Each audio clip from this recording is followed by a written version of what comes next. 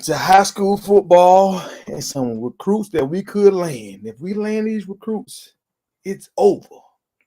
We are taking over.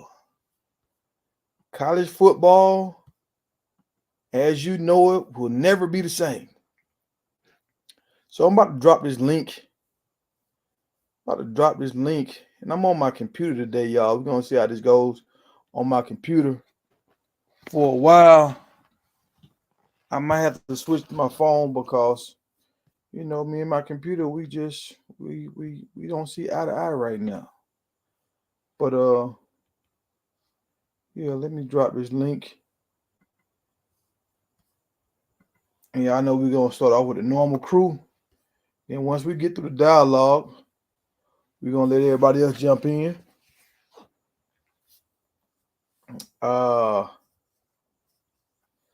How you say? I'm rooting for Colorado. I'm rooting for Colorado and Coach Prime. Hey, get on the bandwagon, get on the boat. We all root for Colorado and Coach Prime. Well, not everybody. You got some people in here that's waiting for the downfall. They looking for the downfall. They can't wait. Peter, where you at, Peter? Where you at? Hold on. I'm finna get into my bag, y'all. I'm reaching out in my bag. I'm gonna pull out some of these pictures and stuff. Y'all stay tuned. The merch is on the way. And y'all know how we doing it with the likes. Y'all hit the like button. Every time we get a certain amount of likes, I'm gonna try to change this logo in the corner. And that it keep y'all motivated. Let everybody know where we at. And I think once we get up to 40 likes, I'll let Coach Prime out on Ralphie. And then once we get past the 50, that's when we get to the big tiger. We're gonna light the tiger up. It's the explosion. But let me open up my YouTube so I can see how many likes I got, and then we'll get this party started, y'all. We will get the party started. All right, we got 24 people in the room, 26 people in the room, and we got 13 likes. So we got 13 likes. We're gonna go ahead and switch this up and change that logo. Y'all starting off right. That's good. We trying to find some gold jacket guys, y'all. We trying to find some in this recruiting cycle. We trying to get some gold jacket guys. We not just looking for anybody.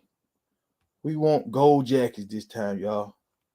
We looking for some Travis Hunter and Shadua replacements. We're looking for some more household names. So y'all got to understand the stakes are really high right now. We losing some first rounders, so we got to replace them first rounders, and we need to double up and triple up, honestly. So we got 10 likes, so we're going to bring the Buffalo out because we know we got a lot of Buffalo, Colorado fans in here. So appreciate that. We have 14 right now. Once we get to 20, we'll bring out the big tiger. All right, let me see. And when I get my crew in, we're going to dive into a lot of this stuff on stage. But let me run down some of these guys y'all need to know about. Let me run down some of this stuff. So, all right. So I don't know if y'all know what happened this past weekend, but we had some big recruits come in town. And we had a lot of decommits this past weekend. So in case y'all don't know what's going on, let me enlighten y'all what's going on. So these two guys, they decommitted. They decommitted this week. My man, that's not the same. Hold on. I'm trying to make sure I'm looking at the right guy because it's three guys and they all kind of look alike, but Justice and Terry, they might be going to Georgia. They are both from Georgia. They was both committed to USC. And I think they was going to USC because they thought Juju was going to USC. Now they decommitted. So I think when they decommitted, they knew something. I think they had been kind of talking to Juju. So I don't know if we still have these guys. But when they took this picture right here, they was on a visit at Georgia. This is a Georgia setup. They was on a visit at Georgia. And Kirby, right after this happened, Kirby came out and said something, some kind of blasphemy, like 5 stars. If y'all are not ready to commit, if y'all are not ready to commit, don't don't don't act like you're gonna commit. Don't say you're gonna commit if you're not ready to commit. So I don't really understand that. Maybe, I mean, y'all know y'all put a lot of pressure. I don't know if y'all ever been on a recruiting trip, but ladies, it's like a dude meeting you for the first day and on a vacation, y'all on an island in Jamaica for 2 days, and he's trying to do anything he can do to talk you into coming back to his room. That's how it is when you go on these recruiting trips. They trying to say all kind of stuff, looking you in your eyes and taking you out to eat and buying your little things, and oh, you get whatever you want, and they were like, yeah, you fool, you feel good, yeah, yeah. Well, it'd be good if we could get a commit today. And it's like, dang, if I eat anything, you maybe, man, y'all eating all this food up. I hope y'all commit. They start making you feel guilty. So these coaches know what they're doing. They know what they're doing. And then they put the pressure on these kids. And now you gotta think about it. Some of these kids, they're in the 10th grade, 9th grade, when they getting these offers or whatever. They haven't even seen anything for real yet. They first 2 or 3 times probably out of their hometown. So when you pushing up on them and you giving them gifts and you got pretty ladies running around, they say, you gonna commit? A lot of them will say, yes, I'm gonna commit. Yes, I am. But they don't really know yet because they're too young.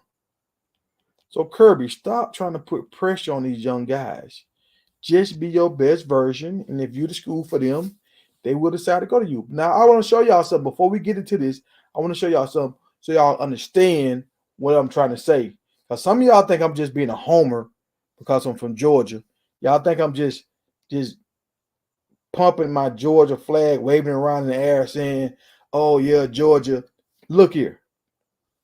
The percentage of high school players recruited by D1, I think that was D1 schools, right? If you look at, you see Florida and you see Georgia. They're like the same place. The red is the same. You go over here to Louisiana, Alabama's kind of dark, South Carolina, Tennessee, and then you kind of jump over Virginia, and it looks like that's Maryland right here that's getting a lot of love. Like Maryland and maybe some of that. I don't think that's dope. I think that's Maryland that's getting love. And wherever you said Maryland puts out a bunch of players. So you on to something right here. That's Maryland or that's Baltimore. I mean, that's the same thing. Dang it. Baltimore, Maryland. That's the same thing. So look, California used to be on fire back in the day. California is not as strong as it used to be. Texas is so big. Yeah, they put a lot of people out of Texas, and California is so big. You put a lot of people out, but when you look at the percentage compared to the size of y'all state, it's not as high as it is in Georgia and Florida. So that's what I'm trying to tell y'all. Teams that win the championship the most, they stay in Georgia and Florida. That's why it's crucial for us to get Juju, because he's the quarterback. He's the man. So all the Georgia guys and the Florida guys, they know Juju the best thing smoking as far as quarterbacks in that region, right? So if they know he's the best thing smoking, a lot of guys will want to play with the same team that Juju goes to. I'm just doing this for y'all understand how crucial this is for us to land Juju. And this was, they talking about the NILs and stuff, like that kids is getting a lot of NILs. If you notice, Florida takes up a big chunk of this map. So Florida, it's a lot of Florida guys starting to get NIL money. Like it's starting to take off Florida and Georgia. And Florida just got approved for NIL, right? But if you see 49 guys out of the state of Florida, 41 out of the state of Texas, 37 out of the state of Georgia. And I want y'all to understand, Texas is double the size of Georgia. But they only got 3 more people than us. Well, 4 more people than us. 4 more people.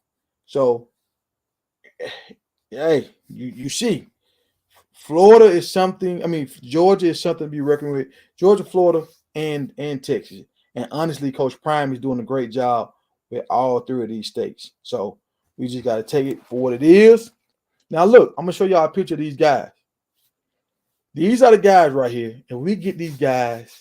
Well, we already got the guy in the very middle with the 55 on, sitting down in the chair. He locked and caught, ready to rock. We signed Big Boy.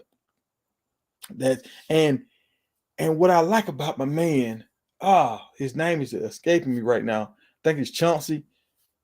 He scored a touchdown running the ball, y'all. And if y'all want to see some of these videos, some of the stuff that I'm gonna talk about on the lives, y'all join my Facebook group, Big Tiger Media Facebook group. You will see it with the tiger with the cigar in his mouth. Join that group. I put a lot of my videos and I put a lot of videos that I'm gonna talk about in that group, so y'all can see what I see. So y'all know I'm just not making up stuff out of thin air. I really only want to talk about stuff that I see that's a reliable source, or I see video footage of it, so I know it's real, right? But my man scored a touchdown on a handoff. They gave him the ball out the backfield, and he ran the ball in. And his lineman that was pulling for him really didn't do a great job of blocking. He had to run over some guys getting a touchdown. So we got Jordan Seating that you can put it tight end, and you got this big guy that you can put in the backfield as a running back. And the other guy that I really want, let me show y'all the other guy that I really want.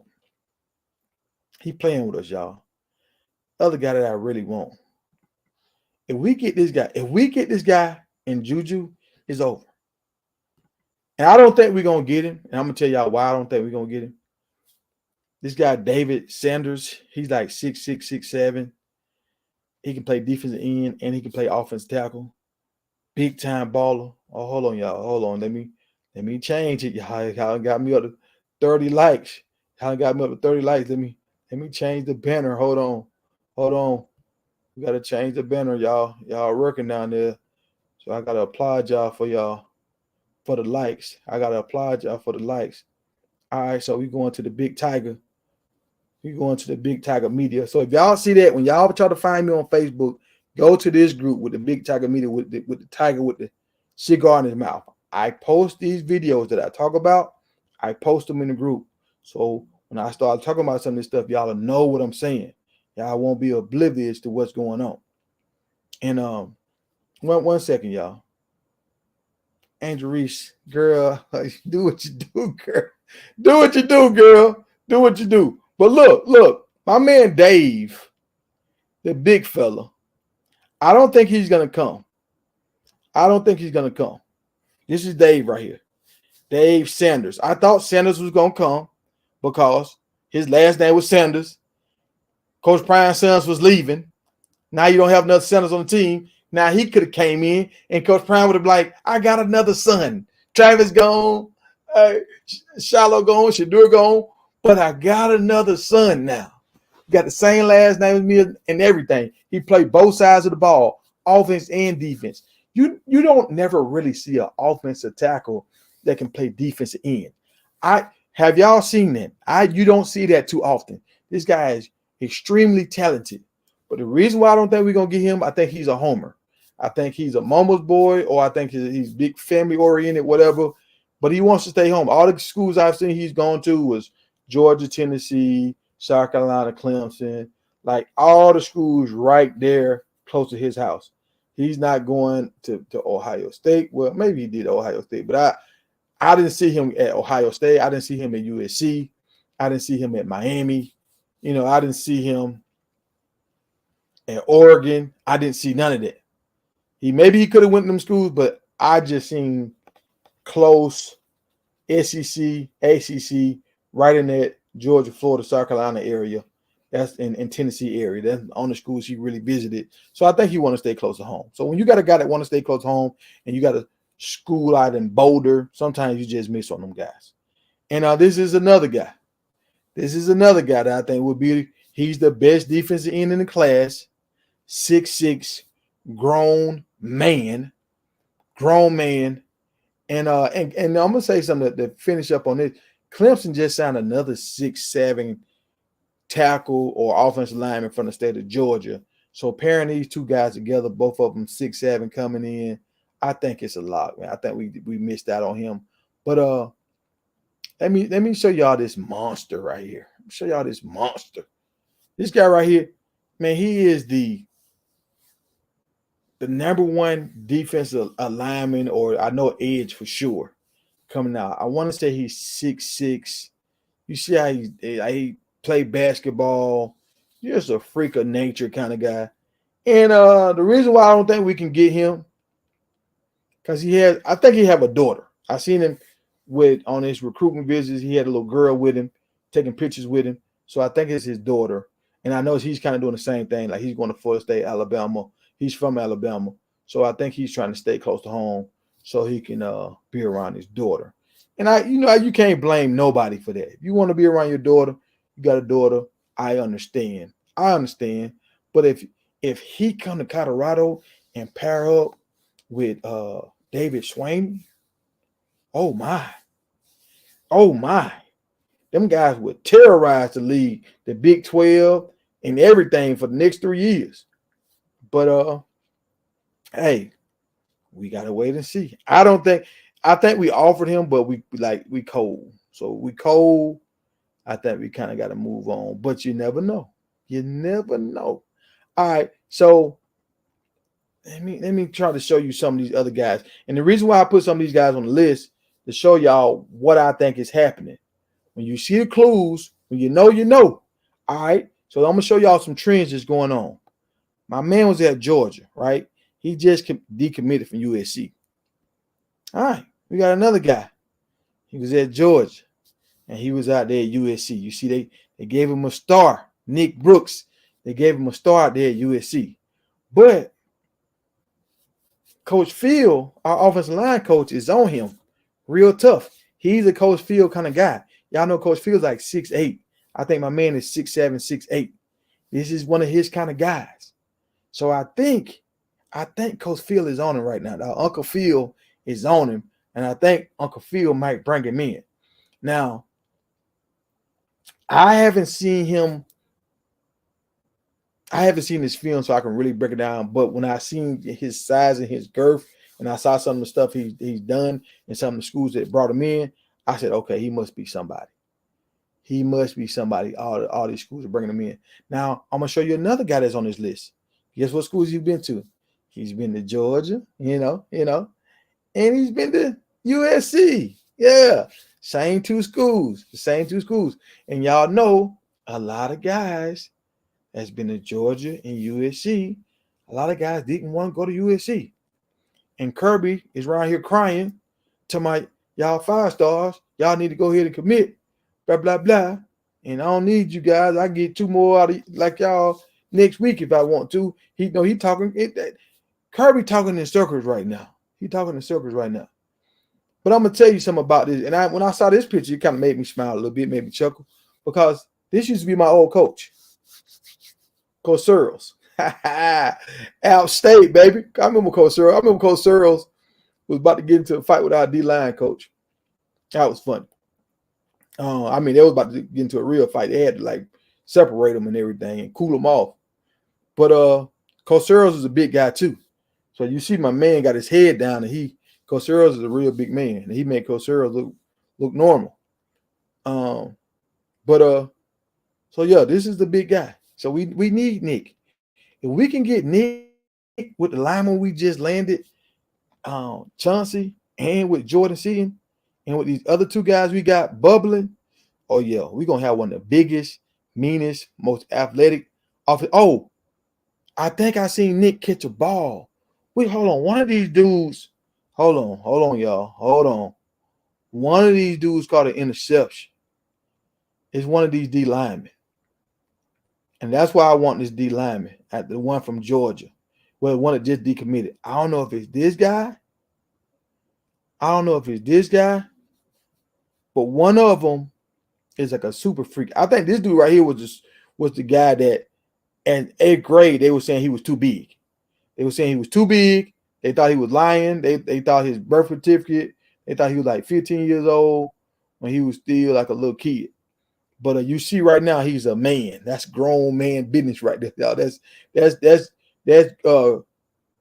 grits with no sugar in them right there. That's salt in your grits right there. You know what I'm saying? That you don't get that by putting sugar in your grits. I know some of y'all do that up north, and some of y'all do that over there in Alabama, I think, or Louisiana. Y'all need to cut that out. But I'm trying to find the guy that caught the interception. Oh, and I'm gonna show y'all something what they're doing over there at USC, y'all. USC, they doing it all for show over there at USC. So you see all the Heisman trophies. That's why they brought Lane Kiffin in for Heisman trophies. It's all about show over there. It's not for clicks and views over there. It's for the show. It's Hollywood out there. They ain't trying to win no championships right now. They're just trying to win Heisman right now. They trying to tell linemen to come in. You can't eat off his Heisman. You can't eat off his Heisman. He can. The quarterback will be going to the Heisman house for the rest of his life. But these linemen, these DNs and stuff that go there, they can't eat off that Heisman. But that's how USC try to sell it. The Coliseum, Hollywood, they give you your star, and they say we can win the Heisman. So, I mean, maybe some guys like that. But I don't think it's working anymore. I think that's why these dudes are decommitted. Now, this guy, here go another guy, y'all, USC. He was at USC, but I'm going to tell you what he's supposed to commit here soon. 4-star, big boy, grown man business. He supposed to commit here soon. I don't know if he was the guy that caught the interception. I don't think so.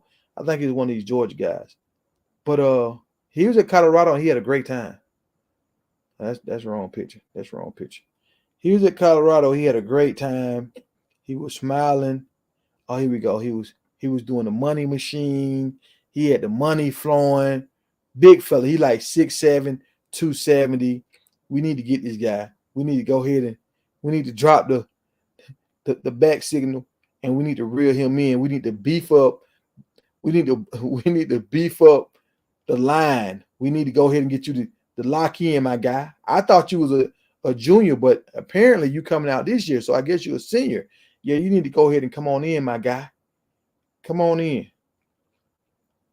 I forgot his name. And there's so many names right now, y'all. We running through so many guys so fast.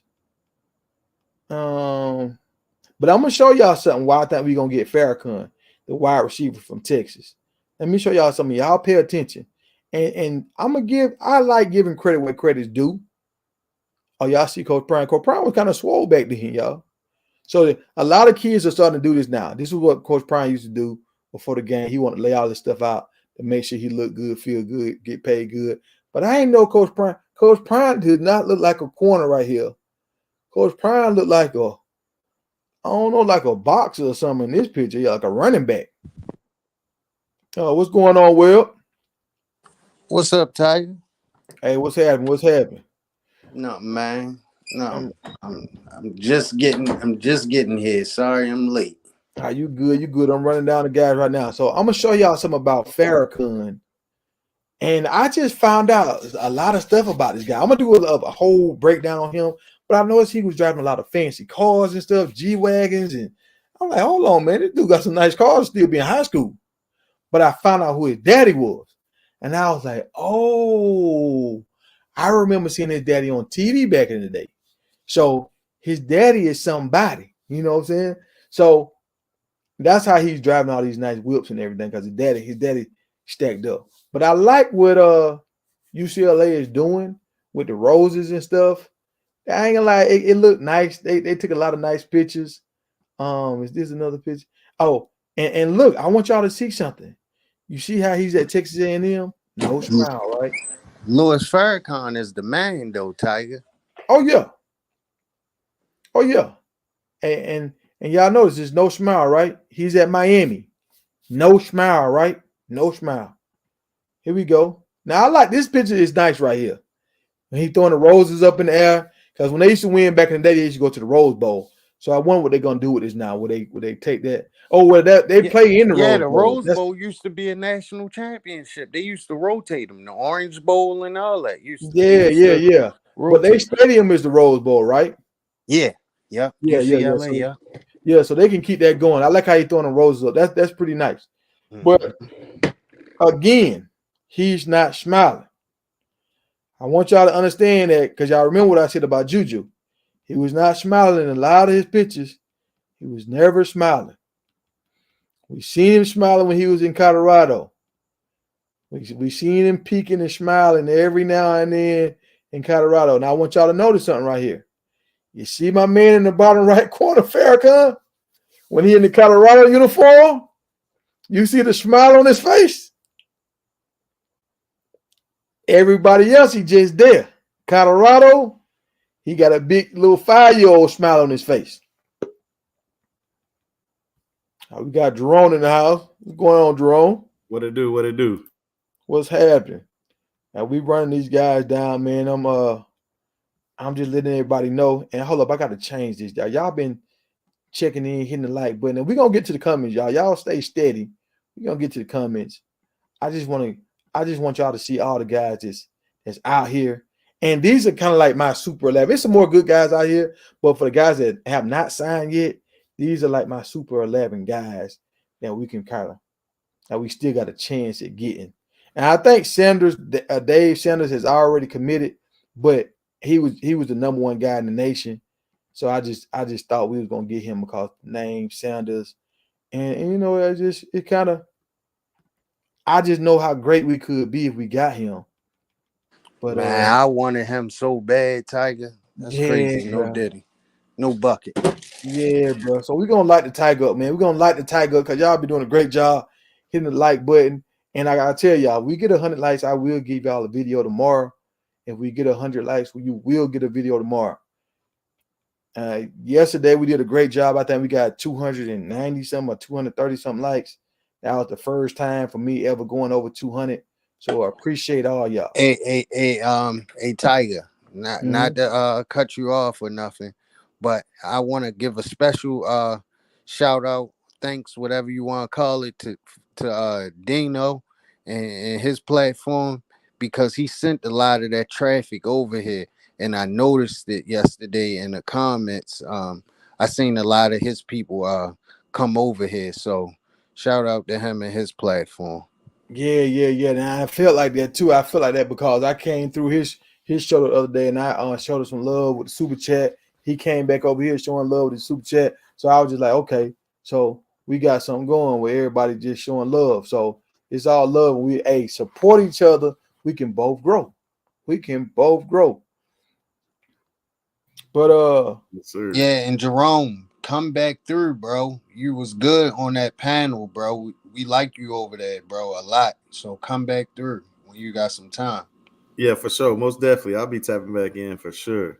I rock with the boys over there. They be doing their thing.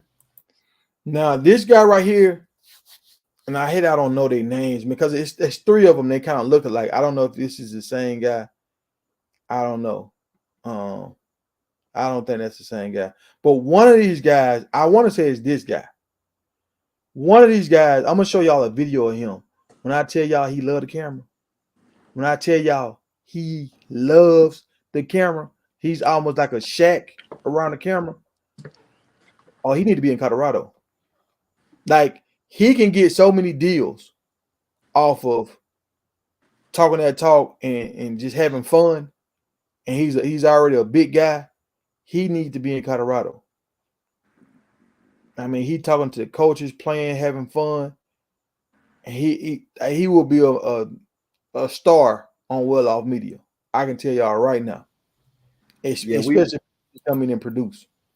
you kind of seen it like we kind of looking for that, man. We looking for the primes, the Ray Lewises, the Warren Sapps, them dudes that's dogs on the field, but they gonna give you a show, man. And that's what we want. We want you to be a dog on the field and be able to put on the show, man. And so if you could do that at a high level, come on down to see you, man. It's the perfect place for you. Hey, Now, Tiger. go Tiger ahead. Sensei said we might be getting a 6'8" O lineman on Wednesday at 5 p.m. You heard it here first. And I think Sensei is talking about my man right here. I think he's talking about Big Nick right here. Big Nick, he's a superstar. Big Nick Brooks. He's been bubbling, and it's starting to sound real good. He's on the cover right here.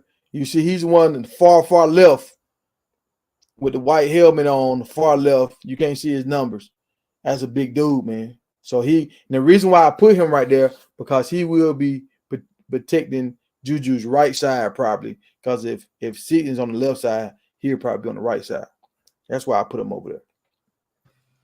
Yeah, I like all these Lambos and Bentleys. Let me know when you're ready to get to my Ford F-250, man. This the sleeper. This Hold the up. sleeper. Let me go to your guy. And I mean, and a lot of these dudes are big boys. The only one that's on here that's really like a skill guy is Farrakhan. Everybody else is interior, offensive line, D line. I couldn't even find a linebacker. Now, are you talking about this guy right here? Is this your guy, Jerome? Well, Tiger, we got Mantrez Walker though. He a linebacker. Yeah, but so we already got him. So these guys right here have not signed yet. They got floating around. So I want to focus on the guys that we have not landed yet. Maybe somebody might see this video. Maybe they might, you know what I'm saying, get a little buzz going. So just make them pay attention. Like, look, these dudes showing me love, and I haven't even really went out to Colorado yet. So maybe they might pay attention to us. Hey, Can y'all hear Tiger. me? So I got a question for you, Tiger. Mm-hmm. Jerome said something, behind Mm-hmm. off the scene to basically he was saying like, do you think now has your opinion changed about the Fran Brown and getting all of these basically being able to get all these recruits? Has your mind changed since Dion is starting to uh land a lot of these top end recruits? Has your mind changed? Well, this is what I'm gonna say, and I said this a long time ago. Right now, Coach Prime, he has to use the portal because he got rid of his whole team. It was kind of like how he did when he was in Jackson. He had to rebuild that team. And I understand that you want to get guys that got a winning mentality, get rid of the guys that had that losing mentality. And so the fast way you can get rid of them guys and bring in new guys, that's how you do it. But since he got rid of so many guys, he had to keep using the portal until he had a stock of high school guys in-house. So now he's going on his third year with high school guys, so he don't have to rely on the portal as much because you got some high school guys on the team that will be here, and some of the portal guys he signed this year got multiple years. So now I feel like he's gonna start getting more high school guys. But I still believe he's still gonna try to snag big guys at the portal more aggressively than any other coach. I think he's gonna stay in that portal thing because that's for him. That's like free agency. Can y'all hear me? Yeah, we can hear you. Man, I don't know some of my audio. All right, this is my guy right here, man. You can't really see his jersey number, but you can see the number on his helmet. Can somebody tell me what number that is? 81. It's 87, man. Y'all know who else wore 87? Yep, Who? you guessed it. Rob Robert Gronkowski. Gronkowski. Oh, Y'all seen the baby Gronk sensation, right? Well, this the real baby Gronk right here. My man 6'6", 260, dog. His name is Zane, and I can't even pronounce his last name, so I call him Zane Gronkowski. You know, as a Gronkowski coming to the league, nobody could pronounce his last name until he yeah, started balling. Now everybody knows his last name. This yeah, guy yeah. right here could be the same type, man. 6'6", 231. Gronk was 6'6", 265 in the NFL. This boy NFL ready, man. His size is crazy. He right in our backyard. He can catch the ball. His catch radius is ridiculous. He'll block. It's like having a 6 offensive lineman on the field that can catch. It's ridiculous, dog. Colorado got to grab this kid. He only a 3-star recruit. I think he should be a 4-star, but he's right in our backyard. We can't let this guy slip away. And mark my words, it's going to be one of Juju's favorite targets, dog. I can guarantee he's going to be one of Juju's favorite targets. Only other team that's really looking out for him that we probably got to compete with is Washington State. But he's in Colorado, hometown kid, hometown hero. He gonna sign with the Buffs, and this guy is gonna be crazy, man. 6'6", 260, who can run, catch, and block. Oh my God. Wait, hold on. So I know he's from the state of Colorado, but is he actually from Boulder or is he from like somewhere else? He from Loveland, Colorado. Loveland. I'm not sure where that's at in relation to Boulder, but he from Loveland, Colorado. He go to Loveland High School. I saw this guy, and I said by the end of the year he probably gonna be a 4-star. For sure. Yeah. Yeah, he nice. So that's a sleeper right there. I know you're talking about the big body Lamborghinis and the nice shiny guy, but you got to get some of them diamonds in the rough, man. And this is one of them guys. This is the real baby Gronk right here, man. He come to Colorado, wear 87. He gonna take that baby Gronk name from baby Gronk. Watch. Hey, this dude is Big Daddy Gronk. He ain't no baby Gronk. He bigger than Gronk. Yes, sir. Yes, sir. I didn't know. I thought he was just a tall guy. I didn't know he was 260. 260, 6'6", 260, man. Got some size on him. Zane the name. And he looked like he got a little swag to him, man. So I think CU, he gonna fit right in, man. White chocolate. That's why I think the guy from Tennessee went on ahead and committed. Because we signed a guy from Tennessee this year. Yeah. This past weekend. Mm-hmm. So I think he said, look, let me go ahead and jump in here because if old boy jump in here, I don't have a chance. Yeah, this one of them ones right here. We gonna see. He gonna fly on the radar, but if Coach Prime them grabbing people like this, man, them low key talented, that let me know they recruit staff doing what they need to do. We got to get this guy, and I think it's a quarterback that's a sleeper in Colorado, in Denver, that we need to try to sign. So, hey, in the chat, is there any guys that y'all think we need to sign that we have not signed yet? Like, I mean, we know the people that's already on the team. Do y'all think there's anybody we need to sign that y'all want me to make a video about? Because he might not even. I'm gonna do the same thing I did with Juju. If I can see some points where it really makes sense for him to go to Colorado, I'm gonna point him out and say, okay, if you go here, say if you want to go to South Carolina. I guess some guys on this list is thinking about going to South Carolina. I'm gonna start doing some videos with them, just a single video, like 5 minutes with them, saying, okay, you can go to South Carolina, but South Carolina ain't won nothing in how long, blah, blah, blah, blah, blah, blah. If you go out there with Prime, you finna go do something legendary. Like you chasing history with Prime. South Carolina, you just another guy that's getting an NIL check. And Colorado, you finna meet friends for the rest of your life because half of the team probably gonna start going to the NFL 2-3 years from now. Yes, sir. Webb, go back up to that comment real quick from Lamar 1107. Well, you can go ahead. I'll say it after you done. Go ahead though. Yep, that right there. Yeah, that's pretty much that's all I had. Go ahead. No, I was getting ready to say, don't they have a 3-star tight end?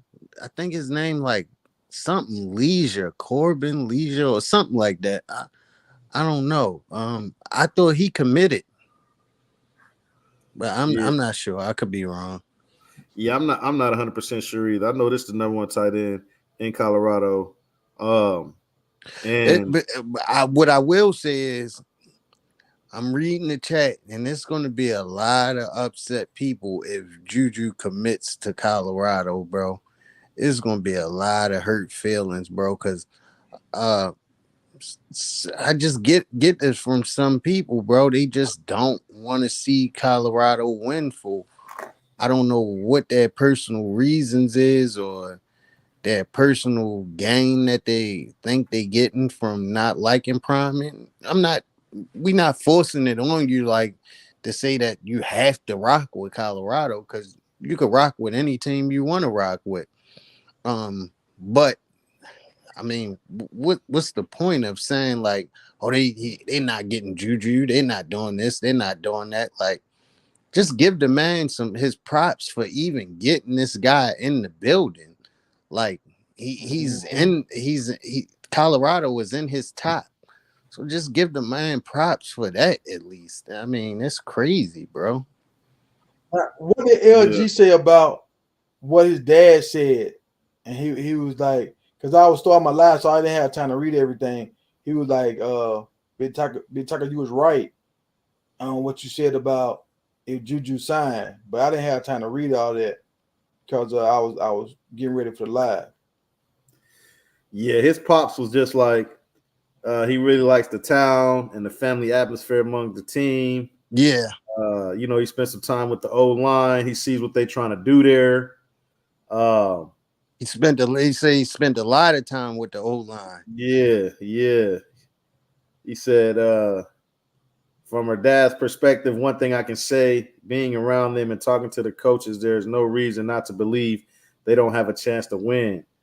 Based on track record and the amount of support they have from the administration, they have a favorable schedule the next 2 seasons. They could be in the mix pretty quick, man. And he was also like, if Juju commits, people gonna follow him, man.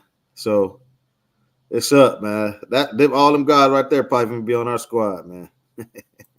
We might get all of them. Yeah, okay. So look at this. Y'all check this Corbin comment out. Leisure. Yeah. He said Corbin Leisure did commit with he's coming next year.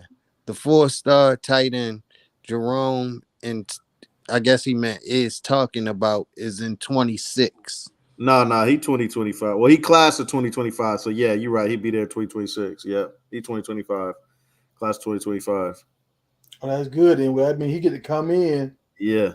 So that means he's gonna have 2 tight ends that he can work with. Yeah. Whoever the quarterback is. Juju. And they messed up by letting Elijah Robinson get away. So I'm going to show y'all something. I'm just going to make it make sense to everybody so y'all can see what's happening. Because I don't really think people understand what's happening, man. I'm going to show y'all a series of guys that all went to USC, and now they all got a chance to. They was all kind of like, I ain't gonna say committed, but they was locked and caught, ready to go to USC because Juju was going, and now a lot of them are backing away. So we got my man Farrakhan, he was there. We got the 2 dudes from Georgia, the 2 I think it's a D lineman and a D end or 2 D linemen. And then you got the big lineman, the 6'8" lineman that they're saying that might commit in a day or 2. He was there too. And now you had the other big D lineman, the other 6'7" guy. He was there too.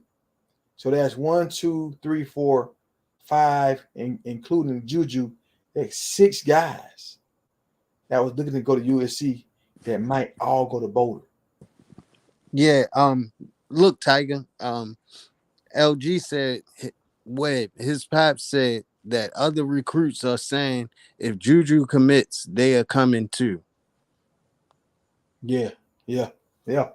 So you heard that now. All 5 of these dudes plus Juju, that's 6. All of them big time dudes like man-child, 6'7", 6'6", 6'8", 280 and better. All these dudes, except for Juju and Farrakhan, everybody is NFL size already right now. And I looked at Farrakhan's demeanor and I looked at Juju's demeanor. Them boys look like, you know how Peyton Manning and Marvin Jones was? How they was nobody was smiling, everybody was about getting to the work. You said Peyton Manning and Marvin Harrison, you mean? Yeah, Marvin Harrison. I keep saying Marvin Jones, my bad. Marvin Harrison. Yeah, how they was getting to it, no smile, all business. I think that's how Juju and that's why Farrakhan said he wanted to play with Juju. He was the receiver from Texas that said, I want to play with Juju. Yeah. So if Farrakhan commits, we know what it is. Because he want to play with Juju. But wherever Juju go, that's probably where he going. Look at Motivated Dedicated comment. At Shout the out 7 to Sir Ken in the chat. Shout out Sir Ken. Motivated Dedicated says, and I wanted to speak on this. This is the comment you talking about, bro? No, it's a little further down. My bad. You can get to some other ones if you want. Okay. Let me know when you want me to stop. I will for sure. But yeah, I think, a lot of these guys, man, they see what's going on, man. Like, they see what's going on and they want to be a part of it. Like, when Shador say legendary, he really mean it. Like, this is for real. It's this one right here. I wanted to speak on this real quick. Says, go ahead and read it first, though, bro. Yeah, says CU has to have a top 2 class this year. Top 2 or top 20? Not sure. If not, their future might be in trouble. You got to build through high school recruiting. Now, I agree. High school recruiting is extremely important. But on the flip side, we've only always had high school recruiting. The portal being the way that it is extremely He new. said he meant 25. Okay, 25. The portal being the way that it is, the accessibility that these players and coaches have to teams, like that's brand new. So, yes, I think recruiting at the high school level is extremely important, but I think you can be just as successful with recruiting through the portal. And I think this year is the year that Prime shows that. We've never had the portal's always been you transfer somewhere, you got to sit out, you can't it's never been to where just like you can go anywhere at any time and play right away. So we don't know if you can just rely on the portal for it to work. Now, I think you always are going to need those young guys to bring them in and help them grow and mature and have them be the future of your program 100%. But don't sleep on that portal, man. That's all I'm saying. Don't sleep on that portal. And I'm going to say this right here. It's a bunch of guys that got overlooked come out of high school. They got a growth spurt, everything when they was in college. So if these dudes are at a smaller school and they not getting the hype that they want, they going to Colorado. Mm-hmm. And you know what Prime gonna do? And appreciate the likes, y'all. We got Prime on Ralph in the right-hand corner. See, Prime is gonna put these boys on center stage. He's gonna put them on center stage. They're of these small schools cannot. LeJontay Weston was up for an award. He caught 108 balls last year. We didn't know anything about him until he jumped in that portal and came to Colorado. Yep, that's true. Hey, Tiger, I think this is your boy right here. It's a Big Tiger and DJ promo. Just want to say, he meant to say, I'm proud of you guys. Remember when y'all started off small with the lives? Great to see y'all growing and improving. Guy named Andrew. I appreciate you, Andrew. Yeah. I don't know if that's JB or is this. I think this might be Andrew. I don't know. It could be JB or I don't know. I'll talk to him about this. But it's two guys on here named Andrew, and there's two Brians on here. So I don't know. But Andrew been rocking with us for a long time. So this could be my homeboy, but he would have said JB in there, I think. But hey, appreciate you for rocking with us. I thank you from Georgia, Andrew. Am I correct? I thank you from Georgia. But hey, appreciate you. And we're gonna keep rocking. Me and Promo, we talk about a lot of stuff we want to do. And Promo want to get out of Detroit, y'all, so we can do some parties and stuff and host events at restaurants and all that. That's what Promo used to do. But so hopefully we'll figure it all out and we can start tailgating at these parties and stuff. But we will see. Yeah, let's turn it up, man. If y'all just coming in, hit the like button. It's important for Tiger and the movement that he trying to push. It's great content over here. It's free to hit the like button. It's free to leave a comment. And it's free to subscribe. It's important for the algorithm. Tiger only back in the truck because y'all had a problem with hitting the like button. But y'all been doing a great job of hitting the like button as of late. So let's continue to push this and get Tiger back out of that truck. We don't want him in the truck. So y'all help us out. Hit the like button. Yes, sir. And I'm gonna say something. I seen on Mondays we get our report from last week. Y'all, my numbers shot up at the end of last week. Like, I mean, it shot up. So appreciate y'all, cause if we keep having that, and I hit 10,000. Once you hit 10,000 subscribers, most time on YouTube, your numbers start to grow real fast.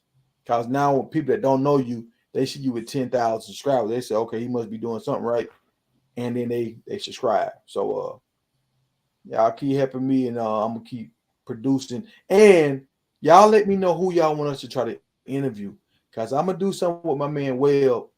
I think Webb is finna put some of these dudes on the couch and ask them some good questions. You know what I'm saying? We're not gonna get invasive, but we're gonna ask them some real football questions and try to see what these guys what they trying to do. while they in college. We will do a lot of CU players, but we also gonna reach out to some other players. And Will, could you find that comment when somebody had all these linemen for Syracuse? They were showing the offensive line that was coming in for Syracuse and how big they are. And I want to highlight I seen that with the numbers. It yeah, was a bunch of it numbers. was right above the motivated, dedicated comment that you read. It maybe like 10 up. But why are you searching for that? Oh, go ahead. But the reason why I want to highlight that is because I want to show y'all the transparency between Colorado offensive line and Syracuse offensive line. Go ahead, Ron. Yeah, Lamar 1107 had a good comment. He said, I think CU will have a big high school class next year. Prime brought in a large host of high school recruiters. I wouldn't be shocked if Prime brought in 15 to 25 high school scholarship freshmen. Yeah, and that's what a lot of people ain't talking about, man. Prime made some adjustments to that recruiting class, man. And to the recruiting staff. And I don't really know the people or know their track record, but I think we're gonna be good. Oh, this what you're talking about right here. Yeah, man. Look at this, dog. But I'm gonna tell y'all something. All right, the 380 stands out big time. Wait, hold on, Tiger. You got a super chat. A super chat before you get into that. It's hi fam. BT. Hope your mom is doing well. Thanks for blessings and budgets for the color in the chat. We appreciate it. Yeah, update on mom. She so I was hanging out with her today, and me, my brother, my sister, we just taking turns with her, and she kind of bounced back a little bit today. Like I tried to walk her to the mailbox today. She got her heart rate is real low. And I tried to walk her to the mailbox and walk her back to the house. She couldn't even make it back to the house. So I had to push her in her little walker, push her back in the house. So it hurt, man. My mom, she one of them people that light up a room, and she done lost her step now. She can't do what she used to do. So it hurts, man. But that's my mom. So I'm gonna rock out with her. Tiger, you know, if it's anything, you know, that ain't gotta be said, Tiger. You know, the guys, we got your back, Tiger, 100%. We got you, man. I'm a mama's boy for sure, man. So I can only imagine how we could do that is. I'm praying for you, but y'all put them prayer hands up in the chat for Tiger's mom, man. Yeah, man. My mom, she a monster, man. She had three brain tumor surgeries, 3 of them, bro. She fought through all of them. And I remember when she was in the hospital, the nurse came in and she was just like, "Are you famous?" My mom was like, "Why you say that?" She was like, "I've never seen this many people at the hospital to see one person." So yeah, she's somebody, man. Hey, appreciate the likes, y'all. We up to 90, 99 likes. Oh, we at 100 right now. So hey, Tiger, look at they showing you love in the chat, bro. Hey, big love, and I appreciate it. We appreciate that, bro. Hey, y'all done brought out the super Tiger now, y'all. That's the explosion, man. 100 likes, man. Appreciate that. That's 3 days back to back. We done hit 100. So I hope this stays like the trend, and we'll keep this thing going. But hey, so let me talk about the offense line. So, the 6'8" dude that Syracuse got. Now he's a monster of a guy, but he's almost too big. Like we don't know what's going to happen with that. And I want to do a follow-up story on the guy that went to TCU. He was big like that coming out of high school. He was from Texas too. And well, I think the 6'8" dude, the 380, I think he's really from Louisiana, but he played ball in Texas. But the guy that went to TCU, I think he's like 400 pounds now. And he hit transfer portal. I forgot what his name is, Tiger. That's that guy that Big Bubble, something like that. He went to a Texas school. Yeah, TCU. Yeah, from TCU. Yeah, we played against him, and he didn't play. You're talking about the defensive lineman. I thought you was talking about the offensive line. Nah, he offensive line. Syracuse signed. No, well, I'm talking about 2 guys. So it's one guy that Syracuse signed that's 6'8", 380. Then you got the guy that TCU signed as an offensive line. So both of them offensive line. He went there already, though, Tiger. That's what I was trying to tell you. He went to TCU already. Yeah, but he just hopped in the portal and I don't know what happened because he canceled his visit to Colorado. See, and that's my thing. Like I It think was the he having, bag. I think he having some issues. I think he's too big. So Could that's the be. thing about it. When you get too big, like I remember it was a big dude that came out of FAMU when I played. And he was like 400 pounds, and they called him. His last name was Nails, and they called him Hammer Nails. And he was a big dude, but he was too big. Like they cut him from Miami after a while because he was so big he couldn't really move. Yeah, remember that happened, and this just a quick one, Tiger. Remember that happened to Albert Hainsworth when he got traded from New England to the Washington Redskins. He got cut in training camp because it was conditioning issues. You know, he was a hell of a football player from Tennessee up to New England, but he just put on too much weight. I think once he went to Washington, it was like, man, I'm over this. I'm at a losing organization. It's whatever. I'm going into camp in any kind of shape. Yeah. So that says a lot, Tiger. You made a good point. Yeah. But So Tiger, you got another super chat. All right, Go ahead, read it, Jerome. Yeah, my bad. It says, shout out to your mom, Big Tiger Media, praying for her, but for us to keep these recruits and get more high recruits, we need a winning season and make it to a bowl game. Must win. Shout out to the chairman for sure. Hey, appreciate you, Chairman. Hey, you always come through and show love, man. Appreciate you. All right, Tiger, go ahead, rock out. All right, so now this will help Syracuse. Syracuse like to run the ball. So when you like to run the ball, you can have bigger guys. But when you pass the ball a lot, sometimes you got to have guys that are quicker on their feet. So and that's how it is with Georgia and Alabama. Georgia and Alabama, they was ground and pound guys. They kind of get into the passing here on the back end, but they was running the ball. Now this is kind of turned into a passing league. So we want big guys, but we want to kind of stay around about that 325, 330 range. Because once you've been seeing it now with Flapjack. Flapjack, have y'all seen? He's been missing a lot of one-on-ones, a lot of I seen that he's been getting beat a lot in one-on-ones. And Peyton Kirkland has too, to be fair. But they are young guys.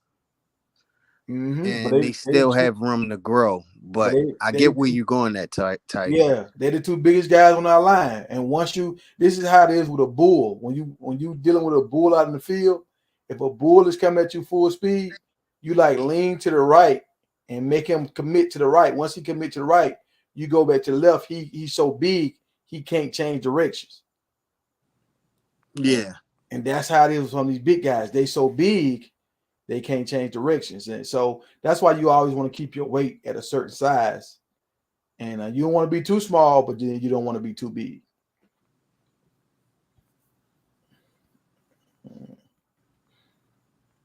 It's funny, the Philadelphia Eagles, now it's probably like this with a lot of offensive linemen in the NFL. They get fined if they get under a certain weight, but then you got guys that get fined if you get over a certain weight. Yeah, see that weight thing, Tiger. You don't want to be too small, but you don't want to be too big neither. You want to find that middle where it's just right. And that's I guess with the strength and conditioning staff with these programs, and this is not just for Colorado, this is across the nation.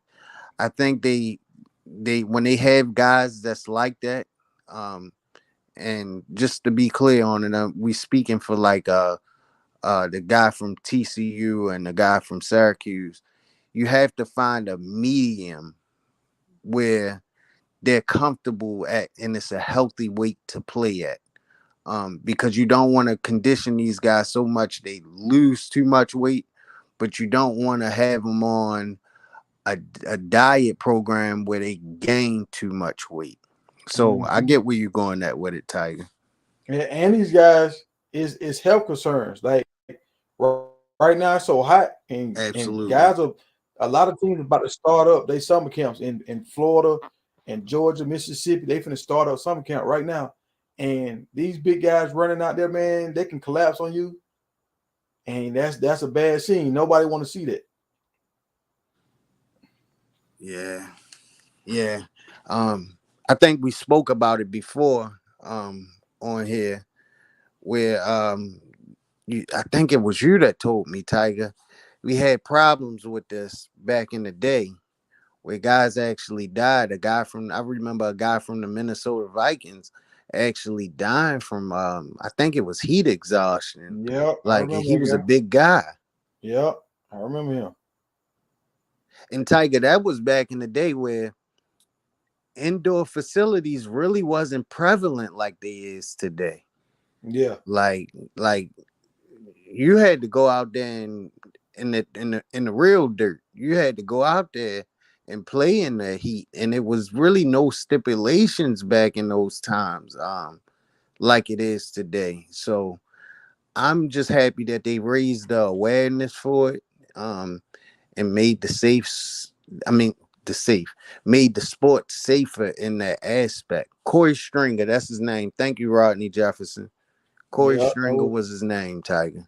Yeah, I remember Corey passed away. And the reason why they changed these rules, because a bunch of guys passed away. A bunch of guys. Like every state would get like 2 dudes pass away a year. So they was like, hold on, we got to change it. So now these little kids, they have mandatory water breaks. Like I think it's every like 15 minutes, they have to have a water break. Yeah, some of them coaches and strengthen, especially the old school ones, bro. They not playing that. They don't care. Yeah. You want to know? It don't matter. You gonna keep running until we say you done. You ain't getting no water. Look. When I was in high school, now we like an hour away from Florida State. So Florida State canceled their practice because the heat index. Now our coach still made us practice, and he was like, "You see, Florida State, they're not as tough as you guys. They're not as tough as you guys." Like, man, my homeboy Brian, that was on the live with me before, the Georgia Bulldog fan. They had to put him in a tub of water and ice. Like he was shaking, man. Like he was, but we were so scared, bro. His eyes rolled back in his head. That was one of the scary days of my life. Yeah, it was wild. Rose, we call her Rose, Tiger, but her screen name is a Rose a Day. She said, Texas football don't even have tour days anymore. Well, I don't think they have that anywhere in the country anymore. Tiger, could you enlighten us about it? I think you're right, because I asked some of the younger kids about that, and they was like, "Nah, we don't do tour days." Yeah, they tour days now is like weight room and then practice. That considered a tour day. Like in Texas, you'll still have to go to the weight room in the morning and then go back to practice for a little later, but it ain't 2 practices. It used to be 2 actual practices. Yeah, bro. I remember I used to lose 10 pounds, bro. 10 pounds of practice. And the coaches, they had me on this, like the training staff, they had me on, well, I had to weigh in before practice. And if I didn't weigh enough, I couldn't practice because I was losing so much when I was sweating so much. Yeah, football brutal, man. Like I said, you gotta be crazy. You gotta really love it to play it, though, because you gotta be crazy, man, to do so much stuff you gotta do to play football, man. Yeah, man. I remember our coaches make us read the back of the helmet, and if y'all ever read the back of a helmet, the label, it says you can die while playing football. Yep. And he made us read it every day, so we knew what we was getting ourselves into.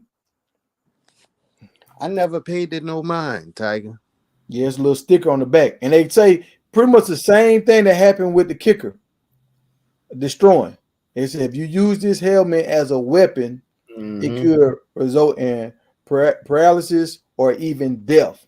Yeah, did you see his first video back? Yeah, I saw it. He said that. He said it. Like he said, I'm lucky. He said, I'm lucky that, my injury is what it is, because it could have been way worse. And his form of tackling on that hit, Tiger, just didn't look good at all. I was surprised he was able to get up on his own and walk away. Yeah. And that's the thing about, he was probably in so much pain, but he couldn't show it. He couldn't show because he got so many people watching him. Everybody watch. You got his supporters and his haters, and he got to show everybody he's strong. But man, he could have been out of here, bro. Yeah. I just hope he recovers well, man, and continues his dream. He said he's learned a lot from this injury. I think he'll know not to try to lay a hit on somebody to prove anything to the world. Because again, you could lose your life like that trying to prove something to somebody. Yeah. So I think he's learned a lot, Tiger. And I think he'll come back. I think he'll heal and come back. And hopefully he gets a shot at his dream, which is the NFL. Well, honestly, I'm gonna say this right here. I don't want to see him play no more, man. Yeah, I don't want to see him play no more because I know the NFL and all that was a lot of people's dream. But I'm gonna tell y'all this. And I made a video. I wish I could find this video. I made a video about this when I was in college, and I show how football does great things with people, how football destroys people's life at the same time. And I got a bunch of friends that played in the league, and bro, they can't even hardly hold their head up right now when they come around because they used to be millionaires and now they broke. Mm-hmm. You know, because they played football their whole life and they didn't have another skill. Destroying has found another skill. He was gonna be a millionaire with his other skill. So just do this, bro. You made it. Like I understand you wanted to make it this way, but you made it another way. Take it and run. Like, and he was putting a lot of people on. Like he was blessing people, like doing a $10,000. They won these. You think about $10,000 for a dude in the hood win that, how that changes his life. At least it changed his life for a summer. Yeah. And like you said, a lot of people don't got that second way. Like, and this is just Travis, for example, even though I think now with Travis's situation and what Prime done help him build, if he didn't play football, he'd have another way. But coming out of high school, Travis, like football is his end all be all. You know, so if that was to be taken away from him, it'd be devastating. You'd be like, I want him to heal and get back on the field. But destroy, he found another way. Like, you good now, bro. You got another way to make a living for yourself and your family, man. Run with that. And did y'all see the video the other day when Coach Prime was telling them how he want them to do more and he's going to help them spread their wings and learn how to do different things? Yep, for sure. That's why I rock with Coach Prime right there. Mm-hmm.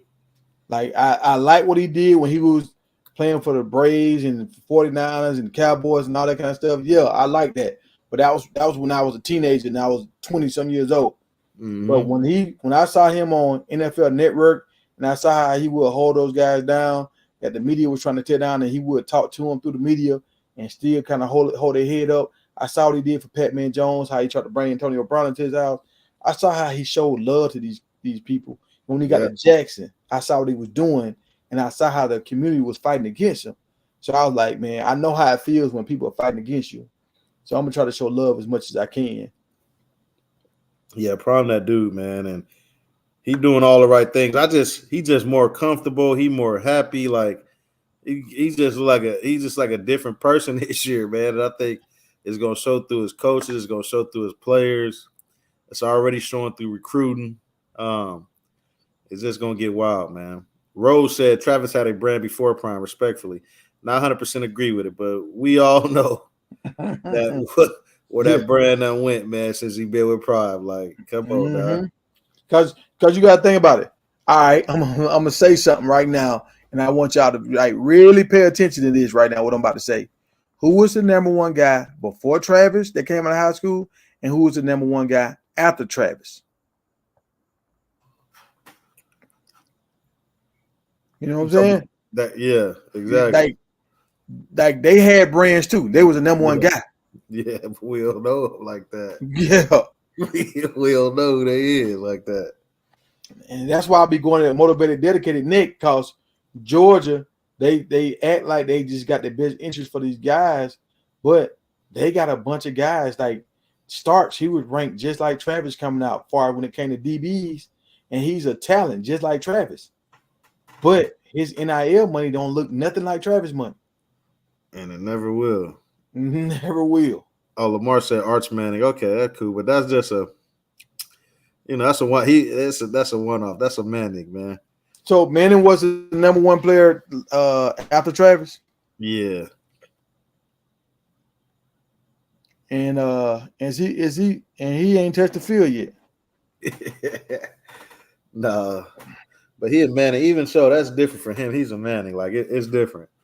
We get what you like. You don't know these guys, man. Coach Prime. If Travis would have went to Florida State, I'm not saying he wouldn't be balling on the field. I'm not saying none of that. But the whole world wouldn't know Travis Hunter like they do right now, man. Yeah, no, and the reason why, because these programs and these NFL teams and all that, that's the brand.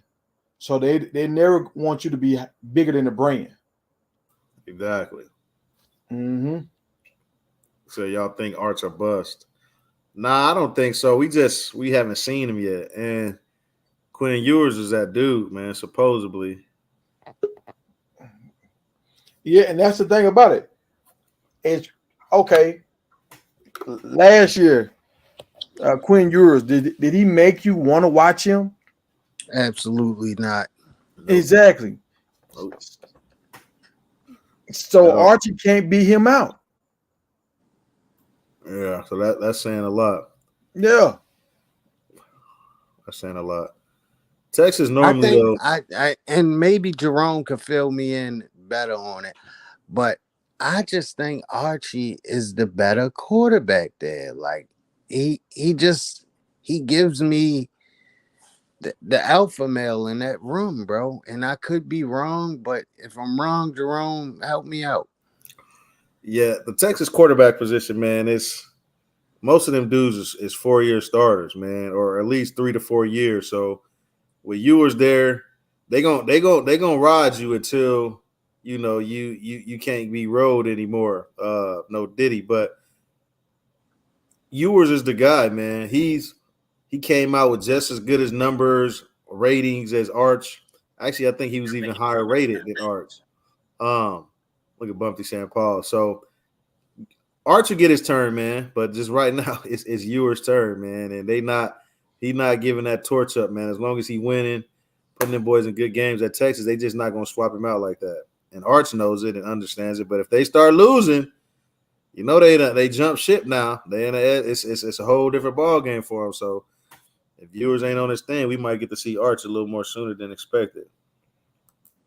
Hey, and I'm gonna say this right here. One of the guy, I forgot his name, the guy that's always on the show with Callan Hurd.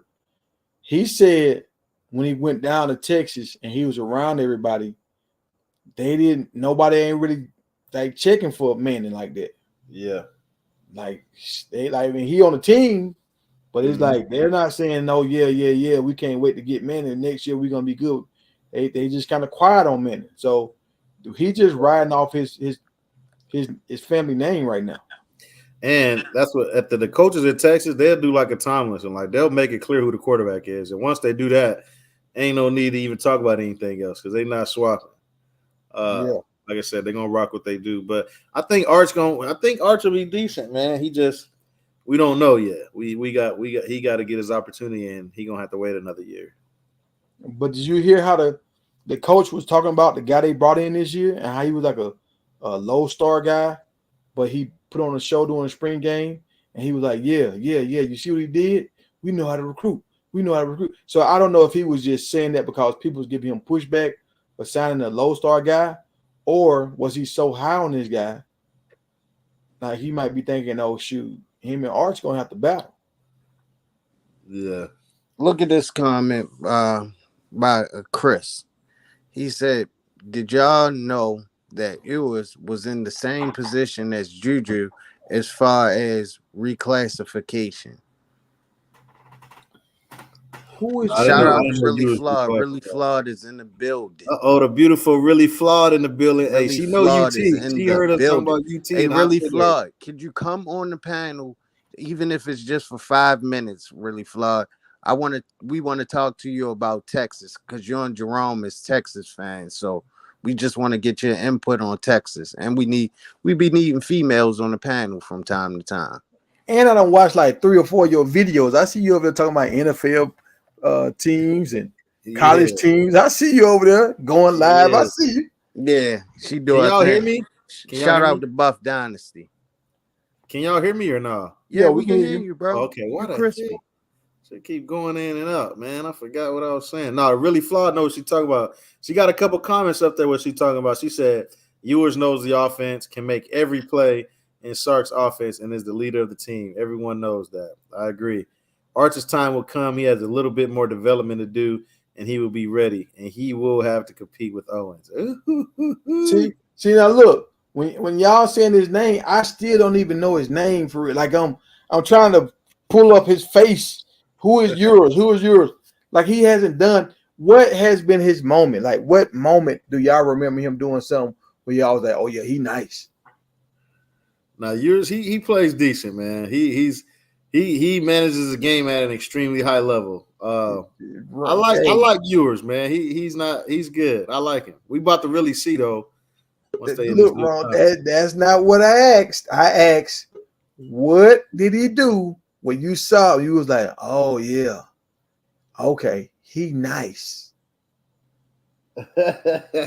What's up, Really Flawed? We What's got going Really on? Flawed to the stage. Can you hear me? Yeah, hold on, Really Flawed. Let me get this super chat out the way, and then you could cook. Okay, so shout out to St. Louis 21. He said, thanks for the color in the chat. He says the NCAA vote on adding analysts to football teams this week. If it's a go, who do you think Coach Prime should add to his team? That's a good question. We'll have to think about I think he got everything he needs. If he can get Ed Reed, I would love that. But outside of that, I think somebody said Lamar just said it. Coach Ed Reed. Mm-hmm. I like Ray Lewis because we need some linebackers. And we going analysts, man. Let's go ahead and bring in y'all boy, man. Byron Yeah, Leftwich. I won't be mad if they couldn't get Ray Lewis because they have Adelius Thomas. Let's go ahead and bring in Byron Leftwich, man. Why not? Those are my three right there. Ray Lewis, God. Byron Leftwich, or Ed Reed. Those are my three guys. All right, Really Fly. What's up? Let's hear you cook. What you got to say about Texas and Ewers? So what was the question?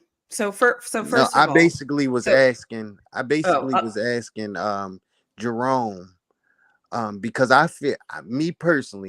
feel like Arch Manning is the alpha male in the quarterback room in Texas.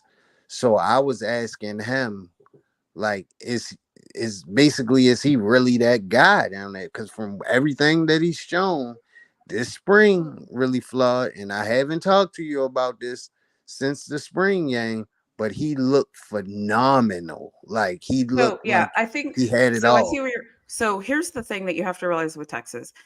It's more of a business than anything. And so if you think for 2 seconds that Texas was going to put on a spring game and not let Arch air it out, then you don't understand Texas football. I think that what happens with Texas is Ewers is the guy. Ewers is the guy in the locker room. Ewers is the guy off the field. Ewers is the guy that everybody wants to hang around. Ewers is the guy that's rapping rap lyrics. Ewers is the guy that is telling guys where to be. Ewers is the guy that can tell you Sark's playbook frontwards, backwards, in between. Ewers can make all the throws. And Ewers also has the backing of the boosters. And so at the University of Texas, to be quarterback, all of those things have to go. And Quinn Ewers lost one game last year in the regular season against a rival and went to the playoffs and didn't play bad. So it's like you can't take the ball out of his hands when everything else around him is speaking to him. Now I see on the outside, like if you're not on the inside, and if you don't know the players, you don't know the coaches, and you don't know the program, the media is trying to create this whole Arch Manning thing. And it's not a knock on Arch. He'll be fine. It's just not his time. And that's okay. I think Arch will be fine. I just think that right now he can't beat out Ewers. And that's the thing that people don't think about. Like they always talk about like, oh, Arch, his arm, but it's like, he still can't beat out Ewers. So I got a question. Oh, go ahead. Hey, Jerome. Jerome, after she go, read the super chat and then you can go. So I think what happens is the way that Texas is functioning as a program, because they were good last year, have recruited really well. A lot of the young guys that they recruited to kind of sit and wait it's kind of now a moment of, okay, if you can beat this guy, you're going to play. Trust me. The second, I always say this, the second Arch Manning is better than yours, Coach Sark will bench yours and will play Manning. You won't even have to second guess it. He will do it. But just remember, what you see on the outside isn't always what's happening at practice and isn't always really what's happening. But I think Arch will be fine. It's just, and the other thing I feel like people don't talk about, and you guys know this because you see it with Shador, yours is very accurate. And if you look at anything that talks about Quinn Ewers, they always talk about his ball placement, how his receivers make plays for him, and that he can make every single throw on the football field. And you can't, that's why people talk about him in the Heisman. That's why people give him all these accolades, because he can make every throw. He can do the things that he's supposed to do. And quite frankly, that's why people think Texas is going to win 10, 11 games, because they feel like we have all the pieces plus a really good quarterback. So I'll stop talking. I know there's a super chat, I think you said, but that's kind of my spiel on why it's like, it's one of those things inside versus outside of what you see when you look at the program versus what's really going on inside of the program. Yeah. I agree. Great take. I'll read the super chat real quick. Yeah, Then I go got ahead, please. Shout out General Vic, man. Shout out for coming through and showing some love. Like Webb say, put some color in the chat. Says, tell Arch to come to Tuscaloosa next week. We'll put him in DeBoer's offense and show y'all his potential. Everybody want a piece of Arch, man. My question for you, really flawed, is if Ewers were to go down, God willing, he does not. With Arch stepping in, do you see the offense taking a step back, or do you think that Arch has had enough time to develop and he can play at a level that Quinn Ewers is currently playing at? I don't want to say it will be a step back. It will just be a different looking offense. And that's the Texas advantage, right? So it's like when Arch is in, it's like every play is open. Whatever you want to do, figure it out. Cool. If you put Manning in there, we're going to probably use our run game a lot more. And we'll probably have more passes. Like it will just be different. So that's kind of how I feel. I think the other thing that a lot of people need to consider when it comes to Texas is Trey Owens is the guy that I was talking about, that if you watch the spring game, you got to see him shine.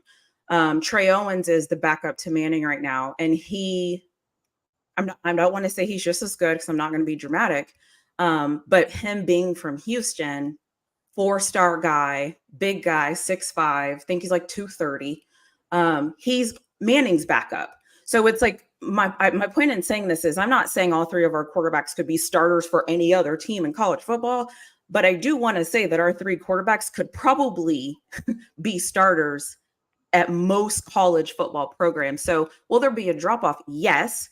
But when you look at Texas and you look at their offensive line and you look at their running backs, their offense can move differently. Won't be the same. It would be different. So I got a question for you. What play that sticks in your mind that Ewers have done that you was like, okay, he's an elite quarterback? Because I noticed he was ranked like 96 overall and Shador's 94, and there's another quarterback that was 94. So I'm like, so he's the highest ranked in some people's eyes. He's the highest ranked quarterback. But I've seen plays where I was like, oh, Shador can thread the needle. Shador can put it here. I've seen him stand in the pocket, take a lick, and put the ball in the money. Like, what plays stand out in your mind with your quarterback? So I'm going to answer that question, and then I'm going to give you something that is kind of one of those things. So any pass to Xavier Worthy last year was beautiful. The go-ahead touchdown that put them ahead to beat Alabama last year, beautiful. Okay. But I think we get messed up in sports when we compare certain athletes because they don't come with the same packages. Like Quinn Ewers doesn't have the same clock in his head that Shador Sanders has in his head. Quinn Ewers has better athletes on the field, all around the field, compared to what Shador's looking at, just of playing time together. So I think it's harder. And I think that's how, so I'm working on something that I might put a video about, of like how people get their predictions and get the things that they're saying. It's not like, if we want to have a conversation and say, okay, Quinn Ewers, what can Ewers do that Shador can't do? The thing that we're missing is the game, the competition, and comfortability against that competition. Quinn Ewers has been playing the same competition for 2 years. Shador was new to a division. And that's not a knock on either one of those guys. I just think sometimes we compare apples to oranges and we try to make guys better than other guys, but it's like, it's bigger than just like, you know what I'm saying? Like, it's not just one guy is better. It's like, okay, no one would argue that Texas had a better offensive line than Colorado last year. I think that's obvious. Quinn Ewers has been the Texas starting quarterback for 2 years. Shador has been the starting quarterback for Colorado for 1 year. You know what I mean? Like, we're kind of not comparing the same things. Yeah. Well, I'm going to say this right here. Like, when I watched Cam Newton, I couldn't wait to turn the TV on. I couldn't wait till the game to come on to see Cam. That's how it is with Shador. I didn't see Mahomes in college, but, like, I wanted to see Baker. Even though I wasn't sold on Baker, I wanted to see Baker. Another guy I wanted to see Tim Tebow. Let me see somebody else. Watson. I wanted to see Watson. Justin Fields. Williams. You know, some guys, when I see something, like, okay, they got something special. They got something special because I can't wait to see them play their next game. I haven't felt that for the Texas quarterback yet. I just haven't. And you don't, respectfully, you don't have to. Like, that doesn't, and I'm not saying this to kind of be whatever, but like that, what does that even mean? Like, that just, like, you know what I'm saying? Like, that doesn't. It's like the quarterback for BYU that went to the Jets. They were saying how good he was, and I saw he could throw the ball around, but I didn't want to watch his games for whatever reason. And when he got to the league, he didn't pan out. And that's how I kind of noticed with a lot of these guys that was good. But if they couldn't make me watch, like Lamar when he was at Louisville, I wanted to watch his games. Yeah, no, I mean, and so that's fair. That's your criticism, is you don't get excited to watch Quinn Ewers. I think that's cool. Like, I don't know, like, you know what I'm saying? Like, what? I don't know what to say to that. I don't know. Big Tiger, would you agree that there's been a lot of good quarterbacks that played in the Big 12 championship game? Yeah, just like in the years. And who do you think holds the Big 12 championship passing record? Colt McCoy or something? Quinn Ewers. Oh, for real?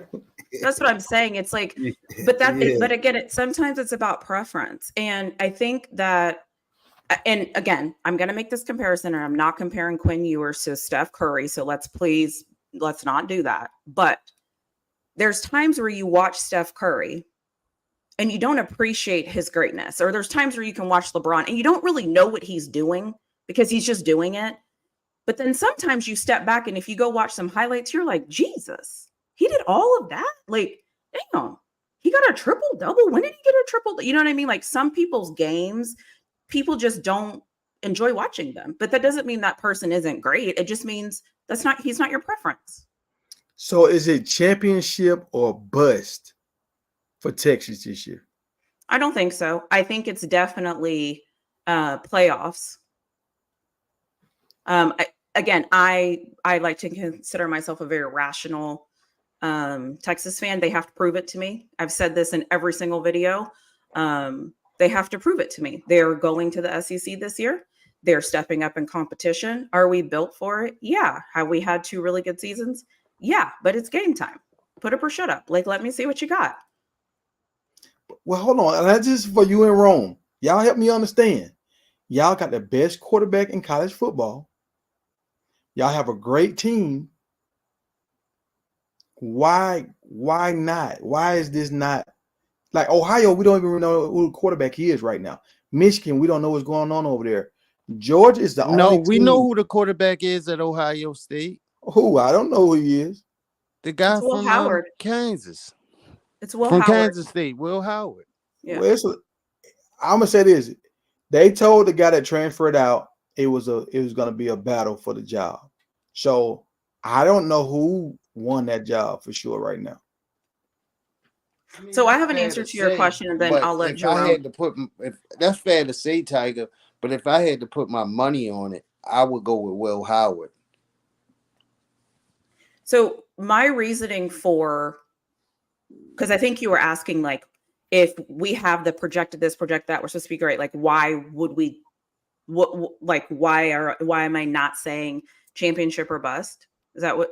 Yeah. Why y'all even that, like all the Texas fans, have y'all spirit been broken? Y'all won't stand on it at all. At least Georgia fans will stand on it. Alabama fans will stand on it. Because Texas fans, y'all sound like Miami fans. Because they've been there. I think. But this, so what I'm about to say is also my issue with Colorado fans. But so Floyd, y'all been there too, though. So brace for it. Yeah, in 2010. But look how long Miami hasn't been there, and our fans stand on it. If y'all ain't talking about no championship in Miami, stop it. Bro, that's cat, bro. Come on, bro. Come on. The reality, if you want me to sit up here and be like, yeah, we're gonna win this, we're gonna win that, I'm not gonna do that because I'm looking at what's happening. Again, I am a Texas Longhorn football program fan. And I look at them not through fandom, I look at them through perspective. I've seen us build. I know what this looks like. We are also entering a different conference that the only person that has experience with this conference is our head coach. It's a different level of football. I know who we have, but I haven't seen us play this competition. So I need to reserve my opinion to see what we actually look like against this competition. Now, people can be like, oh, this, that, and the other. Great. Those same people that said Texas is should be in the championship game and all those things, they also picked Alabama to win last year. And Alabama didn't even make it to the like championship game. So it's like, just because people are saying it doesn't make it real or true. I need to see it. All right. Well, look, when I'm hearing you talk right now, this is what's going through my mind. And Coach Prime is saying, do you believe now? If he had on a Texas shirt, a Texas hat, the fans would be like, nah, we don't believe. Nah, we're gonna wait. We're gonna wait until the fifth game, Coach. We don't believe. I don't know. I'm being very careful with my words here. I think that sounds good in theory. I just think, though, that you have different types of fans that watch football. I bet you I could find you 1,500 Texas fans that will get up here right now and tell you, yes, they're going to win the championship next year. Absolutely. But that's not what type of fan I am. So that's just like, that's what I'm saying. Like and to be fair, I'm not like that with anything. So that's why I'm just like, I mean, I'm a Steelers fan. Like, and you look, Jerome is quiet too now. Jerome is real quiet too. Sometimes I think he take his Texas Longhorn and put it in his pocket. Let me answer the question, man. Is it my turn? I was letting the lady answer first. So one, we don't have the best quarterback in the country at Texas. That's cap. That's not true, man. We, in my opinion, have a top 3 quarterback, but to me, he's not the best quarterback in the country. As far as championship or bust, Georgia is still the favorite, dog. Like, Georgia is that team that every year for them is going to be championship or bust. For Texas, I don't think that we're there yet to where it's championship or bust. Now, if we don't get in the Final Four, I would feel some type of way. But championship, I feel like you still got to go through Georgia, man. And Georgia is Georgia, man. They are the new Alabama. They are the SC from back in the day. Like, that's the team. So for me, is we at least got to get in the Final Four to have the opportunity to compete or even go to the national championship game. I'd be extremely disappointed if we don't do that. But with Georgia still there, it's going to be tough to beat them boys, in my opinion. Now in the chat, if y'all think Georgia can, well, no, Texas. If y'all think Texas can win the championship, if they have a shot, put a 1 in the chat. If you don't think they have a chance, put a 0 in the chat. Just can we see the goose eggs? If y'all Hey, don't I think they have gotta a be shot, fair though, how Tiger. I y'all gotta be doing, fair, panel? bro. How I y'all gotta doing, be what's fair. panel? going on? Hold up, Who hold that? up. Who is that? Vic. That's Vic. I Oh, what's gotta be happening, fair, Vic? Tiger. They do have a shot, bro. That offense looked crazy this Listen. spring. I ain't gonna bother the panel. I'm a Roll Tide fan through and through. I'm here to let y'all know I hate when everybody get the Georgia did. We own Georgia. First of all, we own Georgia. We always Well, own. we talking Until they, about Texas though, Vic. oh, not, but he said No, I Georgia. was just talking about Georgia. Go He said ahead. Go Okay, ahead. Georgia. all He right, my said bad, my Georgia. bad. He said Georgia championship bust. That's why I came on. We own them. They have one win against us, bro. They are 1-4. Until they beat us one time, but we had already beat them that season SC championship. So Vic, how much can I count it? I don't know. But all roads go through Tuscaloosa. Texas got us last Vic, year. you still feel that way when y'all ain't got the head of the snake, the Well, captain of the snake? let's be honest, You still Jerome. feel that way? Let's be honest, Jerome. Did you think we were gonna beat Georgia last year? Nah, I didn't think No, so. I did. They don't ever think we. I don't get it. Like you think Nick Saban went somewhere? Nick Saban is at practice. Yeah, it ain't his team no more. Of course, it ain't his team. It's the boys' All team. right, guys, I'm gonna jump off. Y'all got this. Yeah, better Damn, off. Flood, why you All right, really leaving? flawed. 2 seconds. Did you before I think when I came up here and as I was joining, did you say something about the NFL? Yeah, I saw it. And Yeah, yeah, shout your channel out. Let everybody know about your What's channel. the You got video? and Flood, 145 people in here. we gotta do I'm something gonna tap with in, them really New flawed. I'm England gonna tap in. Patriots. So my channel is called Really Flawed. Right now, I'm doing this. I talked to 32 different fans from 32 different NFL teams. And so it was just nice. We just talked about free agency, what their expectations are for their team. Right now, I am releasing the AFC West. So that's the Chiefs, Chargers, Raiders, and Broncos. And it's just conversation. I am really fascinated with fandom and how people are fans, what makes them fans. And I'm interested in talking to fans about their teams and things like that. So yeah, so that's what I'm doing on my channel. And then I also just do other content as well. So I'm a Steelers fan, I'm a Colorado fan, I'm a Texas fan. So I often, if I do a video for one team, then I will also do the same video for my other teams as well. I always say I lead with tough love. So all my opinions are very objective. But yeah, that's just kind of what I do over on my channel. Flood, we gotta get Okay. together about my Patriots. You know, Okay, well, I'm gonna tap I mean, in. I tried to have you do your Patriots for the conversation, but I know. yeah, so We'll do something. We'll yeah, do something.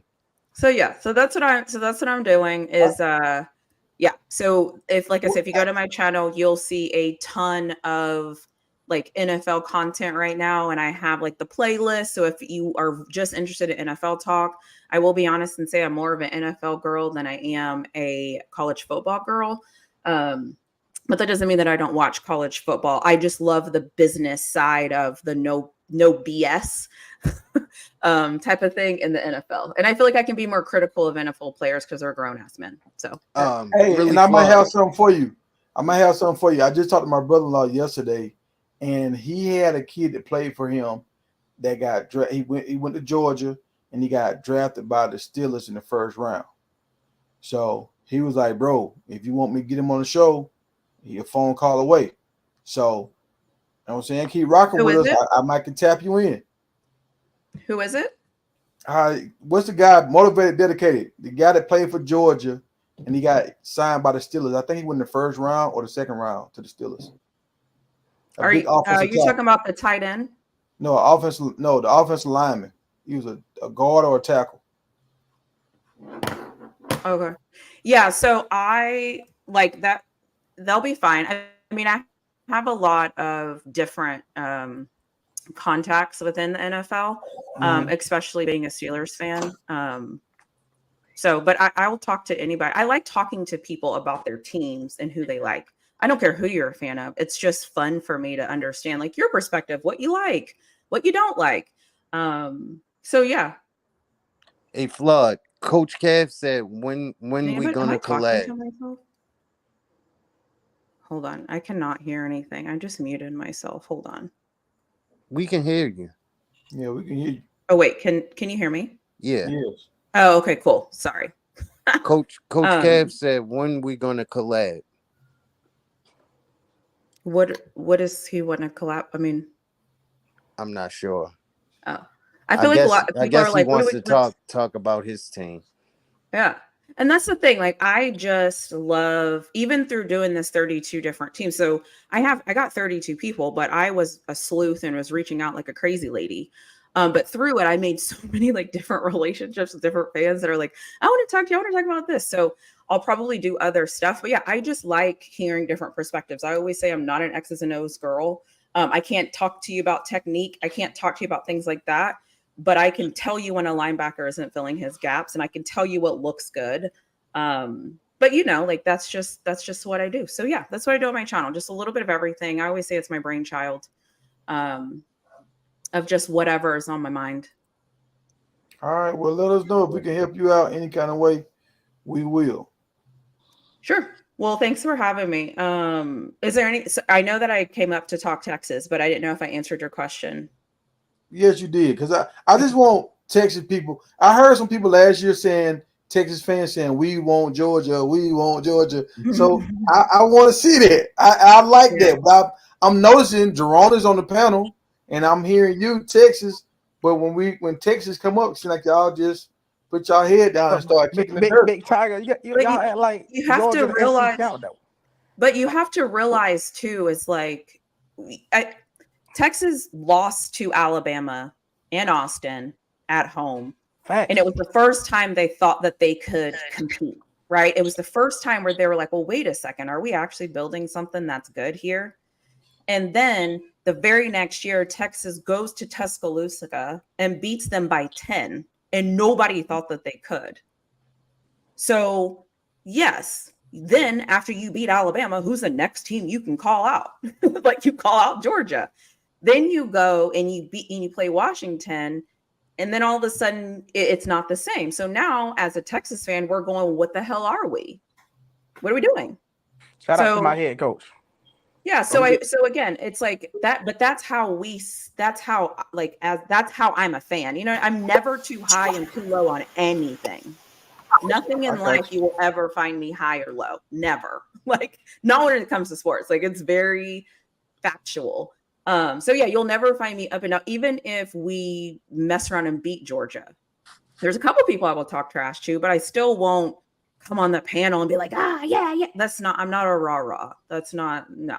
Oh, I'm gonna be on motivated, dedicated head. I'm gonna be at that game too. I'm gonna be on motivated. Hey, motivated. You talking about everybody want Georgia?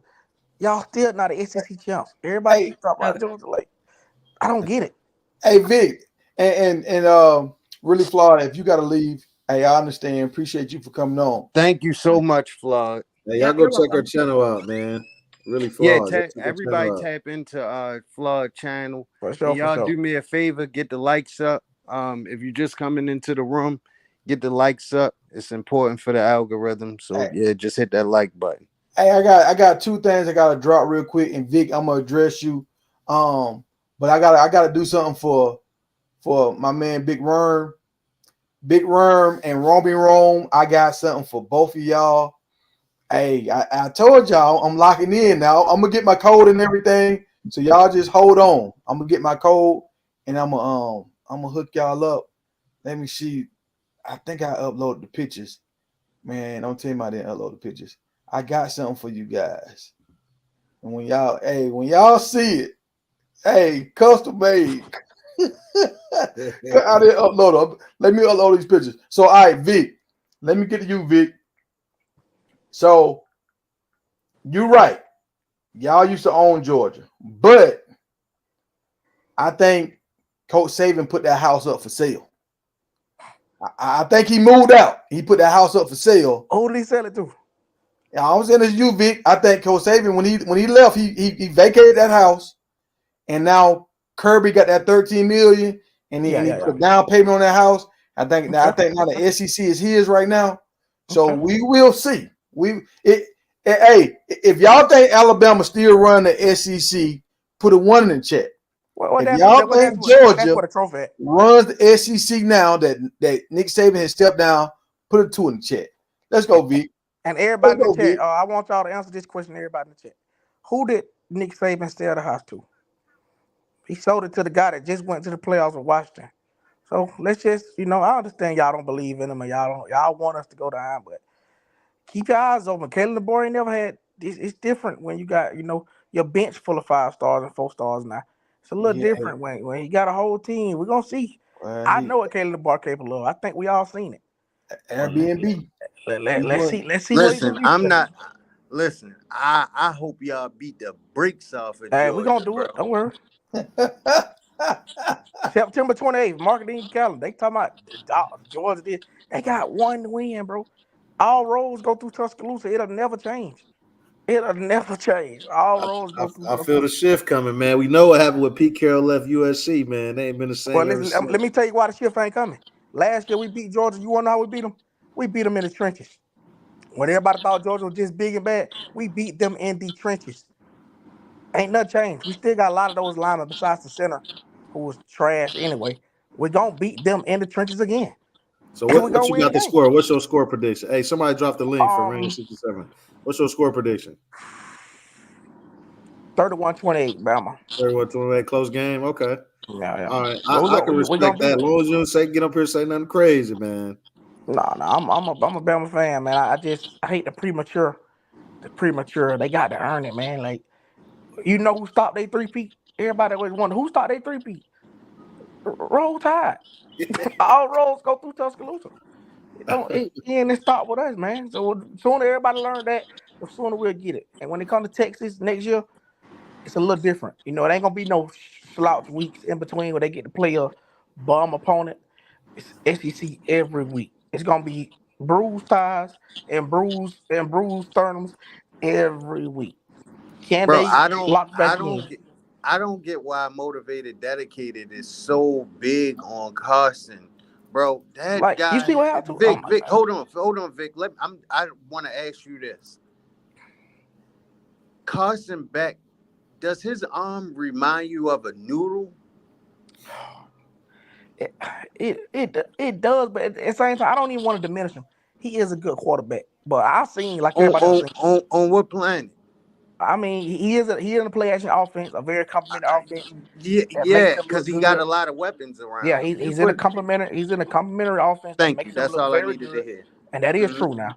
But I seen when them lights got big, he got nervous. He fumbled the ball against Alabama when them lights got big. Texas got 1, maybe 2 tough games on their schedule, dog. We still, even though in the SEC, we playing some smucks, man. What? Stop. We start the season off with Colorado State, man. Yeah. Then we play UTSA. Then we play Mississippi State. Georgia, big game. After that, we play Florida. Georgia, big game. That's a big game. Florida. Then we play Kentucky. Then we play Michigan. But all of those teams, though, Kentucky ain't no slouch all the time. Though. Like I agree. You can't just roll into the play. This is the SEC, bro. I know it sounds like just a word, but these teams have very great facilities, bro. All of them have great facilities. All of them have good training staff. They built to Kentucky been running the ball last couple of years. I don't know what they're gonna do this year, but these teams ain't no slouches now. Like I hope they don't come. I hope Texas don't come here and think it's so sweet. It's not gonna be that easy. I got us going 10-2, but we're gonna see. We'll see. It's gonna be a great season, man. It's gonna be a great season. I'm ready for it. It's a lot of stuff we gotta see this season. So, what you got, Tiger? Congrats. What's up, Ryan? Oh, hold on. What's up, Ryan?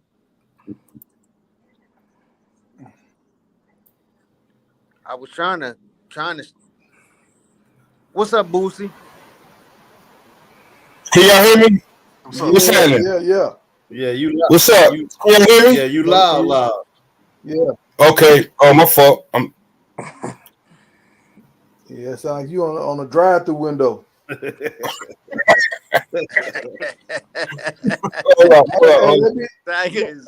me show y'all what I got for these guys real quick, man. For my man Romy Rome, y'all.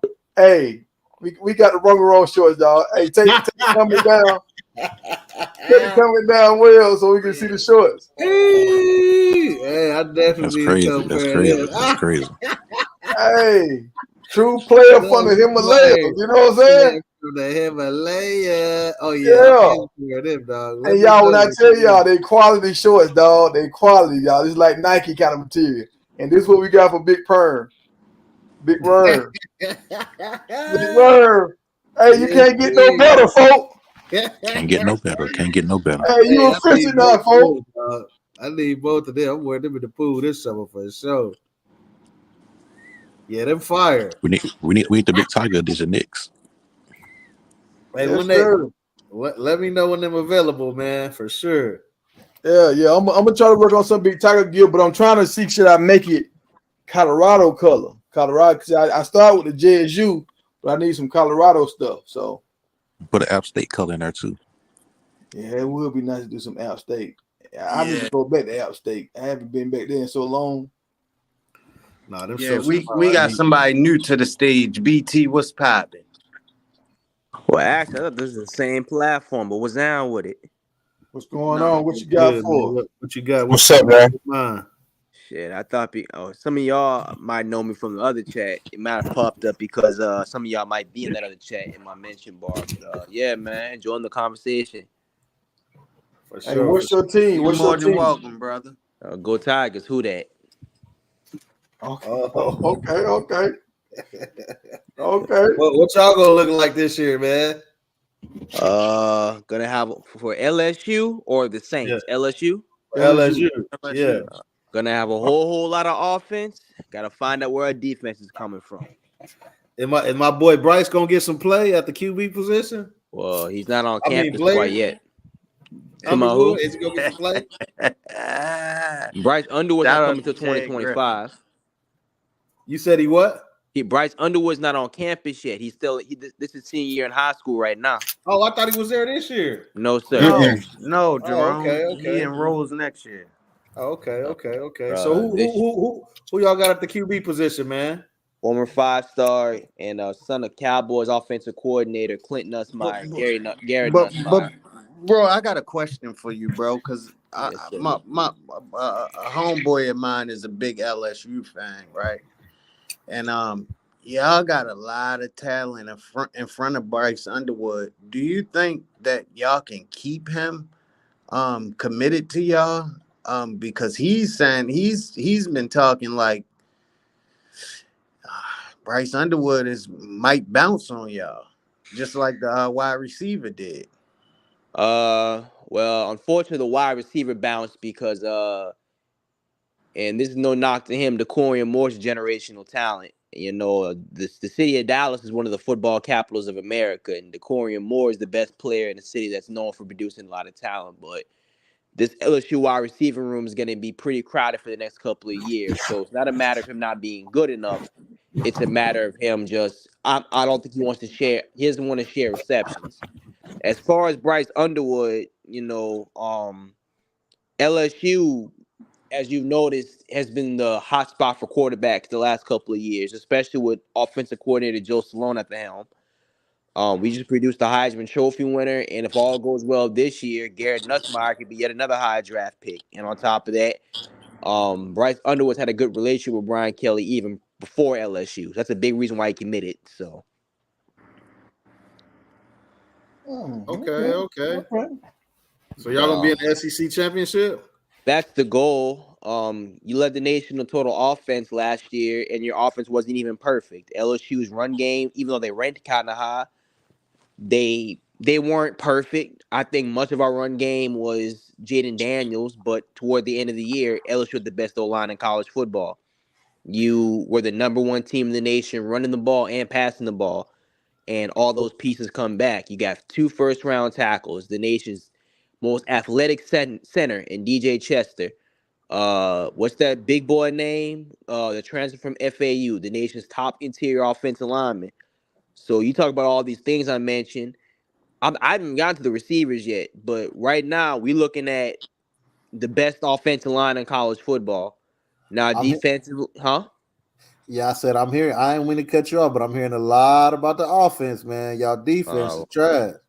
Yeah, and ironically enough, according to Athlon, it really wasn't so much because of talent; it was because of scheme. You know, LSU had 3 defensive linemen drafted, and mainly it's because LSU was athletic on defense, just the scheme was bad.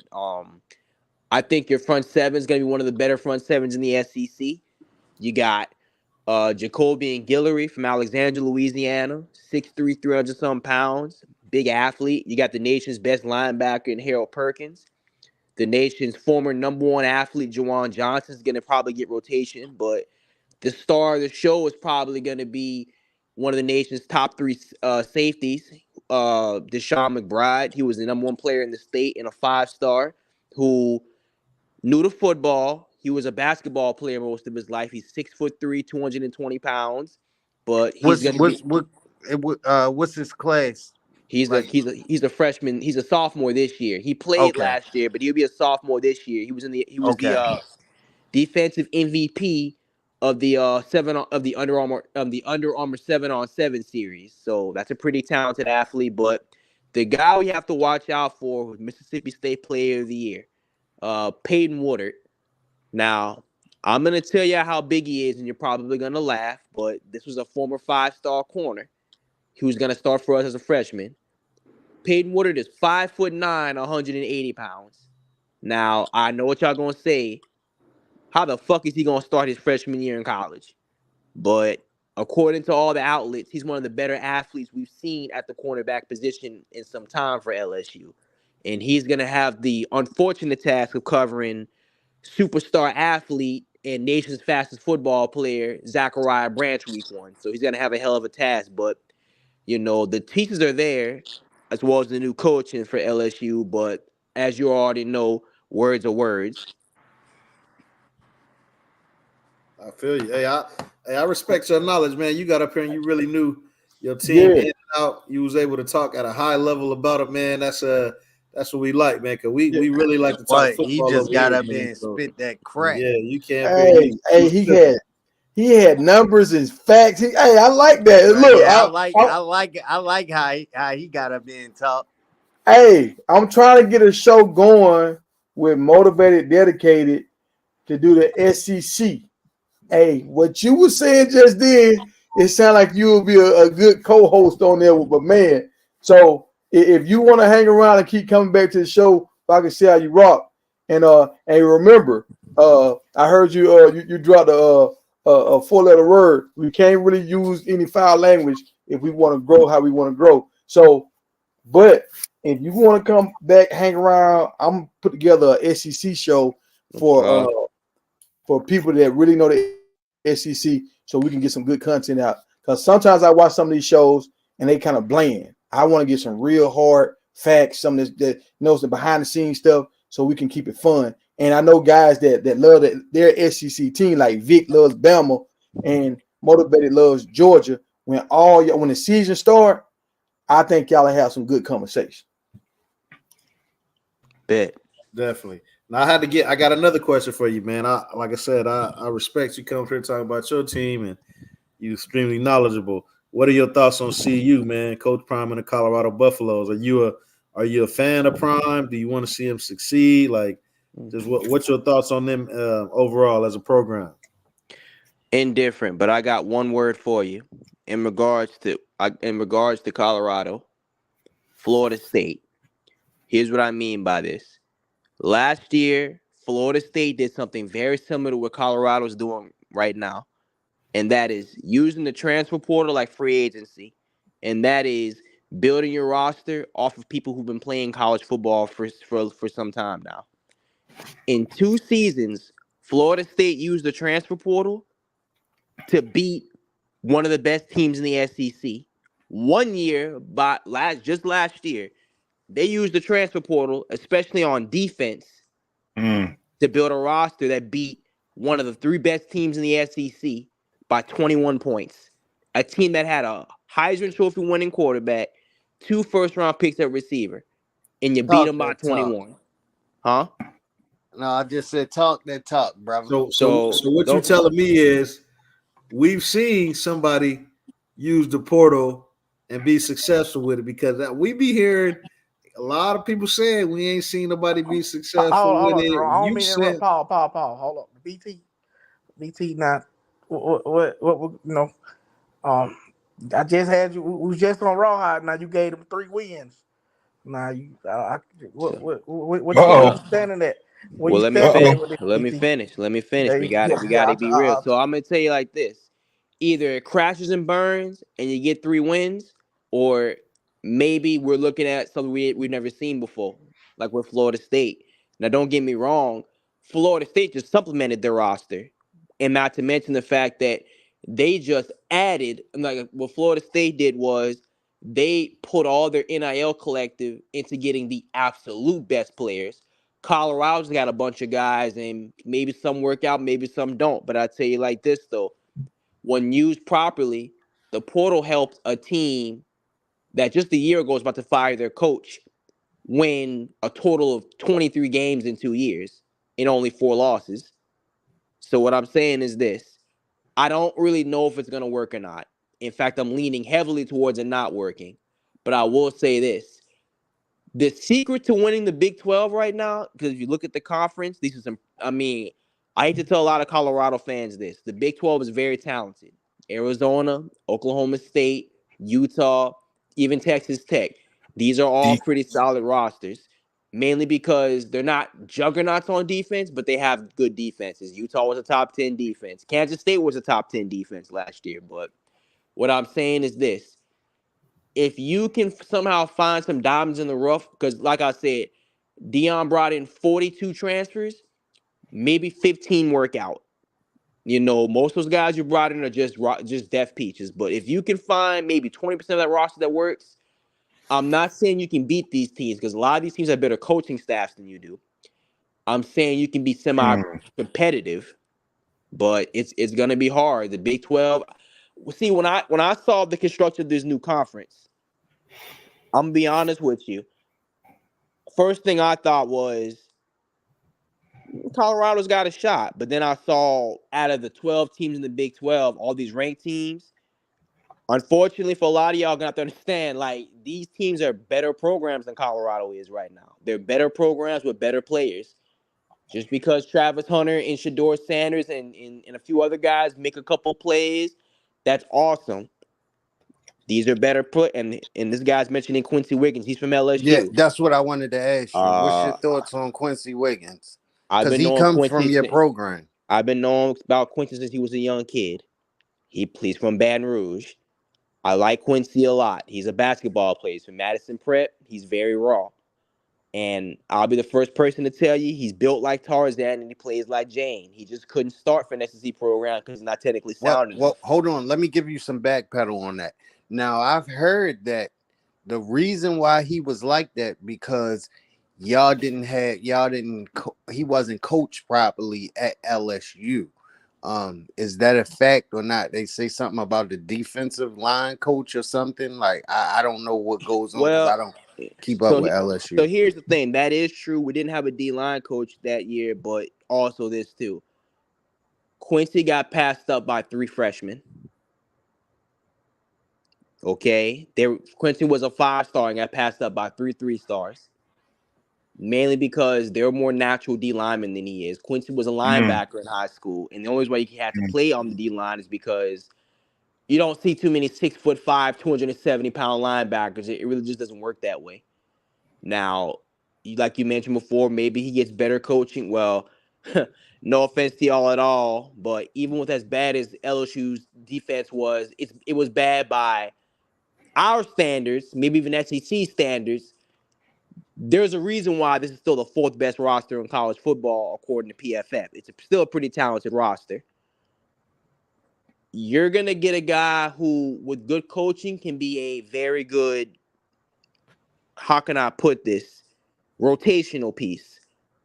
I don't know if you got an all-conference player or not, but hey, I'll be the first person to tell you I want him to be successful because guess what? He's from my city, and I wanted to do good, but I remember him from a young kid. I watched him play against teams, and I just saw the rawness. And I saw a kid who probably could have benefited from better coaching, but hey. Yeah, like but I you. think I Oh, I go ahead. think with Warren Sapp and Damian Lewis, I think they're spot on with the coaching aspect. It's just he got to get out there and be able to be a coachable guy. That's just the whole thing.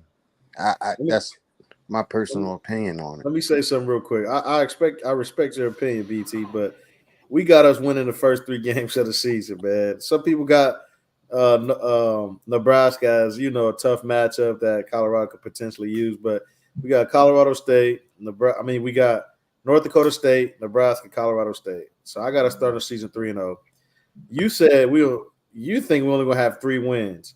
So by my merit, you're basically saying that we're not going to win any of our conference games. That's how you feel it because you said you give it us 3 wins. Now, do you honestly believe that we're not going to win any of our conference games? Not so much any of them, but the problem is this. I don't see how y'all gonna outcoach these teams and roster to roster.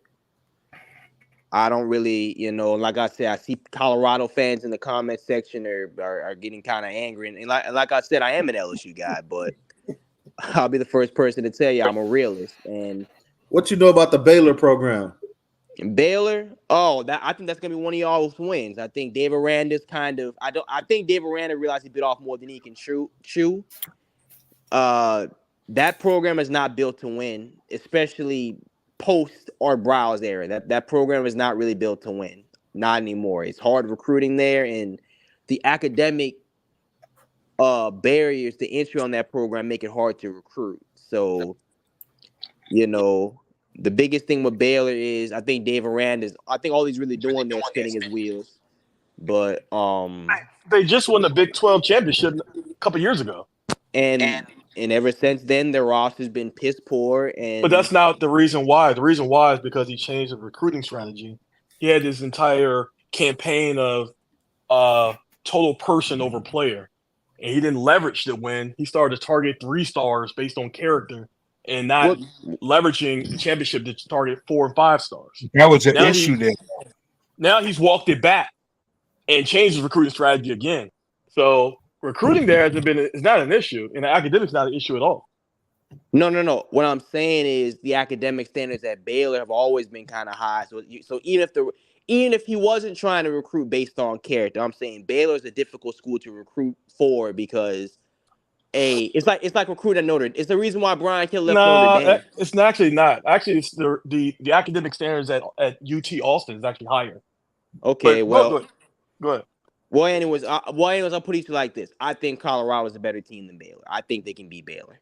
I think Baylor has issues that, regardless of what they are, they're not a good football program. And I think regardless of what the reason is, it was just from the outside. I'm not a Baylor fan.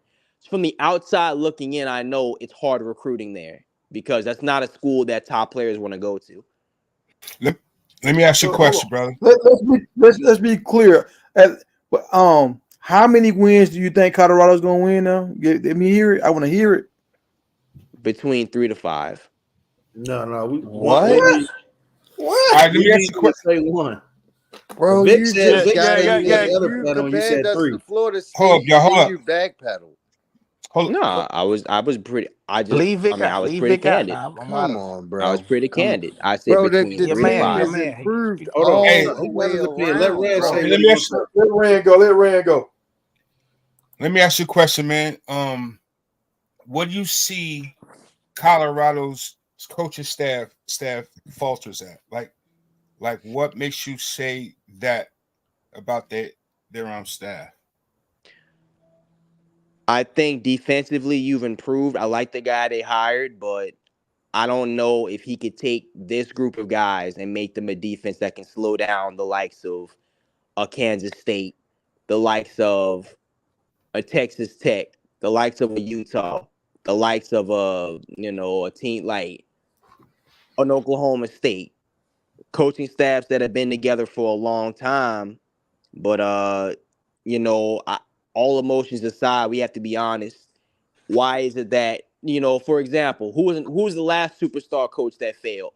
Scott Frost. Scott Frost was the glow to Scott boy from Frost Nebraska. was not a superstar coach, bro. I don't think you I can mean, put him in the same category Well, as he had a name Prime, for man. well, himself. no, He had a name for himself. I'm not comparing him to Prime. I'm saying He he had was a name for himself though. Yeah, Scott Yeah, Frost he made had a a name name for for himself. himself He for had a name sure. for himself. Yeah. You know, former superstar in Nebraska, went undefeated at UCF. But what Right. happened at Scott Frost? He didn't do horrible at recruiting, but unfortunately, it was just too little, too late because you're trying to climb you're trying to climb too tall of a mountain. You're trying to climb too tall Yeah. of a mountain, and I just think that if the Big 12, you know, if the Big 12 wasn't so stacked with all these ranked teams, yeah, I'll give Colorado 6, 7 wins. But the Well, problem can I is the ask you Big, this question? And I'm not yeah, sure you answered this already, but what teams do you think we're gonna beat in those 3 wins that you're predicting? Baylor was one. I think you can beat North Dakota State, and I think you could Okay. also beat. Can't no, I don't know about Kansas. Colorado State. Colorado State, yeah, I think you can beat those 3 teams. Well, you got But to bar real So low, bro. You got to bar So real low. You said okay. So North Dakota State, Colorado State, Baylor, and we're gonna just be losing. We're gonna just be losing the rest of the way. Okay. Wow, so damn. So you think we regressed from the year prior? the conference is much harder. The conference is much harder, and I just think that like I said before, and I think you might be misinterpreting what I'm saying. I think that what Florida State did last year was awesome, but it can't be. It can't just be. You can't. Lightning rarely strikes twice, and I just think that trying to do what they did last year is just not reliable. I don't think. It's just. It's much easier said than done. Mm-hmm. You So who do know. you have 3-9, winning the man. Big 12 this year? I either got Utah I'm going Kansas State. or Kansas State. Those are the 2 most solid teams. They It's gonna hard surprise bidding. y'all. Kansas State gonna come out the blue. No. Kansas State's like Yeah. the number 11 team right now. Yeah, They stacked. Oh, yeah, they're I good. like They're them. good. No denying that. They They're stacked, good. and Kansas State is built like they're built like a Big Ten team. They're physical, and they one thing about them, they maximize what they recruit. They're not a program. Again, they're not gonna sneak up, like they're not gonna get the 5 stars. That's not what they do. But when it comes to development, there aren't very many programs better. And if you grew up in my time, you saw when they blew out Oklahoma all those years ago. You know, and one thing about them, one thing about Colorado, I worry about is against teams like Kansas State. They run the ball and they run the ball with authority. So, Mm-hmm. So you got us losing to Cincy? no, I was 50-50 on that game. I said yes, I was 50-50 on that game. You could You probably said win it's that game. 50-50? Mm-hmm. Okay, So so you have Bro, they are you have trash. no. He has us losing. Y'all That's don't losing kill that the game. man. Don't kill the man. They are trash, Well, let me bro. ask you something. You've asked me a lot of. We're just asking questions. Let me ask you something.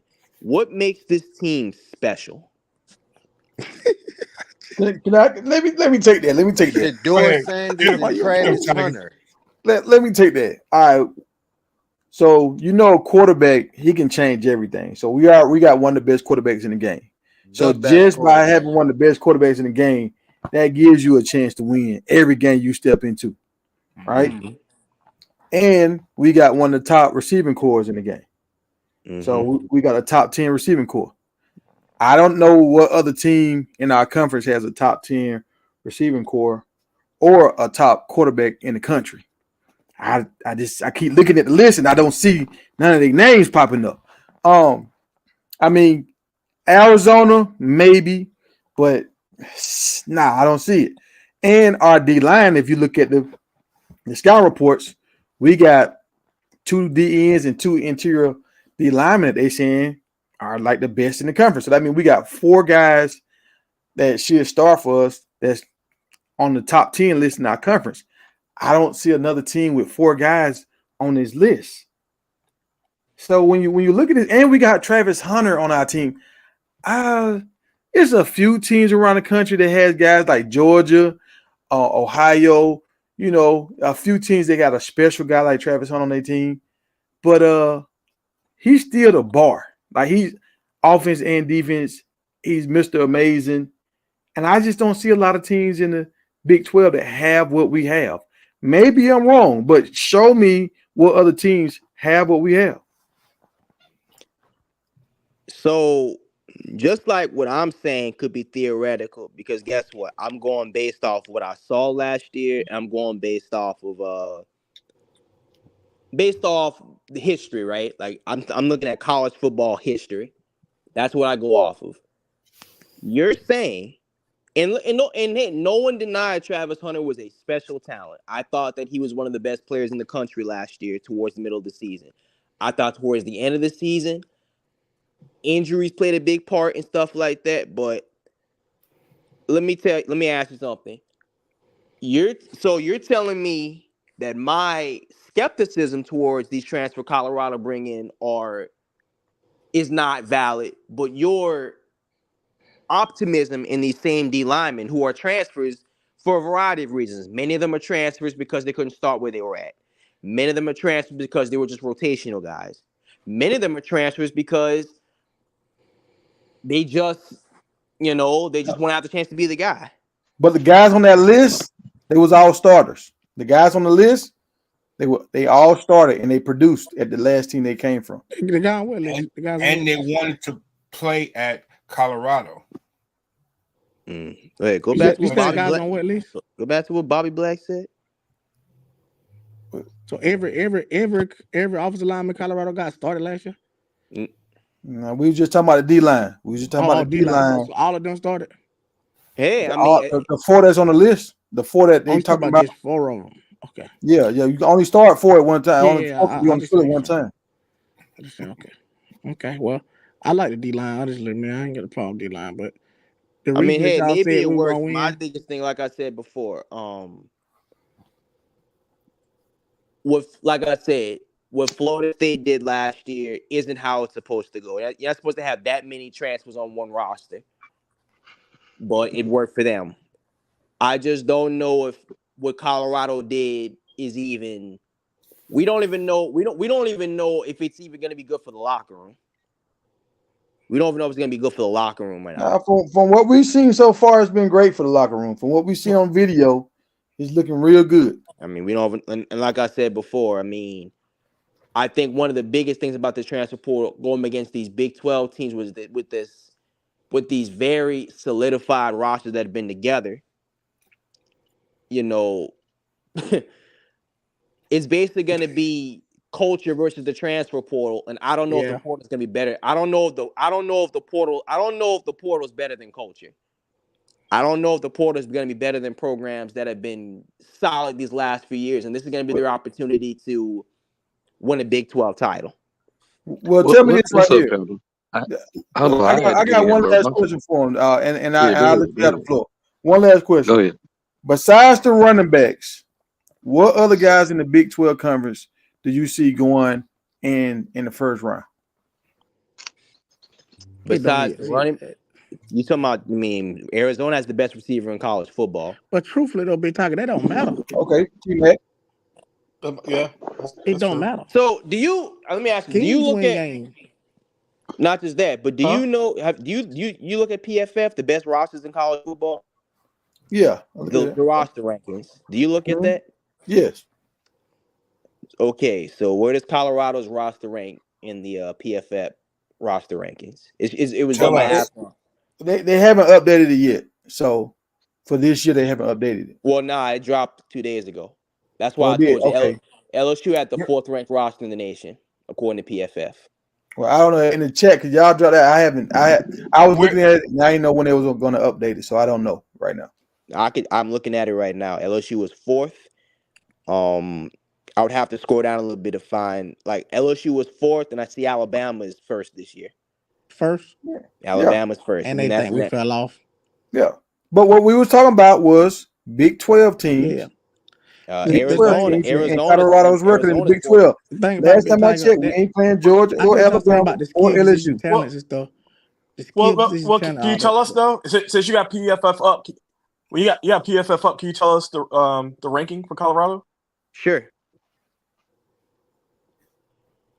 Shit. I would have to. 1 second. When y'all pull it back up, I was on my phone and I can't really do it right now. Pull up Athlon roster rankings created by PFF.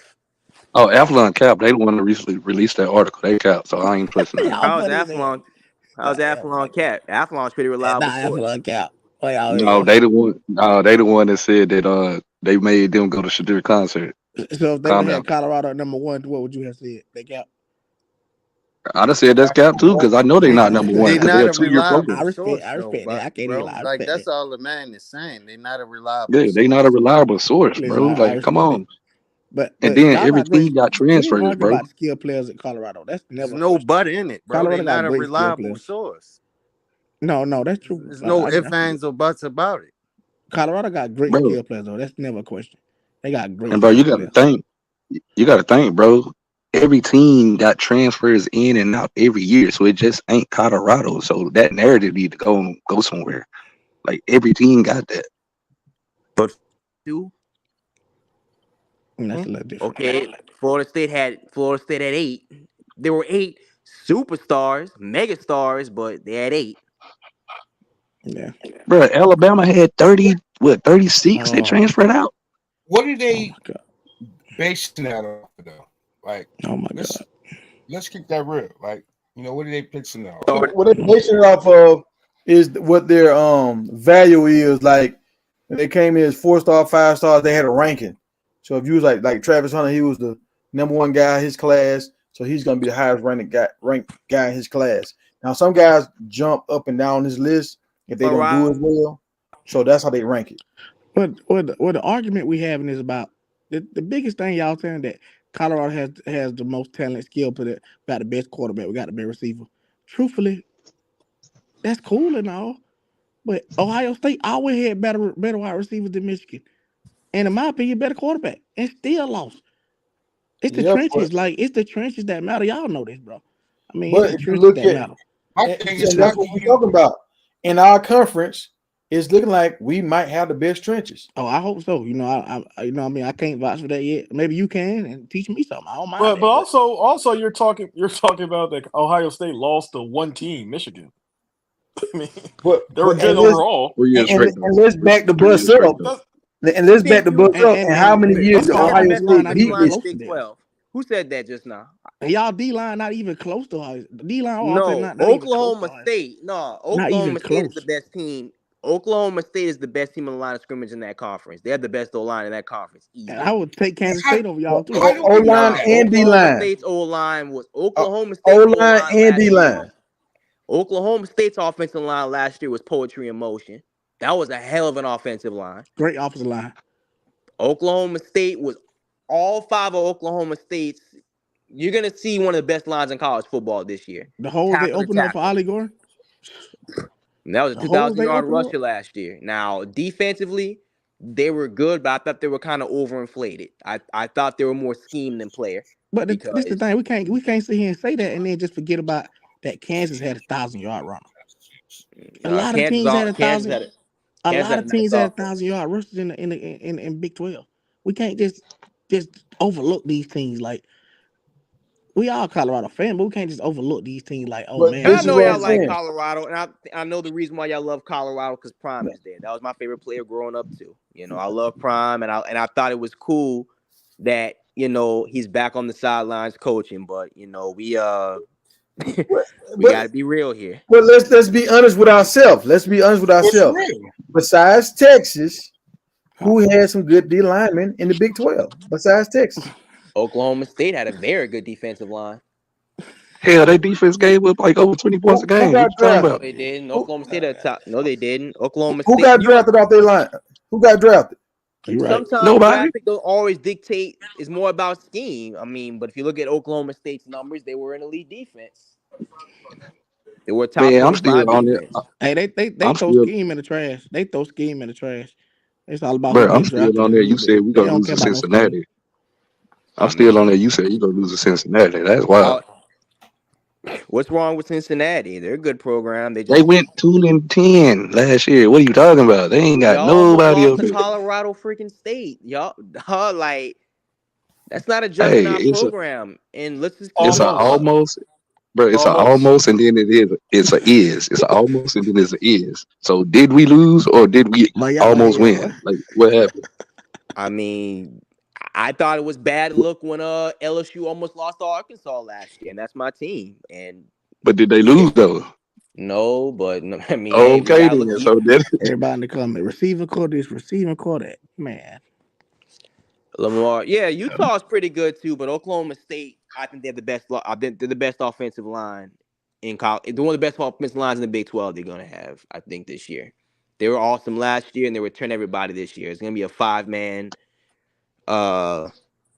It's gonna be one of the most impressive units in college football this year, I think. Hey, Will. Yeah. I'm about to switch up to my phone. I'm about to drop down. They telling me the room is full. Make sure I jump back in. All right. yeah. Oh yeah, you gonna be able to get in. yeah, bro, all this is subjective, bro, Wait a minute, because hold first on, off they Yeah, Will. gotta for real. go ahead, go ahead. Hold Go on, ahead. yo, hold on, y'all, hold on. Hey, you backstage. You need to show your face, bro. You don't have to show it on. Oh, never mind. Go ahead. Y'all finish cooking. But no, bro, it's all subjective, bro, because the games have to be played. So we can sit here Right. and They gotta be speculate played. all They day gotta be played. and sit here and say this roster is that roster is that. This team gonna do this team gonna do that. That's cool. That's all that. But I'm not finna disrespect Colorado and say 3 games. Nah. I'm not doing that. Listen, Like the fact that this man realistically, is 8. Go the ahead, fact Ryan. that this man put this roster together in 2-1 classes, say enough that we're excited like this is unreal to me. Going after the Yeah, number one that is quarterback, amazing. but you know what I'm saying? Like we gotta give Hey, Thick, turn your man camera time. off, bro. You good? You know what I'm saying? Like, listen, Oh my bad. we gotta. Oh man, all these Athlon sites and they're not saying much, man. We just how can they rate defensive line when they hadn't even seen him yet? You know what I'm That is a saying? good point. That's a good point though. They ain't even really seen them.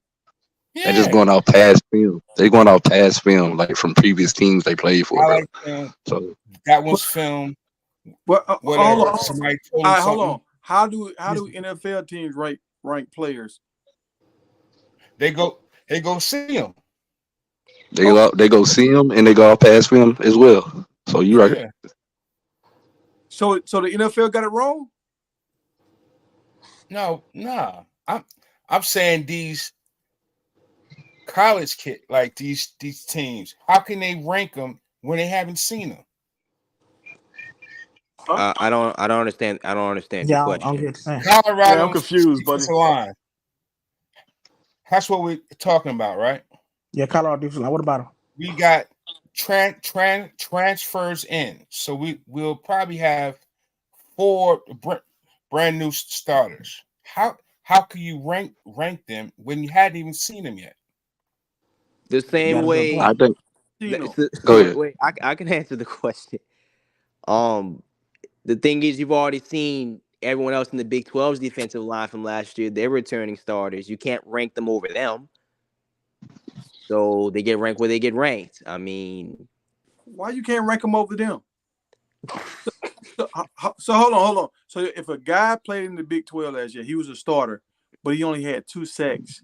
And if we got a guy coming from the Big 10 that had 7 sacks, he's not gonna be ranked over the guy from Big 12 because that's a different argument. What guy? Colorado has a guy from the Big 10. I didn't. Who come for the Big Ten? I sound sad. what's my man from Yeah, Khalil Benson came Wait, from the Big That's Ten. what, Because we no, got. we wait, talking I'm about not. on D line. Look, We talking wait, about y'all. D-line. Hold on, I'm hold not on, good at. I'm hold not on, good at guys. We Wait, talking hold about on, D-line. guys. We got a super chat. Thanks, Slap Happy. Thanks for the color in the chat. He said, "Fun show, guys. Fight on." We Appreciate talking that, about boy. D-line though, Tiger. Appreciate the super chat. And on top The of D that, you line. said Yeah, D-line. Who came for the Big Ten with 7 sacks on D-line? You know what? I would think the better question would be how them players looking at scheme because every team got a different defensive scheme.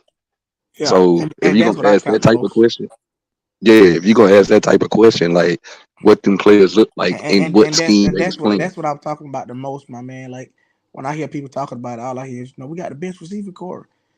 That's all cool, but this on this level, it's about schemes. As far as okay, if my PFF grade was an 80 and yours an 85, we get on this field. We get on this field in these trenches. If my scheme is better than yours, my team is gonna win.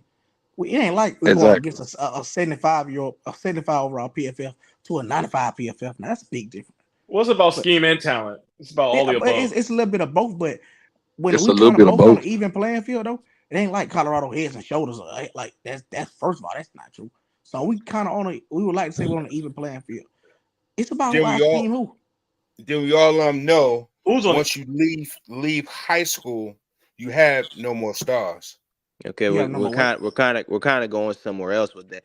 You know what I'm saying? So let me say this. Yeah. I'm sure the transfers y'all brought in are solid.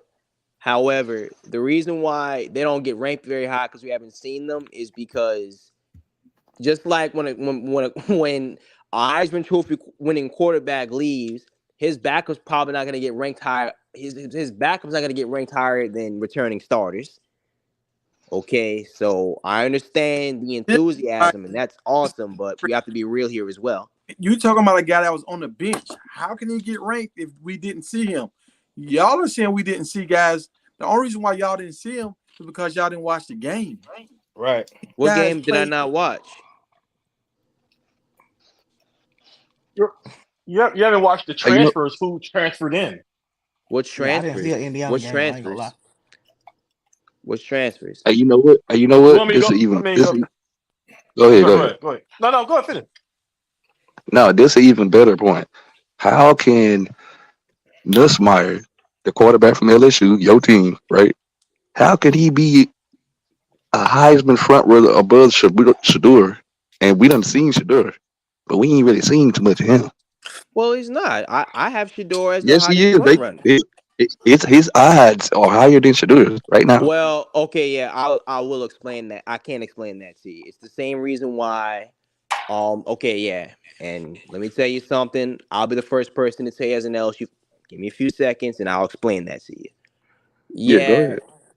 it was kind of like when back in the day, Tebow's backup Brantley got ranked ahead of uh Greg McElroy in the Heisman, right? It's because you're playing on one of the best rosters in the country.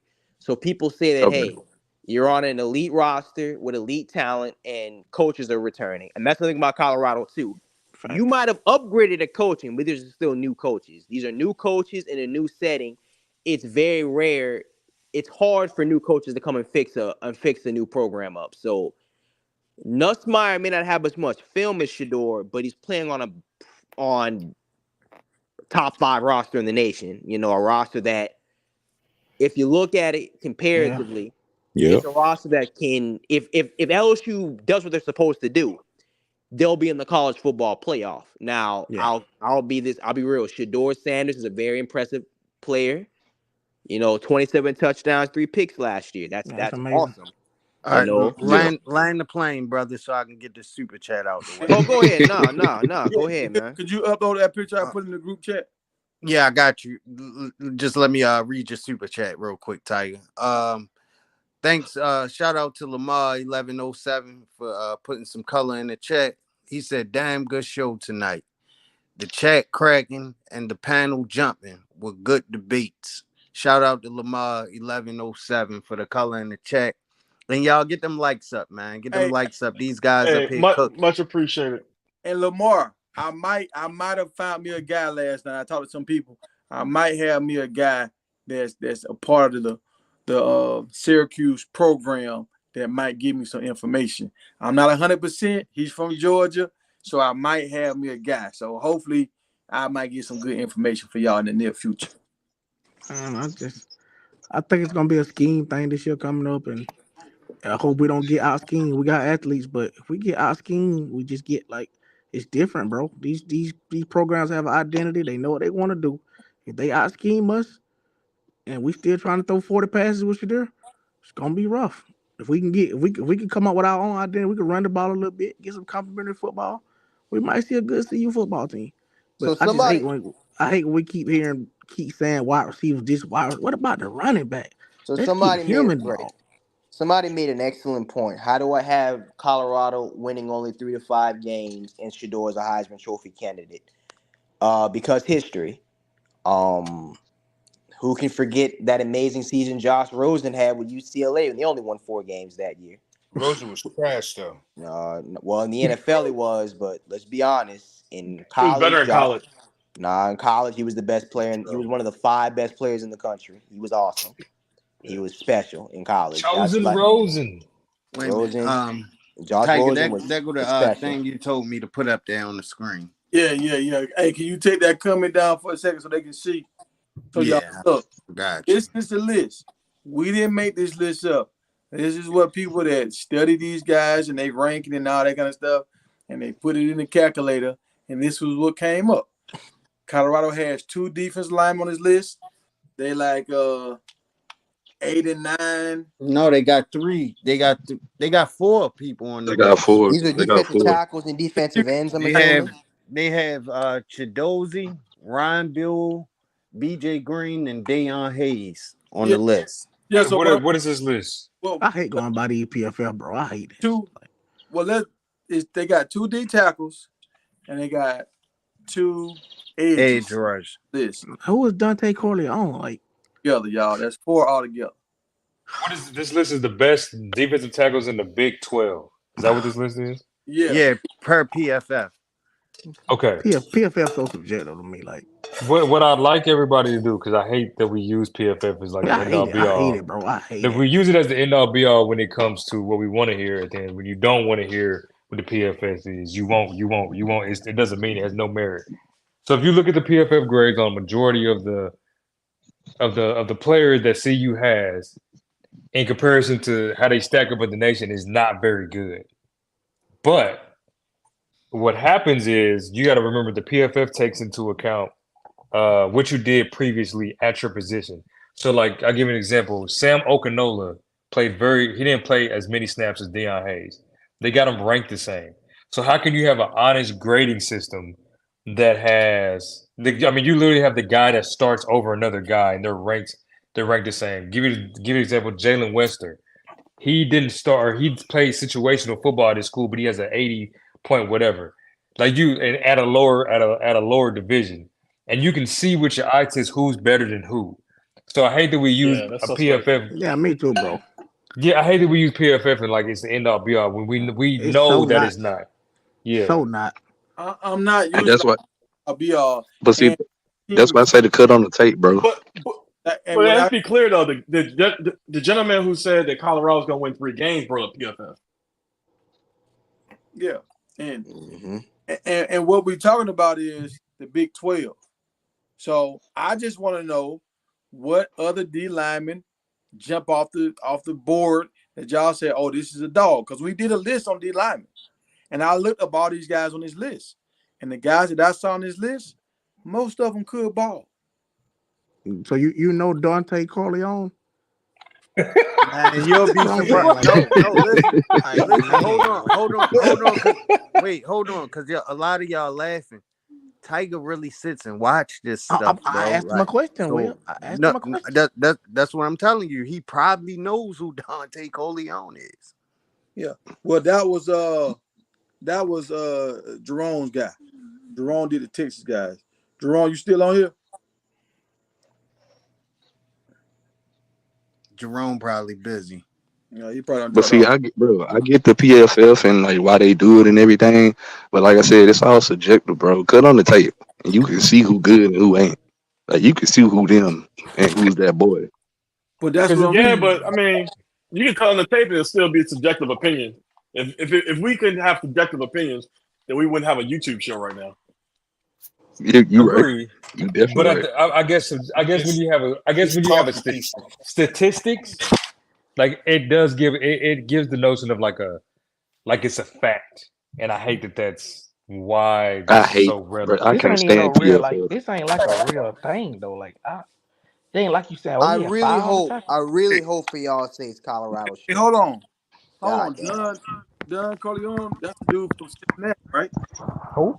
Yeah, that is a dude. He is legit. He Him. actually a baller. That is him. He a beast. He a grown man. I'm talking about smacking people. He got offensive linemen running from him. Elanus Noel. Hey, I believe I it. forgot. You're Hey, right. I remember now that you said from Cincinnati. Well, I let's do let's keep remember it that dude. going. Do y'all know Elanus Noel? Like, I don't know. I don't know who that is. come on, bro. Hold on. but Wait, see, I'll say bro, this. Like, I'll give you an example, and I hate to give this example because it makes it sound like I'm shitting on Jimmy Horn. Like, if we know Jimmy Horn is better than 400 receivers or however many, we know he's got. You would think, like, if you think of like college receivers, you know he's better than number 700, right? Like, we can subjectively say, like, oh, we know he's better than 700 fucking receivers or freaking receivers. But like some players, there's some players like that are ranked that low because of the PFF. But we can use our heads and eyes and be like, all right, we know that's a wrong ranking. So that's what's why I hate using his ranking PFF. on there though? What's his ranking on there? I don't want to get the wrong number, but I think I want to say one of the receivers. I don't know if it's Jimmy Horn. There is a receiver that started last year that we have coming back, and he's ranked like 400 or something. Mm, mm, All right. mm, So and let's be honest. Let's be honest. In spring, when the start of spring was in, I did a video about McClain and Jimmy. I said, y'all step up. You might I got a question. Can we do something that helps me out a lot? It's probably a little off, but I want to see what the defensive end from Ohio State's PFF, just so I can get a basis. Like, I've seen him make plays in the game. Like, I see how much you he tell me. matters sometimes. I want to get a basis, like, of somebody that I know, like, that I've What seen make what plays. you gotta do. If you want to do that, you gotta get off, go pull it up, Yeah, I need to see it because these and guys, I don't even know these guys. Like, yeah, but see, I look at them, I look at them, I know like at least 70% of this list. I watched them and I looked at them and I judged them like, okay, the eye test showed me, oh, this dude can ball. There's only one guy on this list that's undersized, but he played like Troy Polamalu. I mean, this dude was scoring touchdowns and jumping over top of the pile. these are more than defensive ends. These are different positions. No, it's the D ends. That's what I say. He undersized. He's a D end, but he's small. But he played like Polamalu, like Yeah. so he caused all kind of havoc. So it's like, okay, Yeah, and that's my point. I'm trying to get a grasp for this. Like, does it correlate? Because I have to see it. I seen BJ Green tape. I like it. I seen this practice. I like BJ Green, truthfully, but I want Yeah, to me too. do the more research on PFF. Like, how does it correlate as far as players I know that I've seen? So I'll say this, like that, like I said before, like you'll see players that got a PFF grade, and this is the other part that's crazy. We don't know what's the number one guy that the PFF. Like, we know who number one players are in NCAA football. We watch enough football. We can tell who's in the top 5. Yeah, yeah, And so, what is their number? And then if we know that, and yeah. then That's we my go point. look at somebody else's grade, and it's like close to theirs, and we know that player is definitely not that good. PFF becomes unreliable. And that's my point. I'm trying to see a basis. I need a basis besides those just random numbers of those random people. but hold on. I hear what both of y'all saying, but I also hear what both of y'all saying. Both of y'all are saying, what ifs? Y'all ain't giving us no real facts on guys that y'all No, looked at and no, look at their I'm score. asking. I'm literally But asking you that's what what you're I'm talking saying. about. Right now, you gotta take the time. You screenshot this and take these names Yeah, and go look them up.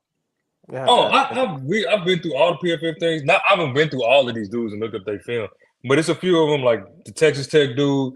I've looked at let me see, the KU dude. And there's a couple other cats on there I've looked at. Like, I haven't looked at the Iowa State dude. I have not watched the Iowa State game. I mean, you know what I'm saying? But I've seen a decent amount of them, and some of them can ball. But if then you go look at their PFF where they rank nationally, and you're like, oh, they ain't even that good if you look at it nationally. So when they put it in the Big 12, it makes it seem like the list is short, and that's our only competition. But Man, listen. So really, Flaw said it's data, not information. It exactly, can't correlate Right, right right. now. Okay, so okay. come on. Appreciate that. Really flawed. That's why I fuck with you right now. That's why. Good job Wait, simplifying that, really, Flaw. y'all gotta watch them words on here, bro. I said Well, fool. simplify.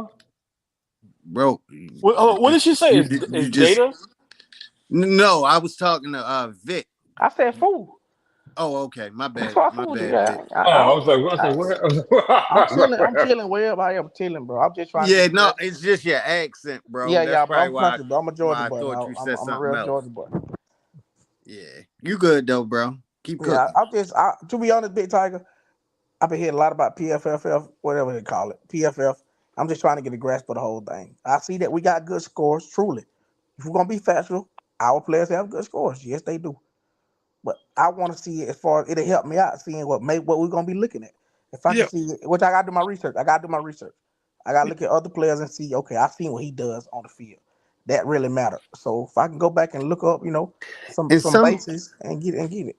and then to be fair on the whole thing, some of this data is not okay. So what I'm trying to say is sometimes players, the things we look for in players, it just don't show up on the stat Mm, sheet. So some players might be in the right gap at the right time time, yeah. that throws the whole play off. You get what I'm saying? Like he does that. I Right. see this. He does Yes, that. Right. yes, Yeah, He I yes. does think that. the data at PFF is supposed to be used to help your argument, not necessarily be the end all be all. But So that's like what people you use it say, for, though, Boosie. yeah, they shouldn't. But like you Yeah. said, there are intangibles there that you just can't, you can't put on the stat sheet. Like if you look at Mhm. Draymond Green, pure stats, I mean, ain't no way he's a Hall of Famer, right? But if you watch the game, you see I the mean, yeah, you're intangibles right there. about that. So absolutely, Yeah. huh? Right, that's a fact. I just don't like stats until everything is done. That's all. What do you mean? Like preseason stats versus postseason. Like, Well, that was a postseason stat. That PFF based on last year. but we're Yeah. talking about pre-season guys, right? But they're going off of last year's stats. That's what you're saying? yeah. Yeah. Like prime example, it's one Mm-hmm. guy on this list that's going the top guy on the list, the edge. He's going Mm-hmm. to Central Florida next year. He played at a black college. I can't remember the name of the school, and he was actually a senior. Like he could have went in the Reese's Pieces Bowl. He put his name in his hat, and then he withdrew his name, and he's going to go play for Central Florida. The reason why I got him ranked so high because he had a high draft grade, but he felt like since I'm coming from an HBCU, they probably not going to draft me. Let me go play for Central Florida. Now they might draft me. But he got the size, he got the speed, he got everything. Now he hasn't done it on this level, but the guy from Troy State, he's on here too. And the guy from Troy State won the conference last year. They beat App State in the conference championship, and he was a big part of that.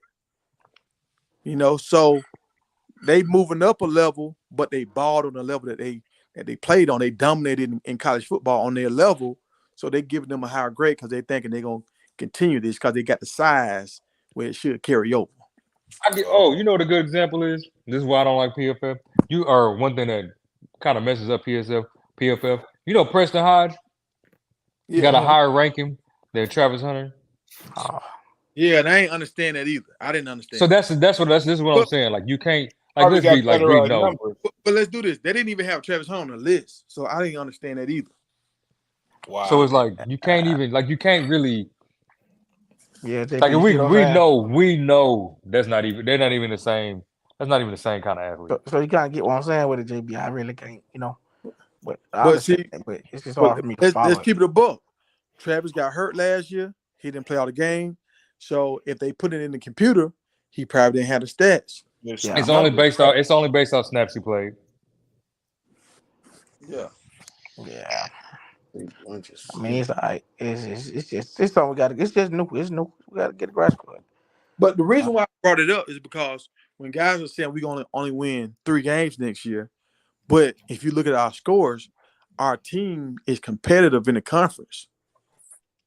Right. So if we competitive in the conference and we got the best quarterback in the conference, how do y'all figure like we're going to lose over half of our games when we got the best quarterback in our team. Okay. Well, let's talk about it. If we could correlate this PFF score to last year, USC had one of the best rosters with arguably the best quarterback in the nation, and did not win this conference. It ain't all about quarterback and just PFF talent or anything. Schemes, bro. I mean, like, it's simple. The Heisman, Jaden Daniels did not even. He lost like 4 or 5 games last year.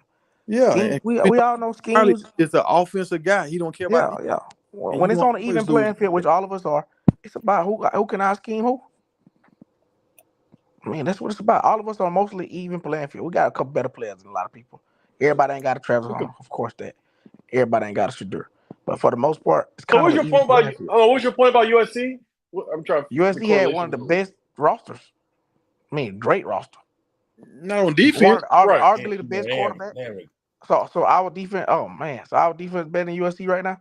Listen what you're doing. We talking about. Listen what they had a lot of names. Hold on, but listen to what we're saying. We saying for the Big 12, our team lines up. So did USC have a better roster than Oregon last year? You said that we have the best quarterback. They had a better quarterback, and they had better receivers. I would argue they had better receivers and better quarterback. Did they win the conference? No, they did not. I said we got better receivers. And you said we got a better quarterback. You said we got a great quarterback. Yeah, I'm saying we got a better. Yeah, but that's 1 point though. But I'm going to what he said though. It just doesn't always correlate to wins. Having a better quarterback, right? But I'm sure if Big Tiger elaborate, he's not saying that we're gonna win more than 3 games just because we have the best quarterback. I'm not saying he is. I'm just going off of what I heard. I'm going off that. I'm not speaking for Big Tiger. Big Tiger said one thing, and I'm going off of that. So when I hear that quarterbacks and the receiver thing, and as far as that goes, having a better quarterback and great receivers is great. But when it comes down to being kind of on an even playing field with everything else, it's about scheme. Hold on. So answer this question for me. USC had the best quarterback in the conference, right? Arguably nation. All right. Arguably nation. This right with me. All right. Did they have the best offensive line in the conference? I wouldn't say so. No, I wouldn't say so. All right. Did they have the best receivers in the conference? Yes, they had a good receiver core. No, not. It was top 3. If it wasn't one of the top 3. Not compared to the Washington boys. That's my point. Okay, so Brandon Rice is in the draft right now. He's already gone. Zachariah Branch is gonna be gone. They got another guy who's projected 6th round. I forgot his name. He projected like 6, 7 rounds. So what are y'all saying? We're talking about this past year and the year. Yes, they had Zachariah Branch and Brandon Rice. Can I hold on? So I was watching. This is so I want y'all to put this in perspective because I was watching a college football breakdown of what the Big 12 was, and they went over every team, and they said their roster collective ranking last year in the nation. Colorado was ranked 33rd overall as a team. It went 4-8. Think about that. 33rd as far as collective roster on the team as far as talent, and went 4-8. Not only that, if they ranked their team this year, and they're down 0.6% as far as talent on the team. So that's why I don't like using the algorithm of the freaking computer to figure out what talent does what, because the data never correlates to play on the field. Think of a 33rd best team in the nation. Sometimes it does. It depends. I mean, it can, but I'm not saying it doesn't. But I mean, 30. All right, but going back and looking at that, all right, I hear what they're saying, but did our offensive line, where did our offensive line rank? It's collective talent. So you can't it's everybody. But I'm saying 33rd. Yeah. But I'm saying, so what are we doing? Adding up stars? What are we doing? So you get collective talent. What it does is it goes off PFF grade to some degree. So what happens is it ranks every player from high school. It ranks with like how much they've improved, etc., based on how much they play, who the person above them plays, and it comes up with the number. The number gives you a ranking, and it gives you a number output ranking, and then you add that up across the whole team. And if you end up 33rd and go 4-8, then obviously it's not right. So then it uses your PFF grade. But the teams we played against, who had lower rankings than us? I don't know, because it was just doing Big 12. All right, It didn't go across. I didn't. So it didn't say any teams. Like Arizona was higher than us, and We lost to you. Arizona. I know, and Utah was pretty low Probably actually. definitely got to. It was Utah higher got to than be higher than this. No, Utah was low collective ranking. no, dog. They won a conference last 3 years, dog. Utah They won. go off the athletes. It's not of what they've That's what I'm done. It saying. goes off That's the not- quality of athlete. I got This you is saying. what this is. I got you saying. This So is pure. exactly. I got you saying. Yeah. I can see Utah being lower than us, just purely off data and looking at the athlete, not looking at the intangibles, the coaching and stuff like that. Yes. So I got you. It makes sense. But that's why PFF should never be used as the end all be all. Yeah, it can't. I mean, end of the day, okay, Yeah. we saying that we are so much better than these teams talent wise, but when we get on that field, it's what do y'all realize now? It's gonna be dog fights. We in this. It's gonna Hey, be bro. scheme. Who can I scheme? Who? Hey, I agree with you. Who can I scheme? You're not arguing with me. I agree with you. Yeah, you got to see what's going on in the field. Yeah. On the same page. Yeah. I understand that. I understand everything what y'all saying, but I don't think y'all understand what I'm saying. Like the guys, they look better on tape this year than the guys last year. Right. So I'm saying if we got better guys on our team, and if a guy's telling us we're gonna only win 3 games, help me understand why you think we're gonna win. None of us said that. None of us said 3 games. So yes, we did. You talking to BJT earlier? You yeah, said BT. There was a dude on the channel earlier that said that, bro. Yeah, BT said that. BT said that. Yeah, but you just said none of us said. He was tripping. I'm saying me and JB didn't say it. We on the panel right now. Me and JB didn't say that.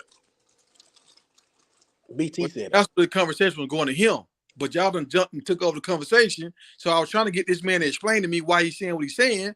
But y'all just get the conversation, dog. I'm trying to pin him against the wall, and y'all hijacking the conversation. Let him no. BT talked for a long time. No Diddy. BT talked for a long time. I mean, long time. It got to one point where I told him, hey, kind of cut it short. He said everything he wanted to say. He told y'all why he said 3 wins. He told y'all everything he had to say about 3 wins. He left? Everything he wanted to say about it. Is he gone? Yeah, he gone. Yeah, he gone. Yeah, we ain't gonna make up a narrative now. He said everything he wanted to say about the 3 wins. Everything he wanted to say. But when I put them line up there and he started seeing them numbers and stuff, yeah, he was gone by then. He got that's when he left. He started back. Oh, you say you got him. Oh, you saying you got him? Okay. Yeah, I want. So now I want to see him talk his way out of that bag. I want to put Okay, I got you there. I can't argue with that. That's why Big Tiger got quiet, because Big Tiger was doing his homework.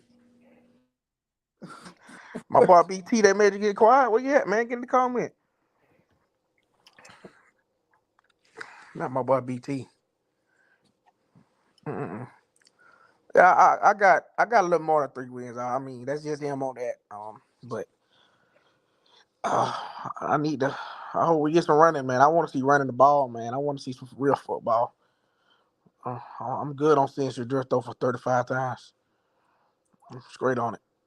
Yeah, we don't run the ball, we don't win. Yeah, we just don't win. It don't lead to win. That's simple. Just don't. I don't care how many receivers they talking about they win a guy. None of that. Just don't win games. They're gonna run the ball. Yeah, if we don't run, that 3-win prediction might be right. They might be right. I swear it might be right. If we don't run the ball, that might be right. It got to be complimentary football, man. Complimentary.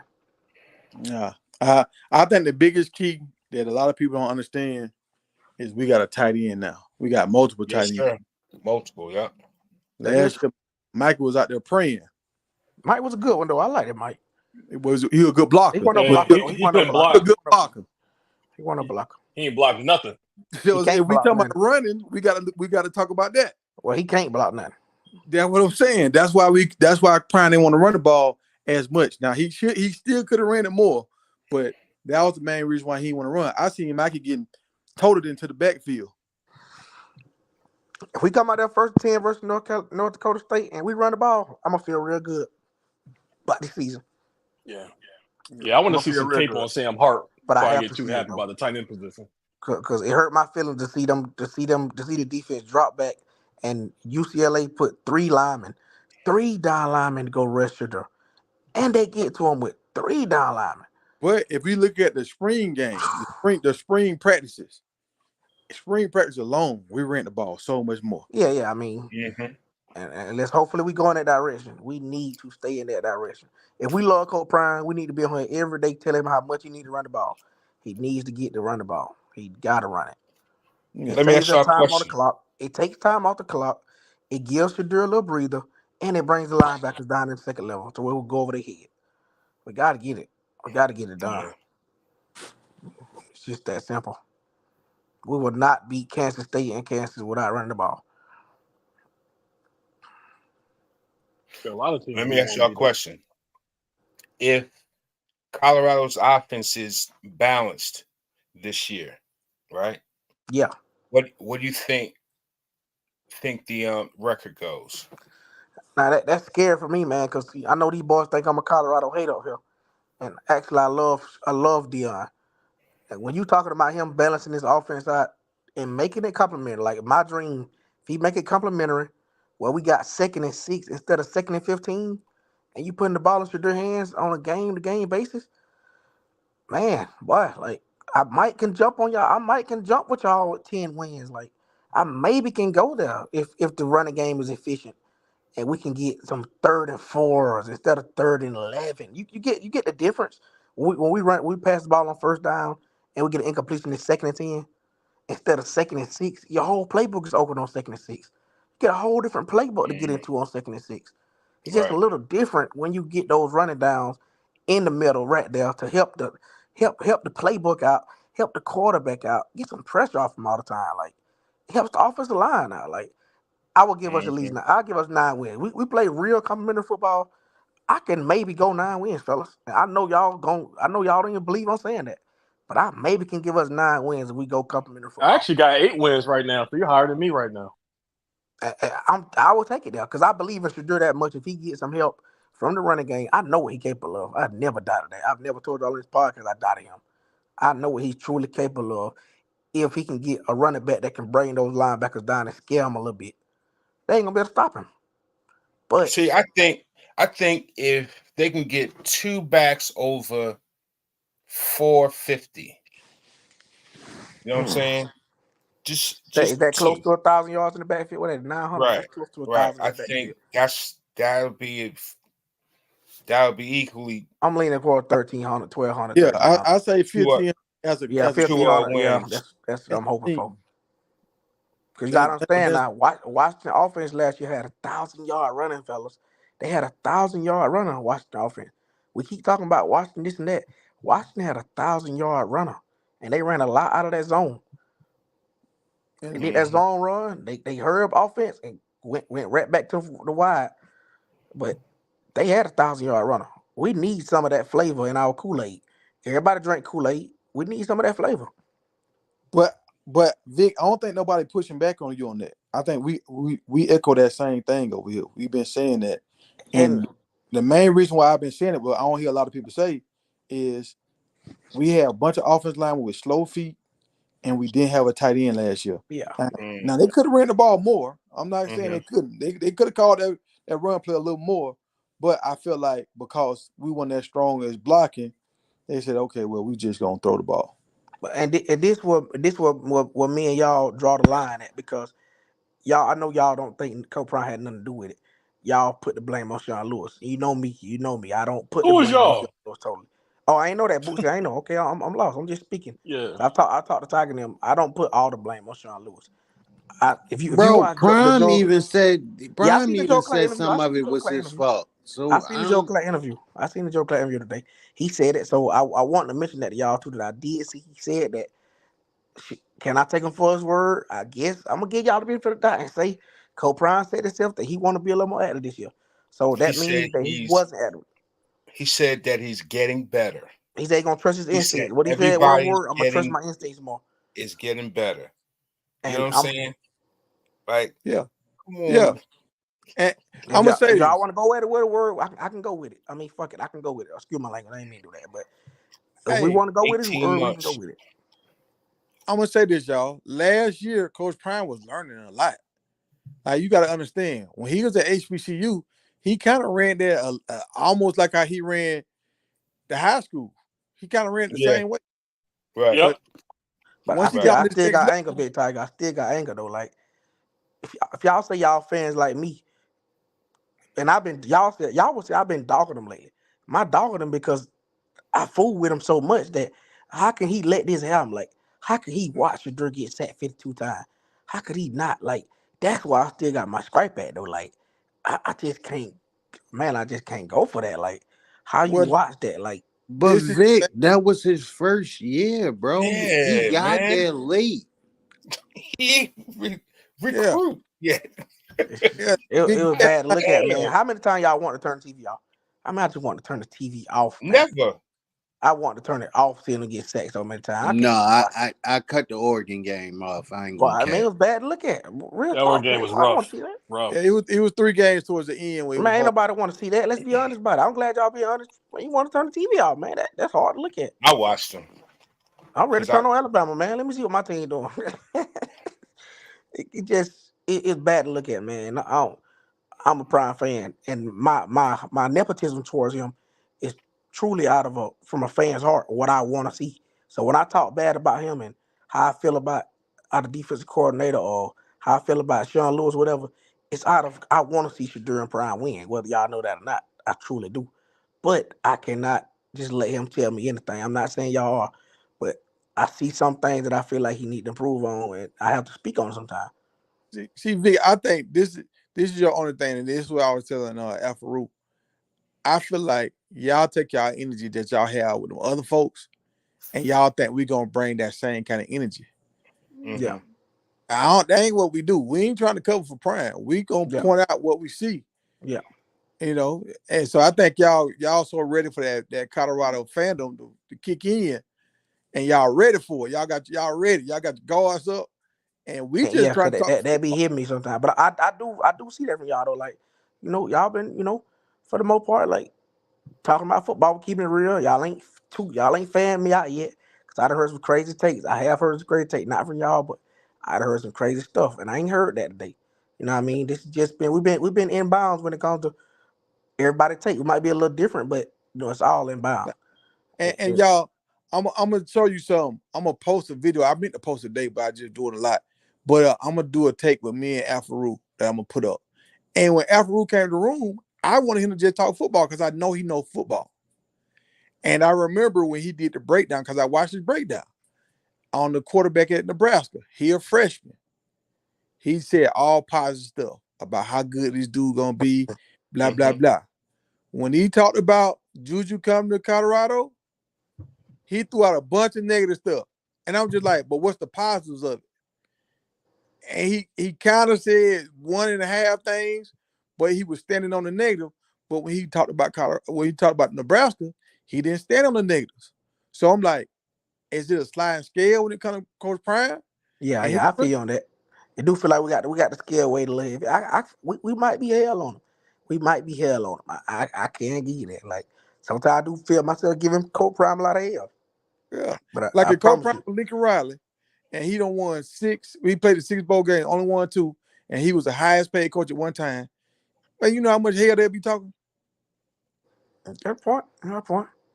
I mean, I think we're raising hell about him. Not on you, but just like a lot of people. Because we just haven't seen him before. We never seen a coach do the things that he's actually doing. You know what I'm saying? So we're sort of like, that's good, but just picking yeah, at it. yeah. You know what I'm saying? Like, That's what black folks like do. I don't mean to say that. I don't know you know, about the black, but that's what black folks do. I ain't want to say that, but Yeah, you I know what don't want I'm to put saying? it out there, but And like y'all said, let him cook. You know what I mean? Just I just wanna I wanna we gonna be all right. we used to a certain type of cooking though. I wanna see him cook it the right way. I know it's his cooking, his pot. What's I'm the gonna let him have his what's pot. what's the right way when you never seen this before? And You that's know what what I'm scared me. saying? And that's what scared me though, bro. That's what Yeah, Yeah, scared me. cause That's what honestly, scared the me. unknown. the That's what right scared me. he ahead of the right way right now. I ain't If never seen this. I don't know how What man, you say, listen. Tiger? if he'd been doing it quote unquote the right way, his record this year he'd have been good. He'd have been Yeah. fine. But this is what we got to keep the guard up at. Okay, I'm giving him hell right now, right during the summer. For the season, he went 4-8 last year. I'm giving him hell this summer. If he come out there and this experiment didn't work out, and he go 3-9 this week, you know what them? Well, I ain't gonna say that. You know what them people gonna do up there on ESPN? They finna dog him week in and week out. How embarrassing it ain't even gonna be close to what me and what y'all say how Law Dog do. Which shout out Law Dog, my boy. It ain't even gonna be close to what y'all say we hate. It ain't even gonna be close. They gonna dog him out. So me just voicing my opinion this summer is in hopes that he just a couple tweets, man, a couple tweets here and there. Mainly running the ball, bro. I mean, that's really, to be honest, man, my whole argument been running the ball. I hate when CU fans come at me and say, we're gonna pass, we're gonna win because we got Shadur, we got these receivers.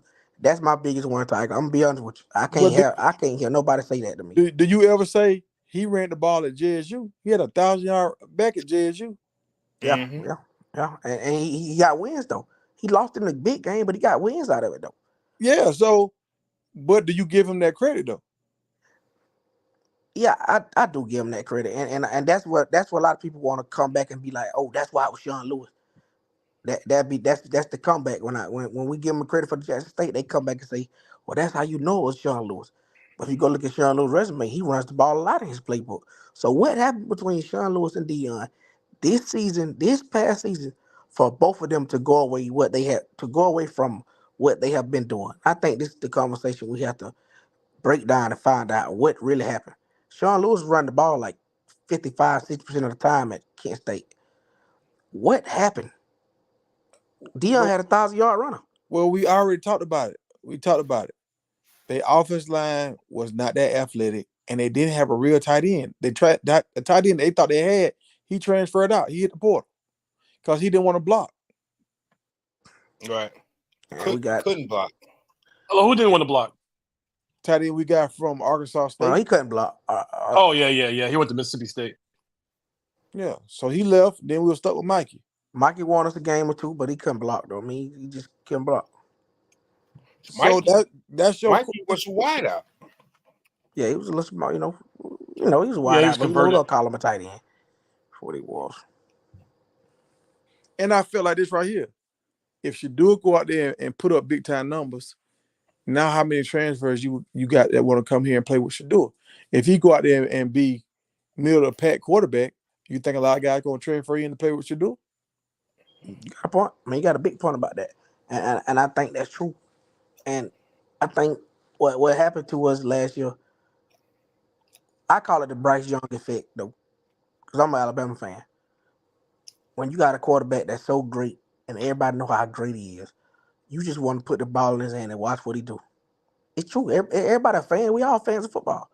You just want to put the ball in that man's hand and watch what he does. And Colorado State game set us back 3 games after that.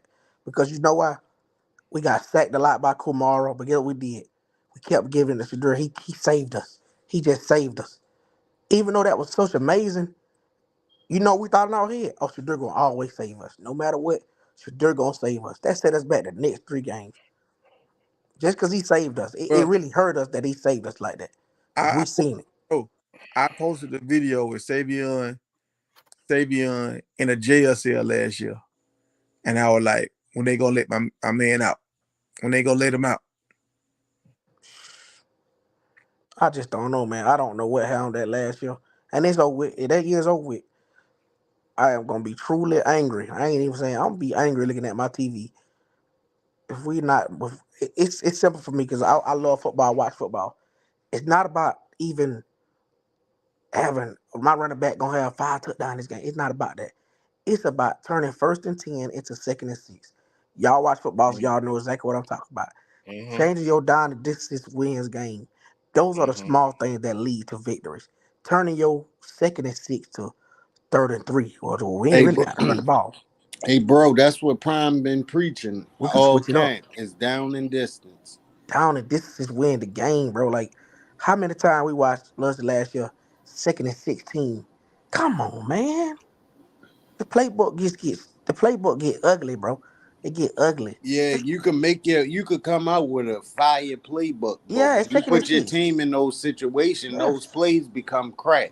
Yes. When you at Yo, second yo, and six, yo. bro, we could kill them with a wheel right on second and six that they ain't see coming. I mean, we could just switch it up on second and six. Like It's all a setup. You know, like it's yeah. Big it's Tiger, I just heard about you was setting looking them for up. me, man. Yeah, I forgot. I was gonna ask you about that But tackle. Boosie, that's what I'm looking for, Boosie. If you ask Um, what I'm looking for, that's what I'm looking for. but I was looking at the wrong guy. They were talking about the guy from Cincinnati, but I was Oh, going. okay. Yeah, they would because we were talking about the scores and stuff for them guys. The D linemen. Yeah. Rome had the Texas guys. So Man, Oh, okay. the best quarterback Alabama ever had, Bryce Young, because I'm an Alabama fan. In my eyes, I don't care what nobody tell me. The best quarterback Alabama ever had, Bryce Young, did not get a ring. It's because he had the Bryce Young effect. Even Nick Saban wasn't off. Just let him get the ball. He just let him do what Hold he wanted. on. You said Bryce Young is the best quarterback I Alabama ain't gonna had. listen. This ain't a bait. I'm not gonna get nobody with. I'm a true Alabama fan. I've been watching for years. Man, I don't tolerate no Bryce Young. I've seen him do amazing things with that ball in his hand. Hold on, Jerome. I'm a Sound true like you fan. you disagree. I'm a true Huh? fan, Sound like bro. you disagree. I'm a true Yeah, I fan. definitely do. I mean, I So who you think understand the that. I best? ain't gonna be Hold on, mad at you. hold You on, did. hold on. But who do you think was the better quarterback then? Tua is a better quarterback. No. Did Bryce Young in college? Pocket presence, he can't No. fool with him. He can't fool with Bryce Young pocket presence at all. You So if you Bryce talking Young about was on the Bama if Bryce The Young quarterback? was clutch on the jeans, man. Dolphins, Besides that one throw he Oh did man, versus one one. at a time, fellas. One at a time. so if Bryce Young was on the Dolphins, you think that he would be doing what Tua's doing Yes, of course. Yes, of course. at the same level or a higher level? Maybe a higher level. This is the football talk I want to talk to y'all about. You can have all the talent in the world. If you ain't got the right offensive line, the right scheme behind you, and the right coaches that put you in right positions, your talent is not gonna mean nothing. You gotta be put in the right places. You gotta have the right scheme. Bryce Young, we all know now. Y'all might want to hate on him this year because he had a bad year. When he came out, everybody knew how talented he was. That And that Bryce Young went to a horrible team. that system I he's in respect your opinion. is I think Bryce horrible. Young is a good player, but That just that me system he's personally, in, bro. Tua The was a system he's better in, quarterback. Jerome, is horrible. hey Vic, Are you? right now. Tell this right now, Go, Vic. I want Go to ahead, Boosie. Oh, start a segment where we have a day when we talk about SEC. It might be Thursday or something Yeah. like. But we're gonna do an SEC show, and if y'all guys show up and show out for y'all teams, we might keep it going multiple days Oh, out it's the. gonna be a good segment because it's some meat in there. It's some meat inside that sandwich. It's some meat on that sandwich right there. That SEC.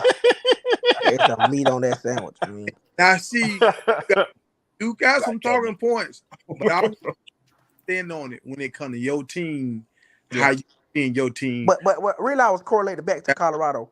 When you got players like Bryce Young and Shadur, we turn into fans, bro, and we forget what it takes to win. We just put it all in their hands. Right. We oh, who's can't do doing that. that? Well, I think we did it last year and it cost us. But like you said, we didn't have a choice. We couldn't run the ball. As y'all opinion, we couldn't run the ball. But I that mean, that was that just cost a a good team. failed coaching job. Let's be honest. It was Yeah, a it failed was. coaching It was. job. It was. Adjustments were not made. But yeah, we have a smarter OC now. Let's say that Yeah. we got a smarter OC, and I think Shermer is a guy that Prime respects. He's gonna respect his opinion. Right. You know, I just don't think Sean Lewis had the experience that Prime necessarily had faith in. Yeah, But, Ronnie, he didn't want that guy here. yeah, exactly. Right. And you know who Prime said he loved all the time? His guy, Chip Kelly. And I still don't hate Sean Lewis though, man. I still don't hate him. I just Shermer don't worked hate. for I Chip still don't Kelly. hate him. Yeah, I don't hate him either. But I understand sometimes the people are option route just, too much. but sometimes people are just bad fits. You know what I mean? He might Well, be good at truly, San Diego State, it's but just he's simple just a though. bad fit in Colorado. People say that Shadur held the ball too long. If y'all learn about football, Shadur held the ball too long because Sean Lewis had a lot of option routes. He trying to figure out how can he read what Jimmy Horn finna do because it's Right. not. It's an option route. He could either Wasn't cut on the up same left or he could page. cut up right. He can make a no. In post or he can addition to make a that, corner. what Sean Lewis's issue was, it wasn't necessarily an issue, but his plays were a lot of lone developing plays. And yeah, Like it just a wasn't lot of enough. his So plays took time to develop, and yeah. without an offensive line, you to run the plays that he was running in regards to the play developing, you have to have a good offensive line to be able to run those plays. And that's why when we did get some pass protection and blocking, we did have a lot of people wide open down the field because the play for sure. finally got a chance to develop. You got to get Shador on the move when he get that rock. Put him on the move so we can, get him a little time, get him out the pocket a little bit because bro, I just don't respect that guy, bro. I get it because but it was plays. It was Sean Lewis.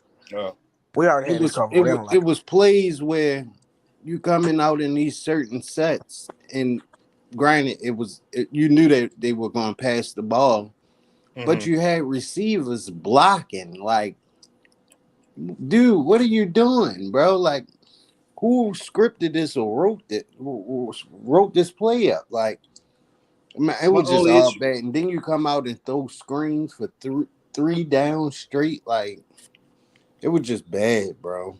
My only issue with Sean Lewis was the fact that he allowed, I don't know, his emotions or Shador's emotions get in the way of the relationship to where we were seeing them not talking to each other on the sideline. Like, that can't happen. As a coach, regardless of who you are, the coach's son or whatever, like, I'm here to do my job. I'm responsible for you.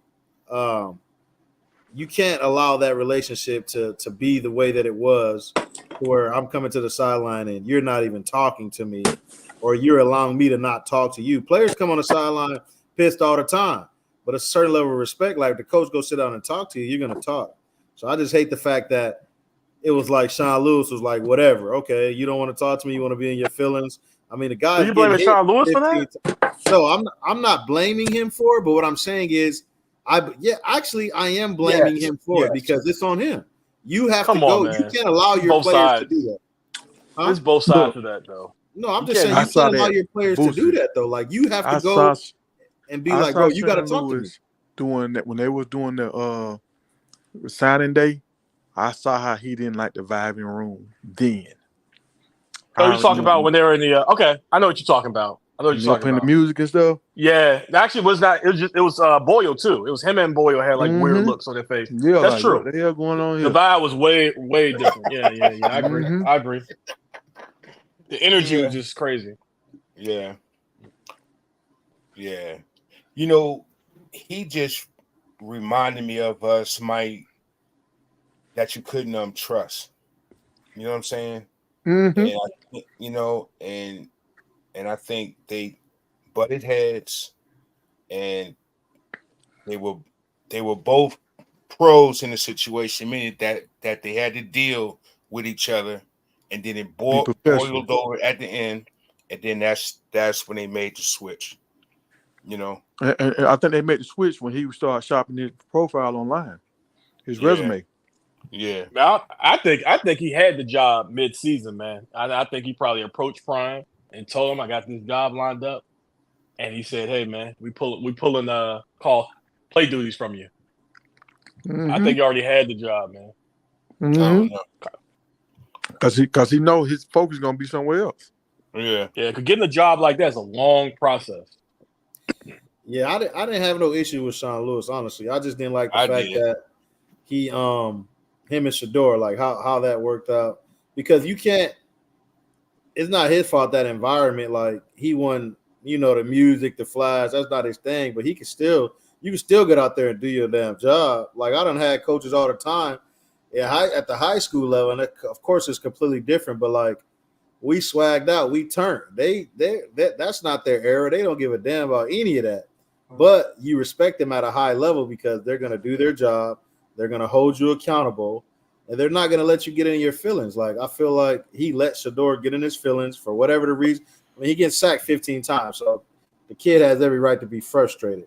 But as Sean Lewis, I feel like it was his job to bring him back.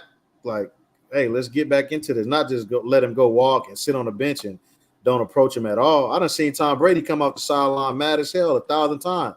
Belichick going over there to talk to him. They might get to arguing or whatever it may be, but, bro, you're going to listen to what I got to say, or you're going to tell me what you're frustrated about, and we're going to figure this out. That was my only issue. Well, I done seen Charlie Wise come over to Tom Brady. I could go down the list of offensive coordinators, bro. Come over and talk to Tom Brady. That's just, bro, you as the coach, you're supposed to establish that. Like, But Bro, Tom Brady's listen, a Super Bowl winning coach, though. We talking about a junior in college. But that's what we're saying. But If a that's what Super I'm Bowl saying, winning though, coach bro. can be Like as a talked to, coach, like Shador should be able to. you gotta establish that relationship. Right. First. Even if it's feel like it's forced, bro. Like you have to But establish I'm that. gonna put the blame on both. Shador should definitely take blame. Actually, on three people. I think Prime should have definitely gotten to that and said, "Hey, man, Shador, no matter how you feel about the coach, man, you need to sit there and respect him. That's bad optics." I agree. The grown men, I'll say the grown men shouldn't have allowed that to happen. Prime and Sean Lewis. I agree. So everybody grown in that situation. Yeah, but there's levels to it, man. No, man, it's a hierarchy there, brother. What I'm saying is, no. What I'm saying what is, you saying, bro? Sean Lewis has level, Prime has a level, but what I think Lewis had a problem with was that Shador is like a special talent, not just physically, mentally, and he was challenging him. You know what I'm saying? And he probably didn't like that, or he was telling them what to do, and he might have said, "No, I don't like that. I like this." You know what I'm saying? No, I think Shador's frustration was at the Can I just sacks. ask him to elaborate? Like, what are you saying exactly? What I'm saying is like Shador's one of his best qualities is between his ears. Like he knows the game, he understands what he's seeing. Okay. You know what I'm saying? And he's been trained for like a long time. Right? So if you bring in a scheme and you're telling him to do something in a different way than he's been actually trained, he's going to reject it. But you should carry yourself. Go ahead, Jerome. Go ahead. I'll go after you. Yeah, I don't think Shador's frustration was with the scheming or anything. I think his frustration, we all saw it, is him getting sacked and hit and beat up every single play almost. So I think that's the main reason why he was frustrated. But even with that, he still has to hold himself to a certain level of accountability and standard. And I don't mind you coming out the field frustrated, dog. Like if we're not figuring out anything to be able to protect you, like come off the field mad as hell. You're the quarterback. You are our best player.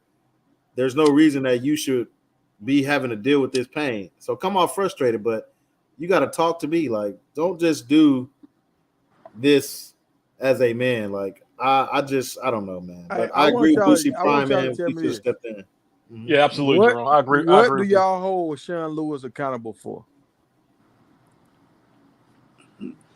The sabotaging that went on in Colorado. Adjustments. No, I'm just pulling your leg, Tiger. Yeah. Yeah, like he didn't adjust well.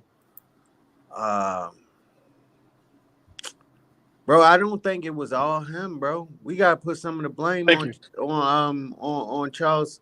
What's his name? Charles Kelly. Oh, come on! You missed me with that one, Webb. You almost was going there. See, this will always happen, Will. You almost was going there. You fell a little short. No, come on, look, I get this. I mean, I take that, but I think both of them was equally bad. But you can't blame the OC without blaming Coach Prime. I mean, I be the first hold on, guys. Hold on, guys. Come on, Tiger. Let's rock, Tiger. Come on, Tiger. Hold on, guys. Cause look what y'all just did. I want everybody to see what just happened. I asked a question. What do y'all blame Coach Sean Lewis for? Two more other men names that came up. The play calling, Tigers. All right, play calling. We got adjustments. Anybody else got anything? I just allowing the relationship with Shador to get tarnished. Hold on. I know you're gonna give me 1 second. I never said Shedeur was uncoachable, so they going crazy in the chat. I never said Shedeur was uncoachable. Y'all try to do the same thing on Coach Hayes' show. Those words never came out of my mouth. Because Shedeur is uncoachable. All right, go ahead, Tiger. Well, I just want to see what people say because I don't know if y'all really see it. That's facts. Like what is he held accountable for? Because he had a whole job. He was almost making $1 million a year. Yeah. But he said that, Tiger. I think Coach Prime has learned from the mistakes that he made last year. Allowing this to unfold in front of him and him not doing anything about it. Why he didn't do anything about it, I can't answer that because I'm not Coach Prime.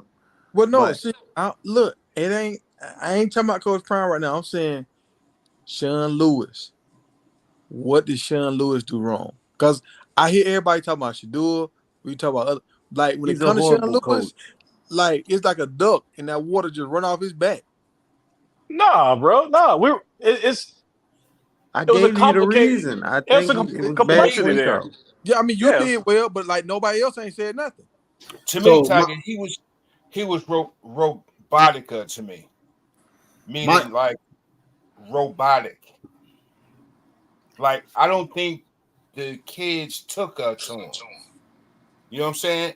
Mm-hmm. And like his play on calling was like you can almost guess it. You know what I'm saying? It was like, huh? No, go ahead. My fault. I thought you was done. No. Go ahead. I mean, yeah, my issue with Sean Lewis is the fact that he didn't run the ball enough or call enough running plays. Now, when I was on Coach Hayes' show, I talked about he was running the read option to where he was giving Shedeur the option to either hand the ball off or pass, depending on the read that Shedeur made. I never said Shedeur wasn't coachable or anything of that sort. I do feel like a lot of those times that ball should have been handed off. But when you got a quarterback like Shedeur, like I said on the Coach Hayes show, if you want the ball ran, you got to call a running play. Like if you give Shedeur a passing quarterback the option, yeah, majority of the time, he's a high-level quarterback. He's going to make the right play. But sometimes those calls are 50-50. It's not always clear-cut to where it's like, okay, this is the right thing to do. Sometimes it's 50-50, and you make the decision you feel is best. So Shedeur decided to pass on a lot of those opportunities. But my issue with Sean Lewis is run the ball. Call a running play, not a read option to where you can pass or run. I would have liked to see him call clear-cut running plays. Go ahead, Jerome, let me ask you this, bro. Would you have handed the ball off if your offensive line was getting beat up and they was damn near in the backfield with you and the running back? Yes, I would, because I play O-line and D-line. I know how it works. Like as you begin to lay on them boys, like things change. But the more you put these guys, but the running game was ineffective. Why hand the ball off in this? Hold on, I agree with that. I don't agree with that, Webb. Let me finish. Yeah, if you look at they stats for the year, all those guys average like 4+ yards a carry. Yeah, when the team when they had the opportunity to run, they did well. An offensive lineman pass blocking is a disadvantage. Just like a defensive lineman trying to stop the run, they're at a disadvantage. They're better off rushing the passer on a pass play than they are stopping a run. When you got offensive linemen, you keep putting them in pass protection. You're making their job harder, man. You're making their job a lot harder. You need to allow them to engage in the game, make contact, and lay on some of them boys, and you do that by running the ball. You have to run the ball more, and we're going to see that this year.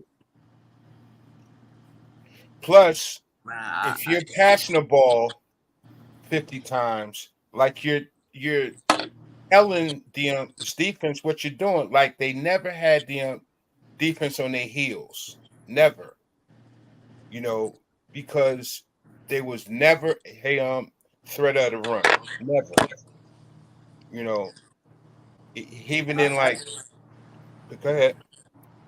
No, I was just gonna say I just don't feel like Ryan, I just don't feel like it was all on the offense. I feel like Charles Kelly played a big part in it. Like, we can't sit up here and just give Sean Lewis all the blame or have all our takes on Sean Lewis Because you when give up Charles points. Kelly. But That defense couldn't stop all right. anybody. So let me do this for Webb. Let me do this for Webb. All right, Webb. What did Kelly do wrong? First of all, the first thing I could point out is he didn't know that it was a rule in football where only 11 men could play at one time. He was sending 12 and 13 men out on the field. That's true. Well, I think that was part of his defensive coaches too, was sending guys out there. Yeah. But he's okay, so I give you that, Tiger. But as the top man, you have to know these things. You can't keep making those mistakes back to back. Yeah. I watched one game, it shouldn't happen no more. Yeah. Well, when at least for myself, I was talking about Sean Lewis. I wasn't trying to say Charles Kelly had nothing to do with the losing. It's just that we were focused on the offense at that point. Yeah, definitely Charles Kelly had a lot to blame for sure. Hold on. So I feel like in the chat they're thinking that I'm saying that Shador wasn't a disciplined quarterback. If you guys understand that read, it's not clear cut, man. You can make the decision, and it's not always obvious. This died pins down, so I need to hand it off. It's not always 100% obvious. Like, it could be, and both things can happen at the same time as well, simultaneously. So that little end route that you got could open up at the same time as the end pinches down. Like, those things can happen simultaneously. So just because Shador passed it when I felt like or somebody else felt like he should have ran it doesn't mean that he's not disciplined. It's a read option. He gets to make the read, and he has the option to pass it or hand it off. Shador is one of the most disciplined QBs in the game, in my opinion. So I don't understand where you guys are getting that narrative from. JB, so funny, yo. Somebody said he'd be cooking himself, but I respect his passion. Jim J said, "Don't you know no good?" Hey, the chat don't be playing, man. Hey, shout out to the chat, man. They be on my head, bro. They be on my head. Chat's hilarious. Let me say this right here, man. It seems like when it comes to Sean Lewis, a lot of people try to protect this man. I don't know why. But it's like a lot of people just try to protect Sean Lewis. But I didn't seem like Lewis had no chemistry with the players. We talking about these players right now needed chemistry. He didn't have chemistry. So if you don't have chemistry with your players, of course everybody, they won't be on the same page with you. Two, I see the super chat. Let me finish it. Yeah. Two, I just don't feel like he could adjust to an elite passer. He still want to run the ball with his quarterback instead of just using his running backs to run the ball and throwing the ball with his quarterback. He couldn't get away from that Tim Tebow kind of offense. And when you got an elite passer, that's not what you do with an elite passer. You're not gonna get Peyton Manning and try to run the damn ball. That's crazy, Tiger. But Tiger, I don't think people were trying to protect Sean Lewis, but who watch. Can I finish my point? When people people watch Sean Lewis doing that 1 year in Colorado, and they watched him at Kent State, and they see there was an obvious difference in his strategy. And we were not in the rooms, so we don't know what came in from the top. So many people speculate that Coach Prime told Sean Lewis, hey, put the ball in Shador's hands. Put the ball in Shador's hands. And the fact that this guy was looking for a job mid-season, pretty much told Prime, hey, I'm leaving at the end of the season. It gives some type of credence to that. Yeah. That this guy was getting orders that he didn't want to do, and that's why he left. So I'm not sure how much we can truly blame Sean Lewis for that. Let's do the super chat. Shout out to General Vic for the color in the chat. He said the front seven from last year couldn't stop a jug of milk. on aisle 6. Good chop a jug of milk from spilling on aisle 6. Let me help you out, But man. look at Cam Duncan's comment talking about defense. 1:01 a.m. I think are we talking about Colorado losing as a whole? Because obviously that's on the offensive defense. Or are we just talking about the offensive flaws? Why we keep talking about Charles Kelly if we're talking about the offensive flaws? Yeah, about his cousin play. Okay. and see that was my thing. I just wanted to address. I don't feel like if I was a defensive coordinator, right? If I had 4 good D linemen, I'm gonna run some kind of 4 something. I'm gonna have all 4 of my D linemen on the field. If I got 4 good linebackers, I'm gonna run something to get my 4 linebackers on the field. Right. If I got a bunch of good DBs, I'm gonna run me some defense where I got 5 DBs on the field. So it depends on what I got, what I'm gonna run. You got some of these coaches, they only know what they know, and they can't switch up. They can't be versatile when it comes to football, and that's how I feel Sean Lewis is. But Sean Lewis, switch it up. That goes against what you're saying, Tiger, because you're saying that he wouldn't change. He's not versatile. But when he came to Colorado, he changed his offense. No, he didn't. What he did in prior years. He wanted Shador to run RPOs and read options. Right. And he ran with his running back. Lack of adjustment. What are you talking about? He ran with his running back at Kent State. He changed. He changed everything when he came to Colorado. Did he run in Colorado? So he didn't. He did not run in Colorado. He tried to run the same plays that they run with Lamar Jackson with Shador. Whose decision was it not to put the ball when they run the RPO, not to put the ball in the running back hands? No. Address that. Why are you trying to run the same kind of plays with Shador that you run with Lamar Jackson? Why you think Shador? Why did Shador keep the ball? No, felt like it was the best read. Answer my question first. Answer my question first, and I'll answer your question. What's your question? Why are you trying to make a Tom Brady kind of quarterback run a Lamar Jackson offense? And that I don't know that. I can't say that. I mean, that was incorrect. I mean, absolutely, we agree with that. But also, Shador could have let the ball go many times. That's all I've been trying to say the entire time. Sean Lewis, if you want to run the ball, call a run play, dog. If you want to run the ball, call a run play. And I'll be clear, Tiger. I just said something, and you asked me a question back. By the way, you be getting up to people about that all the time on the panel. So I just want to point you out, Tiger. Yeah, but I'm saying because y'all didn't answer my question first. But what you asked me, and I asked your question. I'm asking you. At Kent State, he ran the ball at the running back. You know that, right? I'm sure you saw it. Okay. What was the change? Why did he change that when he came to Colorado? All right, because when he ran the ball at Kent State, he ran a read option kind of running ball. So the quarterback decided to get a ball or he was going to run the ball. It's a So when he ran that same option at Colorado, do you think it was his expectation for Shador to keep the ball 90% of the time? No, I think his was RPO. Hold on, I'm talking to Tiger. Just Tiger. No, do you think that was an expectation? No, that wasn't his expectation. No, it was not. Nigga think y'all is. No, I think he wanted Shador to read the defensive end and pull it and all that kind of stuff, like how Lamar would do it. But my question is, if Sean Lewis got the job to coach the Raiders and he got Tom Brady, would he run that same offense?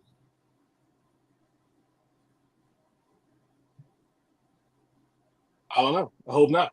But I'm sure the other quarterback wouldn't keep the ball 90% of the time. Why you hope not? Because that's his offense, right? Everybody making it seem like he can't change his offense. If he got Tom Brady, why should he change his offense?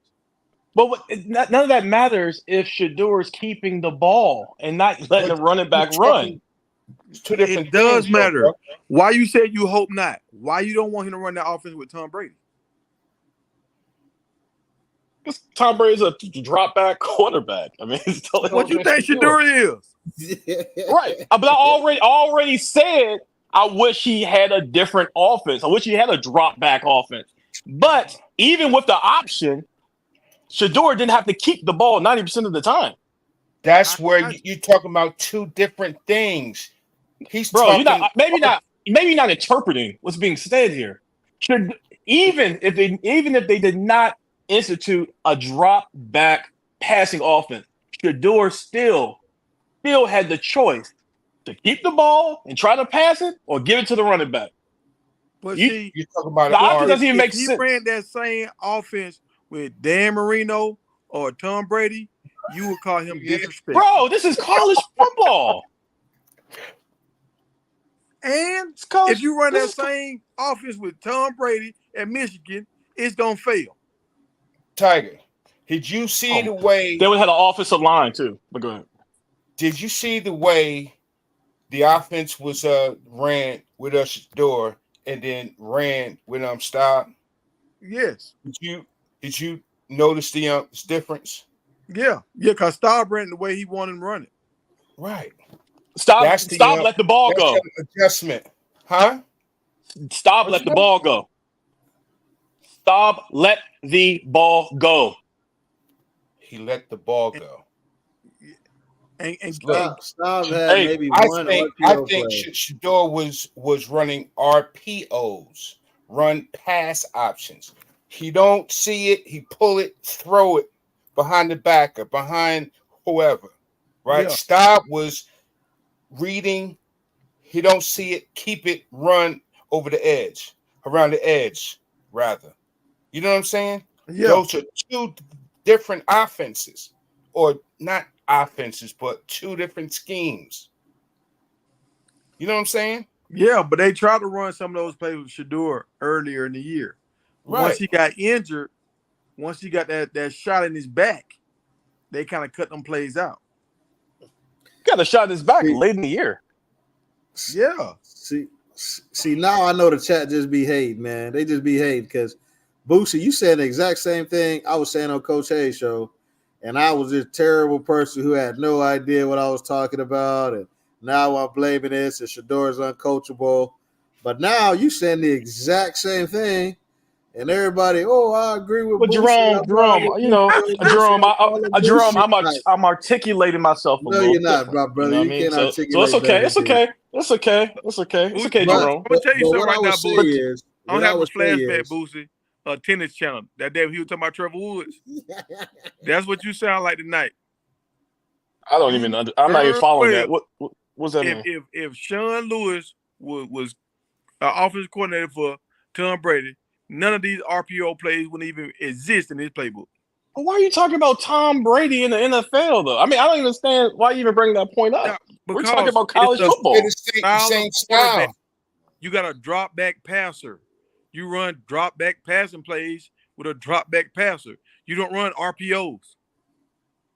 Yeah, I agree. Sean Lewis needs to call running plays and passing plays. But look, let's say this, man. Is the RPO going to be part of Shermer's offense this year? Do we think so? But Shador didn't show y'all when he had to put the skates on, he could. Yeah, we know he can run. He can run. So that's what I'm saying. Like, but an RPO why is a read y'all bringing that point up? But it's this not is why we bring that point up at all. All right. If you had Peyton Manning's offense, right, and you got Lamar Jackson, would you run that same offense or would you change the offense?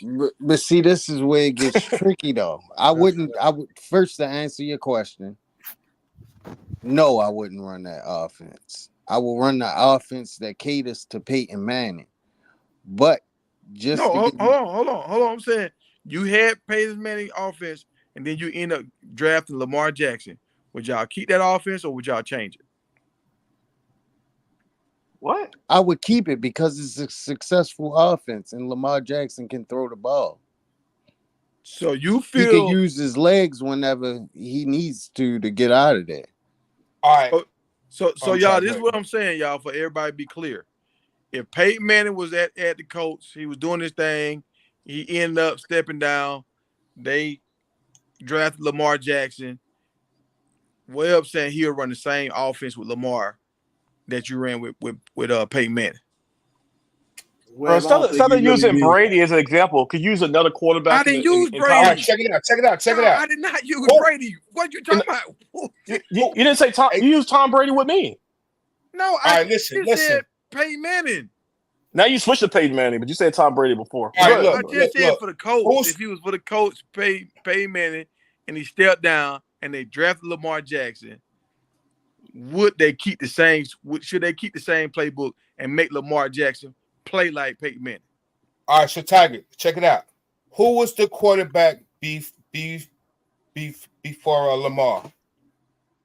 It would have been Peyton Manning. Super Bowl. Joe Flacco. Flacco, right? Y'all, no, bro. No. Peyton Manning, bro. I'm saying if we was at the Colts, Peyton Manning leaves, like how he left and went to Denver, then they would have drafted Lamar Jackson. Should they keep the same offense? You changed the offense. Everybody knows that. You changed the offense. Yeah, that's who was Webb the said he would keep quarterback the same one though. before Lamar? Because he has the ability to run if he needs to. Like he's not only a runner. Lamar Jackson can throw the ball. But check it out. Look. What did the Ravens do when they drafted Lamar? Change the offense for him. They changed the whole offense. But why are we? We act like we're going far down the rabbit hole, man. Answering the question. Yeah, I don't. Hey, I got a question for y'all. This is what I'm saying, bro. Oh, go ahead. When you have a quarterback that's an elite passer, you have passing plays for him, and you lean on his passing. You don't run the ball with him. When you got a guy that can run the ball, now you draw running plays for him, a la Tebow, Cam Newton, Lamar Jackson. Yep. You run the ball. So if Shador is an elite passer, you don't have running plays for him. You drop elite passing plays for this man. And Sean Lewis cannot adjust to have an elite passer. Exactly. That's what we agree on. I got one question for the panel, man, real quick. Tom Brady or Peyton Manning? Better quarterback. Peyton Manning. What you say? Right, let them answer. Let them answer, Tiger. Who you say, Boosie? Tom Brady? Okay, Webb. Tom Brady. No, what was your question? I'm sorry. Who's a better quarterback, Tom Brady or Peyton Manning? Chat, what y'all think? I think it's Brady. Boosie? Brady. Are y'all serious, man? Okay, it was just you asked us a question. I seen you put this in the chat. I seen you put this in the chat, Jerome. You said this is an opinion-based panel. Yeah, that's what I said. Our opinion, and you asked us, are we serious? So you think it's crazy that some of us are picking Brady over Peyton Manning? In regards to like actual quarterback, I think it would be Brady. Yeah, talent-wise, I think it would be crazy to say that Tom Brady is better than Peyton Manning. That's crazy. Brady. Okay. Arm is better. It was just a question for y'all, man. Two things I'll say, and I don't know if y'all seen this when the linebacker that was on the show, he talked about when Brady was there, the first few years he was there, like the first 2 years they won Super Bowls. He was like, Brady wasn't the guy. We had a good team and we carried Brady. Brady was having like 180 yards a game and stuff like that. One touchdown maybe. He was like, we carried this dude. The defense and the running game carried Brady. And then he had time to figure it out. That's right. Manning is a once-in-a-lifetime quarterback, dog. He's probably the greatest quarterback to ever play the game. No, he's not. Tom Brady is. Now this is what Brady is the most winning quarterback. Brady has the will to win. I give him that. Like, he finds a way to win for sure. Hold on, Jerome. But talent-wise and skill-wise, Peyton Manning is better than Tom Brady. Slow down, brother. Slow down. Let's compare the 2-minute offenses. Peyton Manning is the definition of running a 2-minute offense to the team, bro. I know you're a Brady fan, but come on. Tom Brady is more elite at that, bro. He has got his team in the best situations to win games, and on top of that, he has pulled through. You can't tell me that Peyton Manning has won more games in those situations than Tom Brady. Tom I Brady. can't say that. I can't say that either. I said Tom would always find the will to win.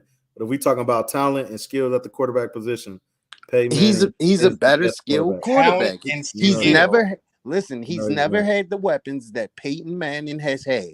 If you put Peyton Manning on that Patriots team, it's almost a night and day difference, bro. Well, Peyton Manning had one receiver, Marvin Harrison. Tom What? Brady had He the had greatest tight Reggie end of all Wayne. time. What are Don't do you that. Don't talking do that, about? Jerome. Tom Don't do Brady that. had the greatest tight end of all time. Bro, never mind. I'm done with this. Yeah, Don't one do that, receiver. Jerome. Now you trying to crazy? slide the table. You just Who slide did all the Peyton super have? off Who the else table. did Peyton have? Let me hear it. Name his receivers. Name Peyton's receiver. Dallas He Clark. had Reggie Wayne. Come on, Reggie man. Okay, who Wayne else? and Dallas Clark. He had Dallas So Clark. you think all right? You taking Dallas He Clark had or you taking Brandon Rob Gronkowski? Stokely. You crazy, man? You Yeah, I'm taking taking Dallas Clark or Gronkowski. you taking Rob Gronkowski? I'm taking Gronkowski, and I'm taking the dude that went to jail, Hernandez. Exactly. Hernandez, yeah. Now, Well, this is what I'll say. This is what I'll say. What made Tom Brady better than Peyton Manning? He wasn't as greedy as Peyton Manning. Peyton Manning wanted the money and he wanted the stats, kind of like Shador. Tom Brady was like, "Look, I'll take a pay cut, make my team better, so I don't have to do it all." So you think Brady's better than Manning too? No, he's smarter than Manning when it comes to, I'll take a pay cut, get my team better, so I don't have to be Superman. We understand Brady gonna do whatever to win. I said that he has the greatest will to win I've ever seen. That's probably why he got 7 Super Bowls. No one's will to win that I've seen play has been stronger than Tom Brady. But if I'm talking about the quarterback position, who is the most skilled at that position is Peyton Manning. But it was just a quick question I wanted to ask y'all. We can move on. It's kind of like Peyton's Peyton's arm is better than Brady's arm. Yeah, it was. Hell It yeah. was. Yeah, because look at this. I'm gonna say this is what Brady had going on. The same thing Peyton Manning had going on when he was at Denver.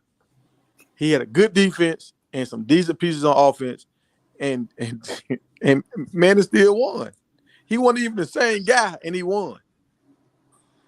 Yeah. Yo, y'all gonna sit up here and act like Tom Brady won all of them Super Bowls with Rob Gronkowski. He didn't even win one where Aaron Hernandez was on the team. Tom Brady's first 3 Super Bowls was won with his defense, man. We all know that. No, they were not, Jerome. They was one at the legs of the kicker. Tom Brady had to go downfield and put his team in position to kick the field goal. So that Seattle game, did Tom Brady win that, or did the defense win that? But the defense won that one. I give you that. But when he got rolling, and plus, listen, he was in the same, I want to say, in the same offense for 10 years in a row. You know what I'm saying? So he was actually doing the game planning. He got so good at it. You know what I'm saying? So like Tom Brady's defense won in them first 3 rings, just like Kobe and Shaq did all the work with him and Kobe. But I just want to ask a question: who y'all think was better, man? There's a reason why you go that's the reason why you're the top pick in the draft in your 6th round. Yeah, you can have the potential. Tom Brady has better. also Come on, that was every college, level, bro. from high school all the way up to the pros. Tom Brady It was just y'all opinion. Y'all think Brady is better than Peyton Manning as it relates to skills? I don't. Jerome, I ask you. So, who was responsible for Peyton's 2nd ring? It wasn't him. For Peyton's 2nd ring, his defense. I'm not sure. I can't bring the rings into this conversation because Tom you just did way more rings. because he was talking about the championships, but I don't want to talk about the rings. I'm talking about skill. You're ducking now. Just answer my question. Who was responsible? You can answer that question, Jerome. You can probably coach defense. Probably their defense. No, it wasn't the Colts. It was the Broncos. It was the Broncos D. Peyton's 2nd ring was with the Broncos. Yeah, their defense for sure. Hey, so tell me this right here, y'all. Tell me this: who played with the best wide receiver? Tom Brady, Randy Moss. Come on, everybody know that. Brady didn't win. He had it for like what 3 years? Hold on, y'all. Yeah. Hold on. So there's one for Brady. Who played with the best tight end? Who played with the best tight end? Not that one for Brady. Tom Brady. All right. Who had the best running game? Tom Brady. Who had the best defense? Tom Brady. Who had the best coach? Tom Brady. Who had the best kicker? Well, they swapped out. Are we gonna really go for this? Yeah. No, I don't want to go into all the extra stuff. I'm just talking about skilled at the quarterback position. Peyton Manning is the definition of a quarterback, dog. Like I like Tom Brady and his I think ability you is answered crazy, skill. but his skills aren't compared. Elway was better than compare both his of them. skills to Peyton Manning, dog. Peyton Manning Elway is was once not in a better lifetime than Tom player, Brady. No, Tom Jerome, I Brady think is you- the greatest I'm talking football about- player of all time. Huh? Jerome, I talking think you answered the question incorrectly by mistake. You What was said that Tom Brady had better receivers than Peyton Manning. Yeah, he did No, the say best. that. The best. No, I who said he played had with a the better best receiver.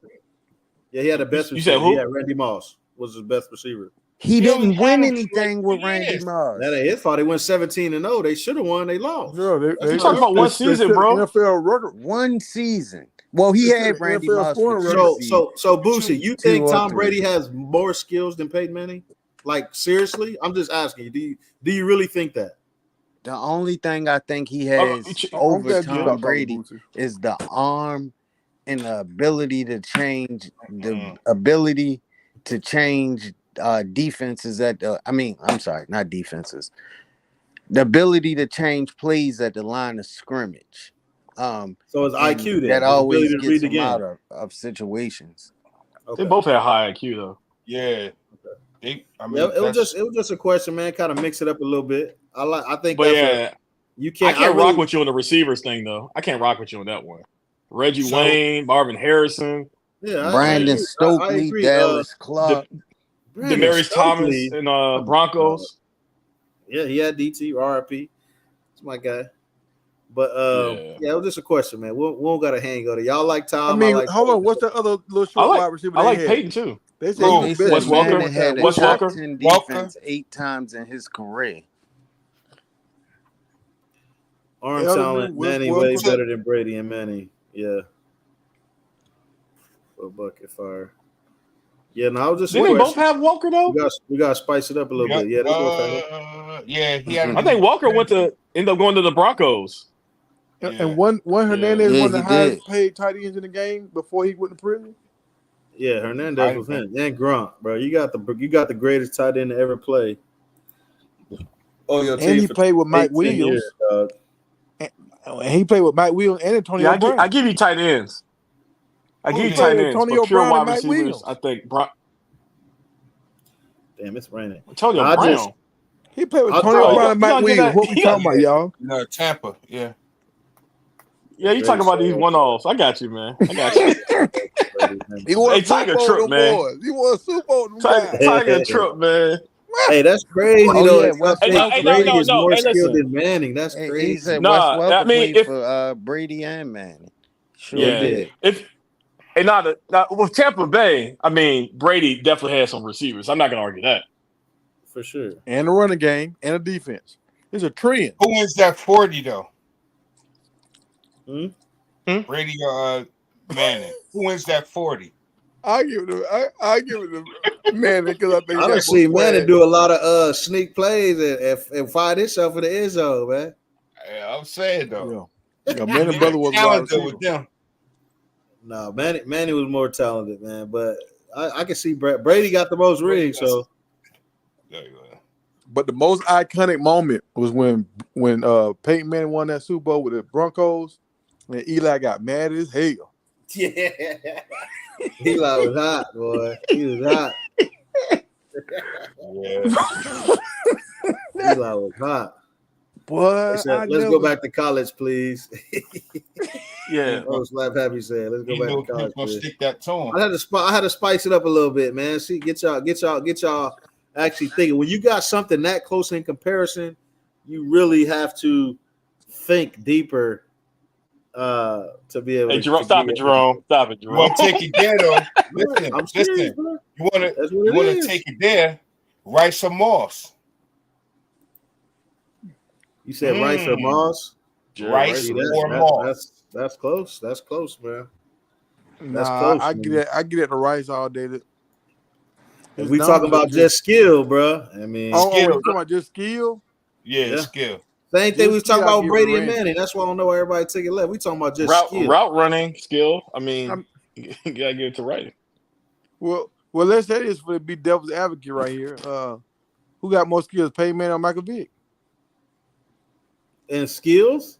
Yeah. Wow. I still think as a quarterback, I still think physical skill, it's Peyton Manning, but physical ability. skills Vic. Yeah, Vic got the ability because he can run. Vic can That's run. kind of like Randy Moss and Rice. Yeah.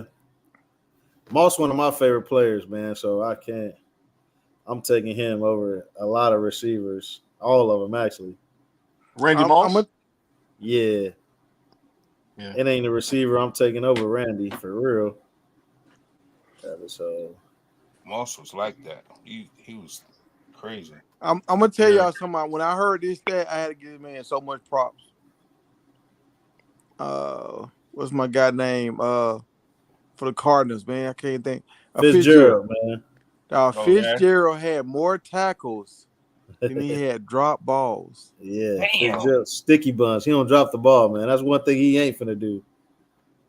And he left the game too early, man. No, he played what, 15 years? Yeah, he's had a good 3 left in him. I think that dude had 7 drops in 15 years. Like what? Yeah, Larry ain't dropping the ball, insane. man. Larry ain't dropping that ball. No. Hey, how y'all planning on doing that tonight? Big T, appreciate you for letting me up. Well, up, how you doing? What's going on? Who that talking? Who that? This Frankie right here, man. Oh, what's up with you, man? What's going on? No much. I just want to speak to the panel. I come in peace and harmony. That's it. Yes, sir. We appreciate you. That's it. I just appreciate y'all dialogue. That's it. Yes, what's up, Frankie? What's going on with you, Will? You know me and you still there? Yeah, man, you know we locked in, Frankie. Yeah, that's why I said. Yeah. And where you from, Frankie? From the East Coast, South. Okay, all right. All right, I'm from Georgia, man. I'm from Georgia. Hey, listen, I drink moonshine, eat burnt ends. Okay. Brisket. Yeah. But yeah, man, I just love y'all dialoguing on. This is my first time coming up here, so I just wanted to just come up and speak. I battle on anyway though. Let's talk. Hey, can I just change up the narrative right quick? I just want 10 minutes. I just want to just go ahead yourself. Yeah. All right. I remember I drink the buff juice. I drink the moonshine buff juice. I get some moonshine cranberry. I call it the buff juice. Okay. I've been with Coach Prime since he stepped foot on Jackson State. I'm gonna give you a little detail how much I've been following Coach Prime and seeing the progress and what he done in life and whatever. I call him MLKP, Martin Luther King Prime. Oh my God. Yeah, man, what you been drinking, man? I done it last year. I don't let you know. I'll let you know who I am. Put the Hennessy down, brother. I can't because you know why? You on East Coast time. It's 1:30 at night. But anyway, long story short, that's how you got on this panel called Coach Prime. So he is some type of way of a motivation to all people in life and reuniting people to have a common interest. That's all. That's the only way I relate to him on the MLKP level, relating people and bringing people together. True or false? That's true. I agree. He do That's it. It don't matter what you say. He bringing people together, and they come with common interest, and that's college football now. Hey, Frankie, that's probably the only thing we never agreed on, bro. I just don't agree with putting them in the same breath. I think you're going a little too far, brother. A little too far. I understand all that. Everybody entitled to their opinion. But hey, it's in his defense.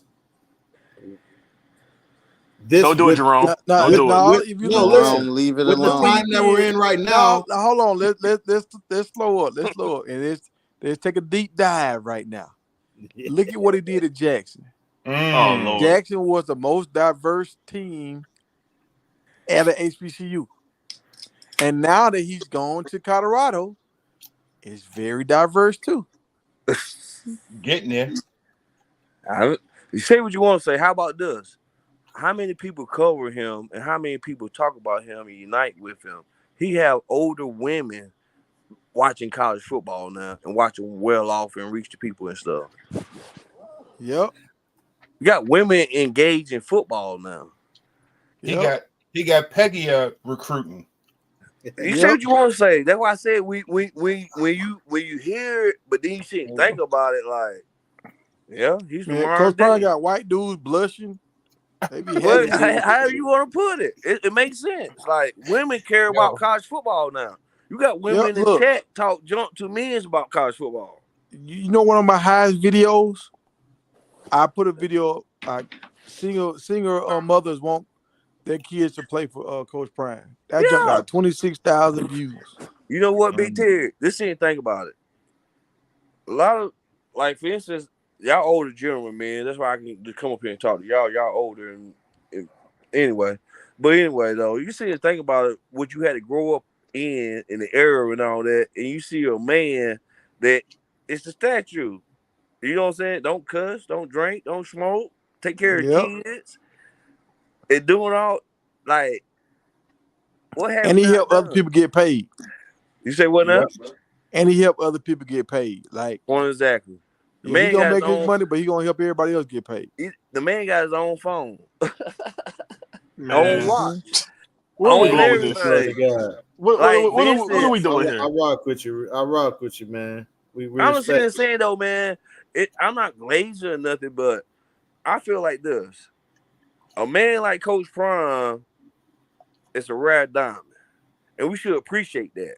Like, cherish that, and like, okay, let's just watch, see what he do. Because after this year, I'm telling you right now, he going 10-2. He gonna win Big 12 championship. I advise all y'all on the panel that believe in Colorado, go put you around about $200 on that Big 12 championship. Yes, sir. At the end of the day, we gonna be smiling, and we gonna we can meet up. Hey, I like this brother, man. You know what I'm saying? Like, ain't no way I'm not. If they don't win Big 12, I'm still gonna win some money through the other games. So it don't really matter. I'm gonna win regardless. But if he hit that Big 12 championship, oh shit, I'm going up there and I'm going to yeah. Hey, I rock with you, man. We respect it, man. We Cause appreciate you gotta see anything about it. The 6-6, man, bumper 6. The floor is 8 games. They gotta win minimum 8 games. The minimum. With the number 1 draft pick on your team, and you can't, You heard what he said on Joe Clack show. You don't see the quarterbacks we played last year? All the boys in the NFL. Three of them top, 10? Mm-hmm. With a circus that he had going on last year with guys that want to buy in, and he even said 8% of the locker room ain't bought in. Okay. You sound like my uncle, dog. I'm saying though, let's listen to some of his interviews at the game and stuff. He was saying about people don't listen to him; they listen to certain things. But Coach Brown tell you what's going on, and then what do people say? You don't recruit high school players. You don't do this. You don't do. Listen, Coach Brown already told you 40-40-20. The high school players that he gonna recruit, they got to be mature. They got to be ready to come in there and work. Hey, I got a question for y'all because this is the last week of I guess training camp, for lack of better words. What do you think? This say this right here. This say this end of summer. All right, brother. All right, brother. You gotta let him finish his point though. Go ahead, Jerome. Yeah. How much time do they have in between before the fall actually starts up? And like, what y'all think they're gonna be doing, man? Do y'all think they still gonna be grinding, working, or yes. For instance, I'm gonna ask you a question. For instance, they got a break right now. After this week, they got the 4th of July break. They come back. It's summer 1, summer 2. So they're gonna come back summer 2. Then that's when you're gonna see Coach Mo have run up the steps and stuff. He ain't had them run up the steps yet. He ain't broke them down yet. Coach Mo ain't done his thing yet. He gonna take care of them in summer 2, get them ready for fall camp. They're gonna start fall camp in July because they play in August early. So they finna take a 2 weeks break off. If they come back slacking, you'll know who ain't for real, who ain't. Yeah. Okay. And now you can tell what players get paid. You can tell that by watching them well off who get the money, who don't get the money. Yeah. Oh, I wanted to call this out. I know who got that bag for sure. That boy Dylan got paid, boy. That boy Dylan been all over the country. That boy Drip done stepped up. He done got 2 new chains. Hey, that boy Dilla got that bag, Man, you know man. they For probably gave him real. $500,000. They probably gave Dylan, that boy you talking about $500,000. Dylan Network? Yeah, Yeah, Dilla they paid Network. him to come back there. Why? Yeah, he got that What are bag. you seeing? What are you seeing On this his at? Instagram. On his Instagram. That's his story. He Hey, but traveled look, the country. Steph, he looked He sad though, dripped out don't he, in Steph? designer. He got new Oh, chains. Like, for real? yeah. Oh, that's He funny. I gotta check that out. yeah, catch him on the gram, man. He turned all the way up. He looks sad. Okay. Yeah, he got that bag for sure. Which Yeah, is I can't cool. get bad I like of him, Dylan, man. I like Dylan. I'm He's glad we Dylan's a get good travel. dude, man. Yeah, I hope it's some love shown after the game too, man. I really Hey do. Jerome, could you put that in our group chat? Because I don't even know Dylan On his Edwards' handle Instagram? name. Yeah, on All his right, I got you. Instagram, I'll he's put it in still there right he's now. still That's what trying I'm saying. I don't he's know his still trying to act handle like he name at on there. CU and I stuff. But seen Dylan Edwards with 2 ropes on, like them 90 ropes on. I ain't see no. he got the 3. He got the 3 nickels on now. Oh, he got 3 on now. Yeah, he got 3 now. That's why I said, Yeah, he got 3 Yeah, on I'm gonna now. put it in there right now. Let me ask y'all a question. What y'all think about the new recruit, the left guard, right guard? He can play anywhere in the guard position. What y'all think about the young man that's committed yesterday? Oh, Chauncey? you talking about big boy Chauncey? Yeah. Good one. Gooden. I think I like how he clean up. I said this right here. He's like the hitman. Yeah. Tyler Brown is like the bodyguard, trash man kind of guy. He'll do the dirt work. This dude is like the hitman. He the one that's gonna take folks out. Yeah. I mean, Yeah.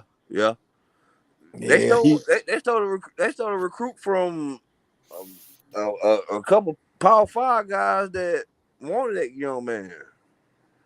yeah, dog. This guy, he one of them Georgia offensive linemen, one of them. No, he's from Tennessee. The one of them. Well, what I'm saying, that Georgia style of play or that Iowa style of play. Oh yeah. Well, we finna mash y'all. We finna come straight at you, and you got it. What you gonna do?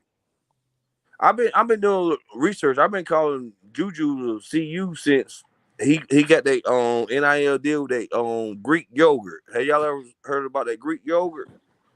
Nah, I ain't hear about that. That's the commercial that Coach Prime have him and his family on, that yogurt commercial.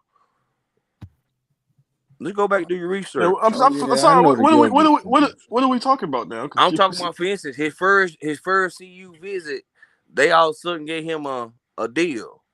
So with the same company that Prime already dealing with. Oracle or something. Only thing I'm doing is let you know that Coach Prime ain't give him no money up front, but he give him an endorsement deal. That's all I'm saying.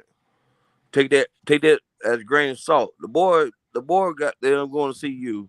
And when he goes to CU, he can get all the Southeast players, and CU win that championship in 3 years from now with Juju Lewis. Hey, I don't think he lying. Okay. I'm trying to tell you, if Coach Prime, he already know this year is the foundation year. He got Shador, Shiloh, Travis, and rest his boys. This year that we set the foundation to catapult him to his greatness in college football. Nick Saban gone. Who don't want? I see what he's saying. Who don't want coach now? Everybody want coach. If Coach Prime win, who everybody wants their son to? Boy, I see you on Well Off. See you. Everybody in the country know who you is. They're gonna talk about you. Hey, that's true. Colorado was the only school parents can send their kids to, and they still get to see their kids. I understand. See, like different panels be saying different things and going different ways and stuff, but just break it down on microscope level of how Coach Prime building this thing. Like, he doing something that we ain't never saw. Cause you gotta think about it. It's our first time ever in life, NIL deal, transfer portal, and all that. But hey, people stuck in their old ways in the past and stuff think that they still got to do the bricks by bricks by bricks by bricks. Coach Prime said, "No, I'm Coach Prime. I'm accelerating this 100 miles per hour." You don't see all the transfers he got. He get certain many graduate students, but he get young men that got they red shirt freshmen and sophomore. They got 2 or 3 more years. Hey, you hit the nail on the head, man. Look, he said a lot, boy. Come up, rocking out with her.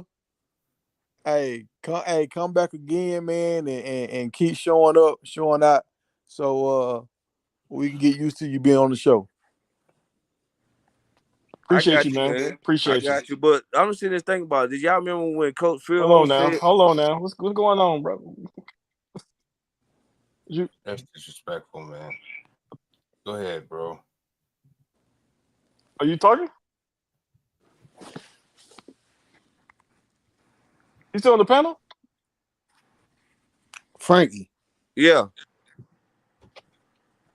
Yeah, I'm here. Well, go I ahead, don't finish your know. point. I don't know who that was. I said I just wanted 10 minutes. I just wanted 10 minutes to sit and talk to y'all. That's all I wanted. That's it. Change up. Let's get my perception of it. See what y'all think. That's it. Yeah. That's it. Because I just sitting there seeing how they making this thing up and everything. It's in our eyes, but people listen to other people. But you got your own opinion and everything. You sit and watch it in front of you. Like, there's no way that this man gonna fail this year. Last year was a circus. So you judge him on the circus, that's like you in life. You still judge yourself on the past, or you move for the present and future and learn from your mistakes. Yeah. Boom. That's how I look at it. Like I say, man, you hit the nail on the head, bro. You ain't said no lies tonight. If you know that you great and you possess a high power, you know that you can move mountains. I'm gonna take my damn ass whooping on the chin, and I'm gonna make sure it won't ever happen again. Let's go. And that's all he doing. And he doing it in silence too. You see, he ain't loud no more. You remember they say he can't coach. You see where he got to cut. He know everything. The man ain't great and not one of the most prestige African American men in the United States for no reason. But Frank, tell me right here. What school you think we might lose to if we lose? Listen, I said 2 games. They're gonna be on the road. They're not losing in Boulder. They're not losing the home games. They're not. If they lose a game. They're not losing Nebraska. See, UCF, that's a toss-up. Texas Tech, that's a toss-up. The game down there in Kansas City, Missouri against Kansas, that's a toss-up. And Arizona is a toss-up. They're my 4 games right there. If they make it out of that stretch 3-1, sky the limit. Okay. Because they're not losing at home. They're not. And everybody talking about they're going to lose Oklahoma State. I'm like, listen, Gordon, he came on the scene last year and surprised everybody.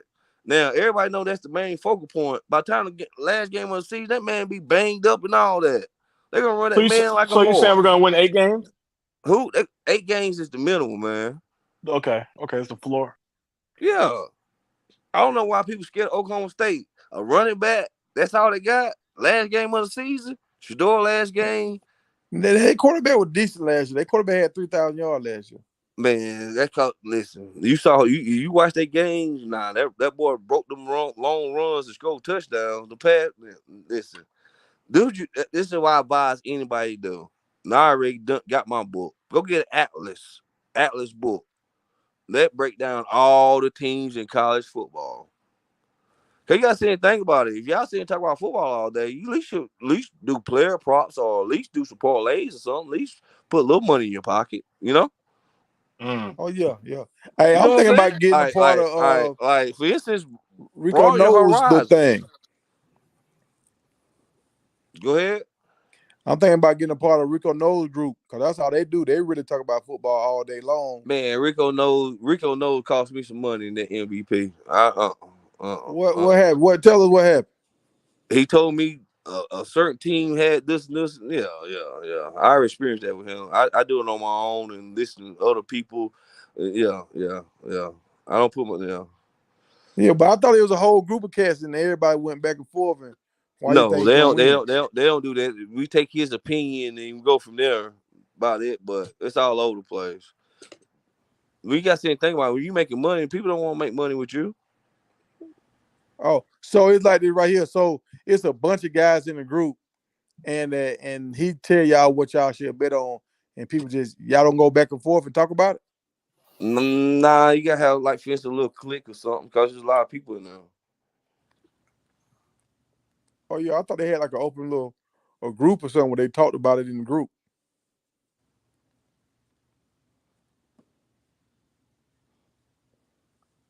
You there? Come on, Frankie, you there, buddy? Oh Lord, we lost Frankie. Bringing them fill up. What the Frankie? Damn. He must have But dropped yeah. off. Oh no, Oh, I thought my mic was still on. I'm sorry. Oh, I okay. apologize. I You good, Frankie? apologize. Yeah, I'm great. Oh, okay. Oh But we yeah. lost you, man. Oh no, but no. Like for instance, we can start our own group, and only thing we gotta do is pinpoint maybe 6 games, and everybody do their research on, and you come back to the table and give your opinion. yeah. Well, what I'm thinking about doing after ladies' night, Wednesday we're gonna have ladies' night. So I know most time the ladies they're gonna take off for a while, but after like an hour or two, they gonna probably back off. And then once they back off, Wednesday night, that's right before all the games and stuff kick off. On Thursday, Friday, Yeah, Saturday. yeah. So do it on Wednesday night. And now Yep. we'll have the latest updates on injury reports. Anybody got suspended, whatever. Make our bets that night. And then we just go from there. Yeah. Like I said, told y'all that spread on the Big 12 championship, man. Listen, some website got 4,200, 35, 38. You put $200 on that thing, and this bet CU certain games you can clean up off CU. You talk about them every day and watch well off shit. I want them boys to be great. I saw Trevor. I've been watching Trevor Hunter since he got there on step foot on Jackson State. He ain't played no more. What? First year he ain't played no more 4 games. And he dominated at the end, and last year got hurt. This is his year right here. Did y'all see that? Did y'all see that man workout video? Well, I see. Who? Travis Travis Hunter. Hunter? Did you see his No, Working workout on his video? speed. No, I did not. I did not. Working on his What? speed now, right? Nah, That's what you talking was about? working out. He was working out and plus speed. Like for instance, he put money in his body now. How Yeah, about that? I seen it. Man, And you saw they said who they was said behind he the scenes. they said Y'all his know who Ray is, Coach Ray. they said Yeah. his 40 time was a 4.6. He Yeah, gonna get down. He'll be a 4 time I NFL don't combine. believe that, bro, because I do. it's I do. unofficial. I do. He for instance with the speed, he got more quickness and elusive. Travis never ran track up before they said. That's why I said Travis ain't never ran for away for nobody. He just always He got the he explosive.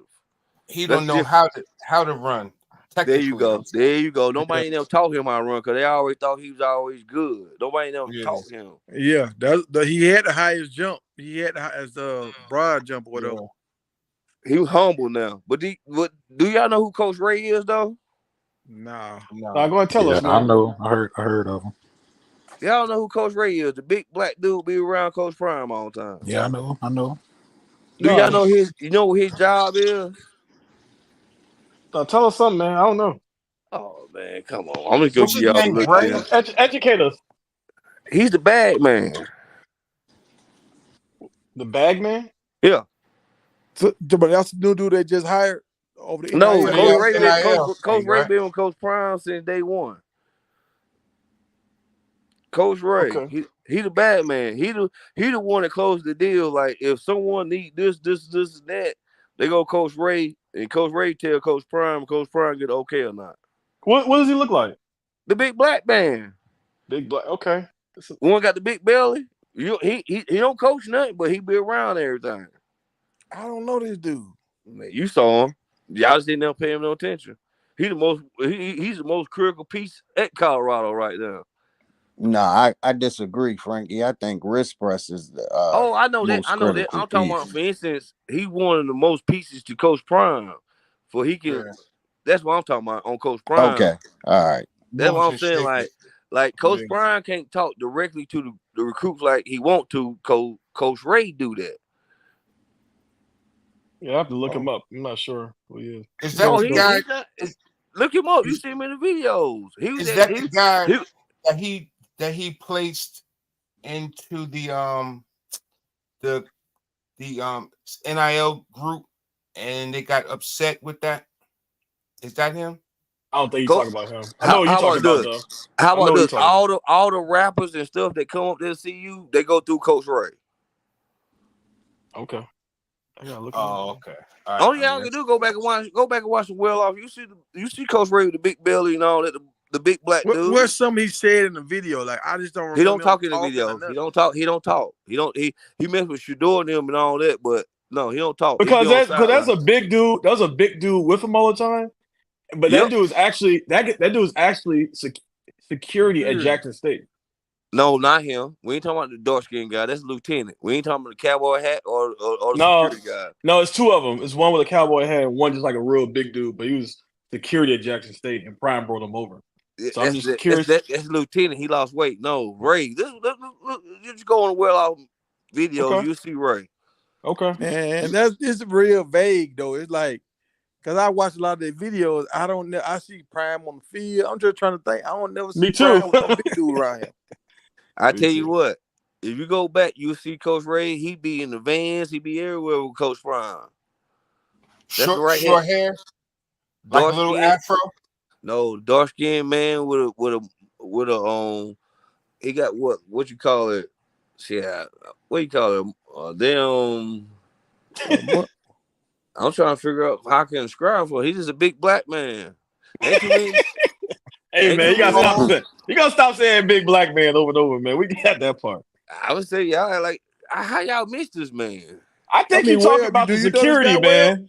No, ain't no security guy. The dude ain't no security. He not talking about the dude that wear the cowboy hat. And I ain't talking about the other. But Webb, it's two of them. It's a bigger dude. The dude big as on the what? He was the security at Jackson State. He came over. He's not the and security. Then there was a cowboy hat dude.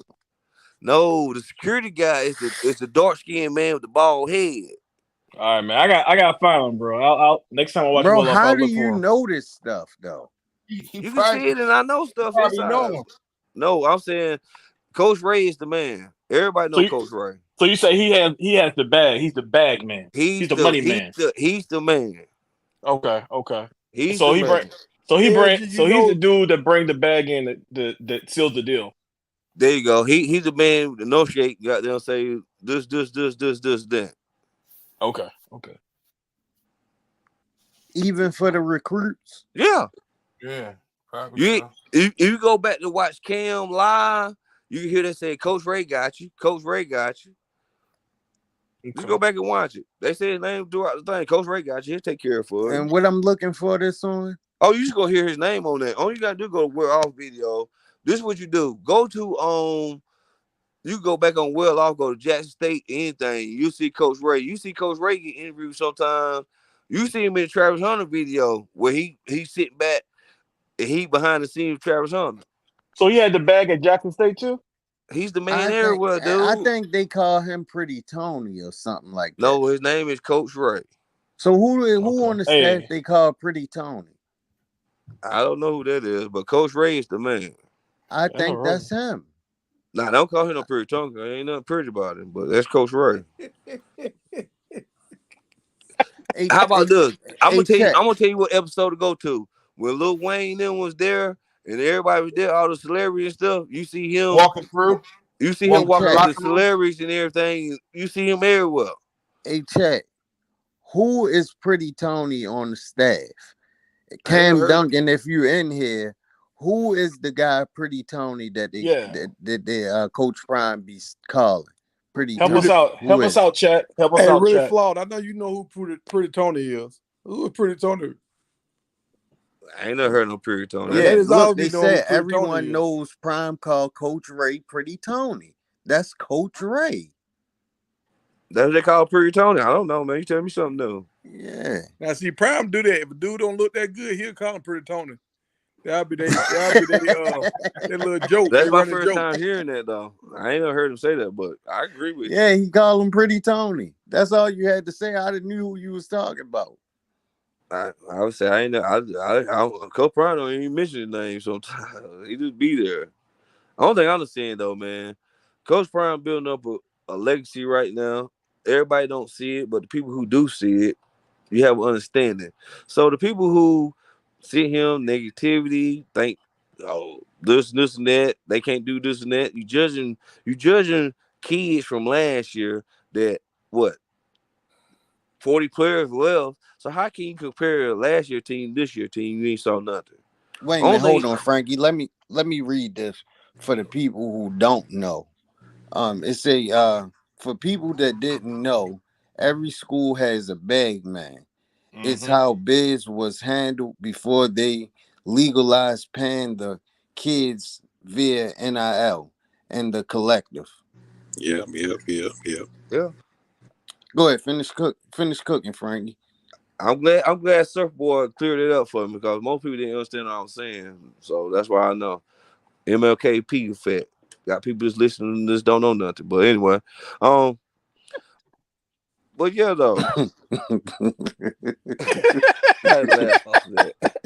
Hey, Boosie.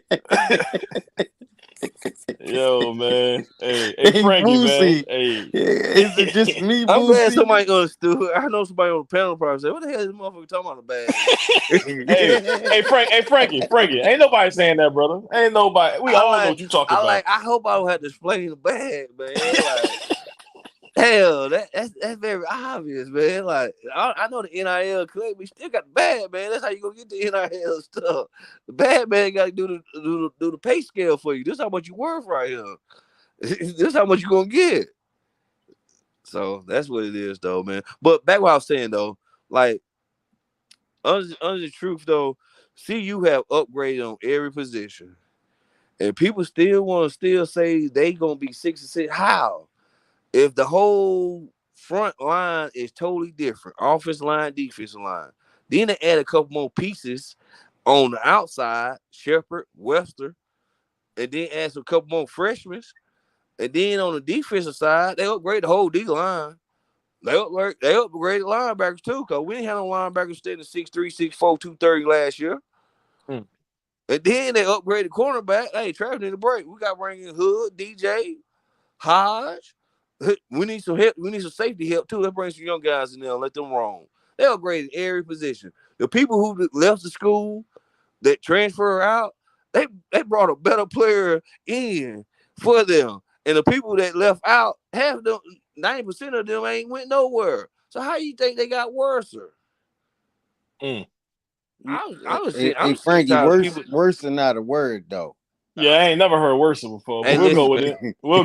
It's 2 o'clock my way. I ain't know. Hey, man. Hey, you know what, Frankie? Remember, you East Coast South. You know what I mean? Listen, I got my own dictionary. There you go, Frankie. Yes, sir. Yeah, there you go, Frankie. I was saying, man, you understand what I'm saying, man. You gotta be so technical about it.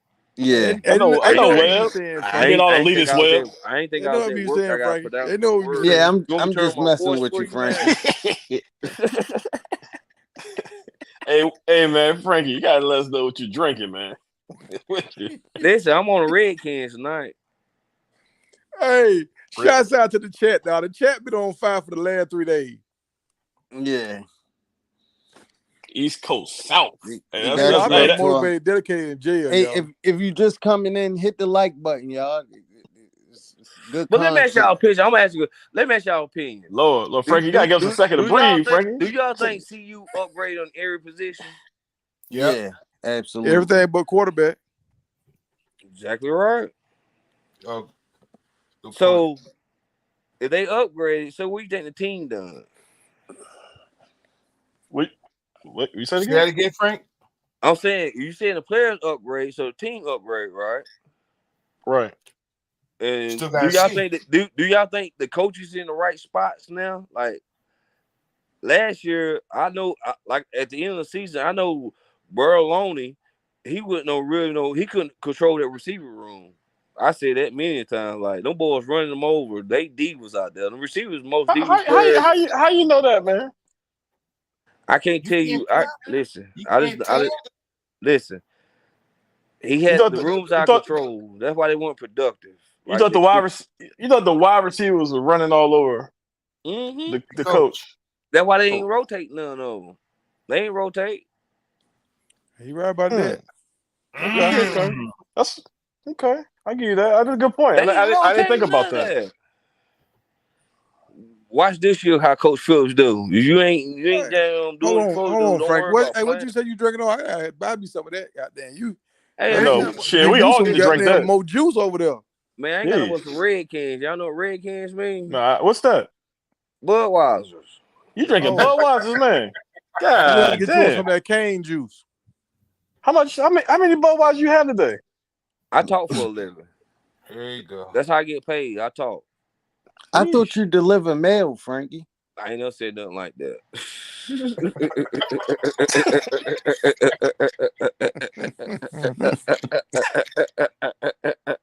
Hey, yo, what is happening? What I missed, man? What's going on? Oh, Hey, man. that's Frankie, well, yeah, that's Yeah, you we good done right find there, out about the man. bag man and everything, bro.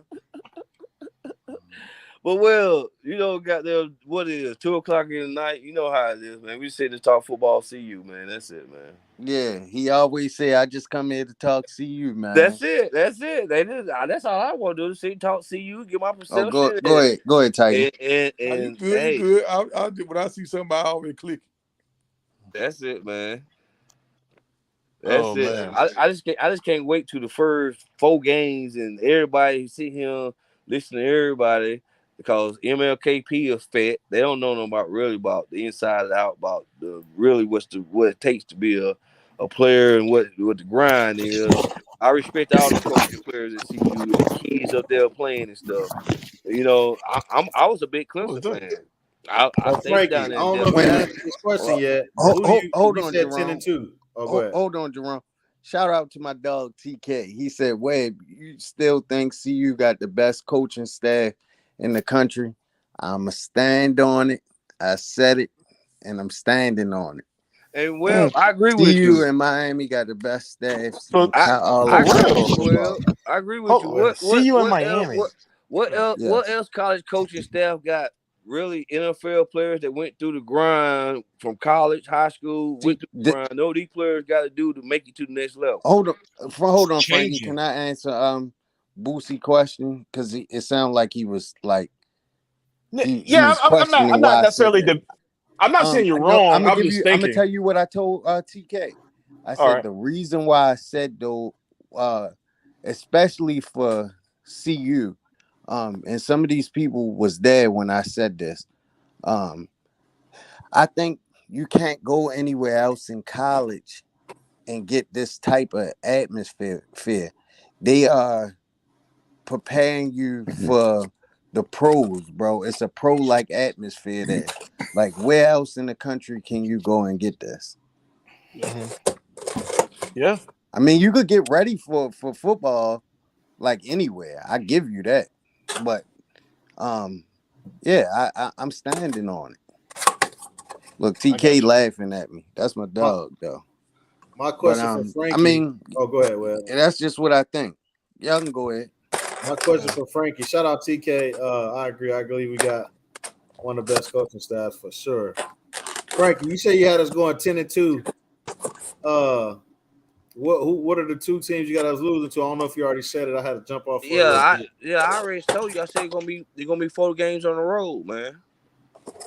Arizona, you got Texas Tech, you got Kansas and Kansas City, Missouri, and Kansas City on Arrowhead. Then you got you. So you think we're gonna lose those? 2 of No, them? I said out of 4 games, they if they go 3-1 or 2-2, they in the Big 12 championship because their hardest games is at home. Okay, I got you. With the Kansas State, the Utah, the Oklahoma State teams like that, they play at home. Okay, for sure. I'm gonna tell you I did right here now. We were leaving the club at nighttime, and we were both drunk. I let Frankie drive. Yeah. He gonna get us there, folks. He gonna get us there. I hear you, Tag. I hear you. Oh Yeah, yeah, man. oh yeah. Because I you know ain't why? never You get know in the why? car with neither one of y'all. My life online. Yeah. But then sad part about it, I'm not even drunk. I'm just damn chilling. Be honest with you. Mm-hmm. That's the difference, man. When someone drunk, they talk stupid. I ain't talking nothing stupid to y'all. I'm telling y'all realistic That's shit. why I said Yeah, I'll let you drive, folks. I'll let you you spit drive. that fire, man. You spit that fire. I wouldn't let you Hey, drive, I'll let my but you seat all the way spit some back, man, fire. and go to sleep. Man. You ride home. Beautiful boy. I Stupid, would let you drive. Frankie. Let me ask you a question, man. Go to What Georgia, did I say? bro. What Like, did I say that was intoxicated? Huh? What did I Nothing. say that made me be intoxicated, like out of my mind? I'm just tell you. I said You just you was sound like you spitting. intoxicated. You just sound like. Oh yeah, I've Yeah. been drinking. Yeah, I'm just feeling good. Hey, tell him you're a smooth player from the Himalaya, man. We got some shorts for you, man. It'll be available, man. You grab some of them. Hey man, I told you, man, when you cross the street, man. I told you, man, you got there, you might be kin to me. You got there, I'm light skinned like you light skinned. That's what I said. Hey, how you know you light water skin? on my hair and my shit curl up. Hey, everybody man, knows look, Chef Jerome, man. Coach Hayes cooked me, man. They were ragging on me on the Rawhide show. Man, I don't know what I'm doing right all these light skinned brothers, man. So Frankie, you saw Jerome on the Coach Hayes show? Man, listen, man, I've been around these blocks since goddamn the shit started with don't see you goddamn content creators. I know all the content. I know. Hey, Jerome, you famous, bro. I used to listen, man. Listen, man. All the villains, I battled them 1-on-1. I battled all of them. So I'm just gonna put it like that. Like nobody. Frankie, you need to go on the Coach Hayes show, man. Man, me and Coach Hayes already went at it, man. I'm gonna state my opinion. That's Coach H. That's what I call him. Hey man, he's the leader of the dark side. What's the H, Frankie? Say what now? What's the H? What do you think the H stands for? Oh, hate. Oh, all right. I'll say hey, we gonna put on news round him during this season. Oh yeah, I'm gonna call him up every Tuesday. Coach Hayes, the man. Every Tuesday we gonna have a nice little conversation. But listen, you just got to come correct with him. That's it. If you don't know your facts or don't know nothing, he put you in the boxing ring, knock you out. Hey, so that's it. That's what any of. So Frankie, how do you feel? Coach, what's it? Coach Chef Jerome did on the show. You think he held his own? No. I told him on what I told you, Chef.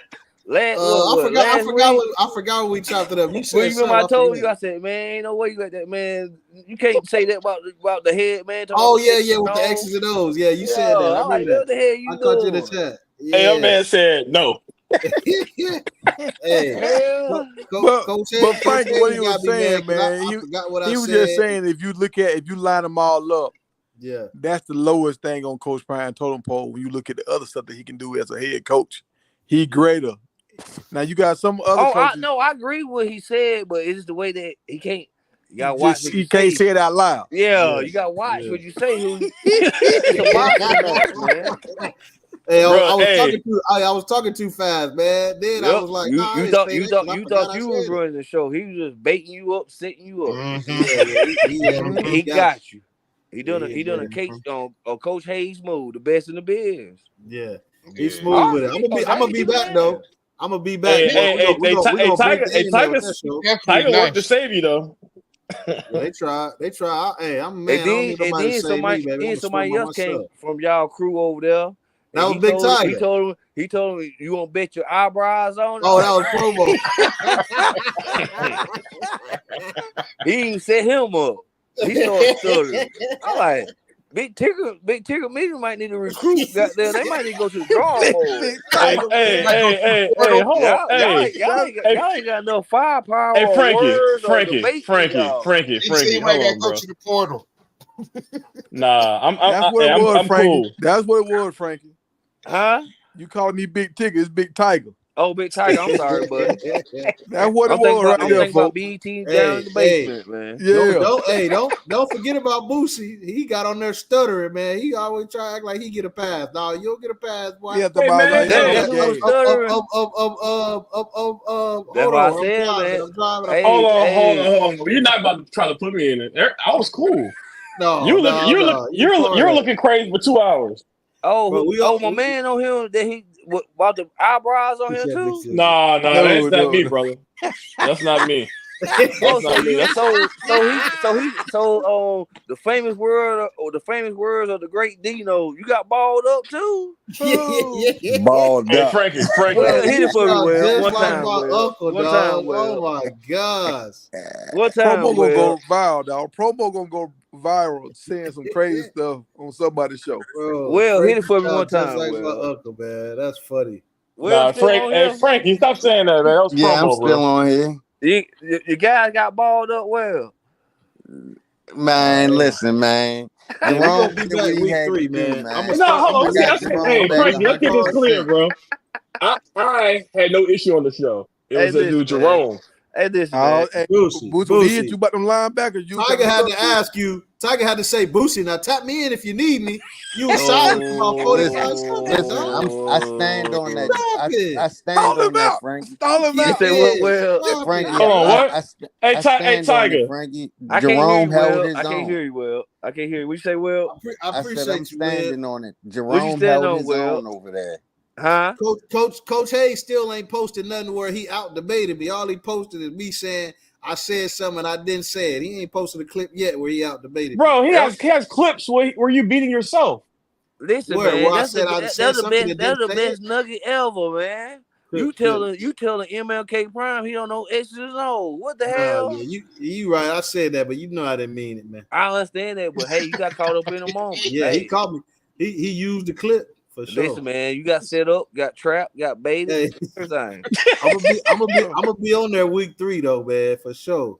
Hey, Make sure you Jerome, pull man, back I give you in. props though. You lasted all the rounds, but you didn't get knocked out. I give Yeah, you he props. did. I Yeah, he appreciate did. it, man. Yeah, he did. Sometimes, Hey, Frankie you gotta said go that. 12 rounds, man. Frankie You know, said you got. sometimes Frankie Trying to said get you you wet, got knocked man. out, bro. Yeah, cause Big Tiger had come over there and got down. What? I can't say I no Big know. Tiger. Big Tiger came out there What like the your hell big shit? brother. I I can't was say like, Appreciate nothing. it, damn. Tiger. Boosie, he trying to Tiger save you from the bully tried to too, come over there Hey, and man. hey, say, listen. Hey, Jerome. Hey, from all the shows you go on, even Dino, I never had the problem you have, man. They had to Bro, check you out on Dino's panel. They had I went to on do an Dino's channel evaluation, bro. They had to do a background check on you. yeah, man, you said X's and O's, man. You showing up though. You know what I'm saying? Yeah. Come on, man. Let's be You realistic showing up here, at man. least. You showing, yeah, you are showing. I give you credit. You showing up. You getting knocked down, but you showing up. I appreciate that. Hey, man, let's go regroup, man. Get your Atlas Oh book, wow. man. Start doing some research, man. Come back, man. That's Hey, it. I'm gonna be back in week 3. I don't need a research, boy. I know this football game in Yes, and you out. do. Believe that. Whoa. Nah, you sit Nah, there and say Coach Brown. Nah. Nah. hey, Frankie. You think Coach Fromm is an expert with the X's and O's? He know X's and O's. Is he an expert with the X's and O's? He choose not to be. Okay, then that's what I was saying. But you didn't say it like that though. Showing up to get cooked. You like my man said. He messed me about my words. I'm like, damn, I ain't know if I would be articulated, but hey, he fucked with me. So hey, all shit got to go across the board. Shit, articulate your words better, brother. You know. Yeah, bro. So, Hey, hey, I'll be Frankie, back, how long man. you been watching the channel, man? Let's see. I saw when goddamn I saw it around 3 or 4 times. Like for instance, I saw one night when goddamn I guess they're new on tag team, but I'm gonna get their ass for y'all. Don't worry about it. Law Dog and Victor. Yeah. Oh, we got them that night, man. That dude apologized toward the end of the night. Nah, man, nah. They Hey, got on your Vic skin. in the They chat got right now. listen, they got on your skin that night, you know whatever. They do what they do, No, man. They do what no, they do. I'll tell you, I let them go, bro. I let them go because I was like, look, we weren't even talking about that tonight. Y'all keep talking about everybody else, Prime, like fans or whatever, but we weren't even talking about Prime tonight. Y'all talking about Prime. So That's what they who do, really man. the Prime fan? You know, That's what they do. That's they do. They good at that. If you don't shoot back and throw bombs at them, they gonna just keep on inching, goddamn trigger. That's what they do. Hey, Frankie, no, he been studying these. Man, I've been battling them, man. Hey, I battle them all the time. Hey, Frankie came in here. Y'all thought he finna be on some old school tripping. Man, Frankie I'm came in trying here to some help y'all out. So someone Trevor come up with Steeds. when they come back over here, y'all be ready for them. Hey, Frank. no, Okay, I'll tell Frankie, you. you been Yeah, tapped you don't in. Look, man, see, you didn't see the first time we had Law Dog on the show. Hey, Frankie, Vic in the chat. Man, I got General Vic on his turf.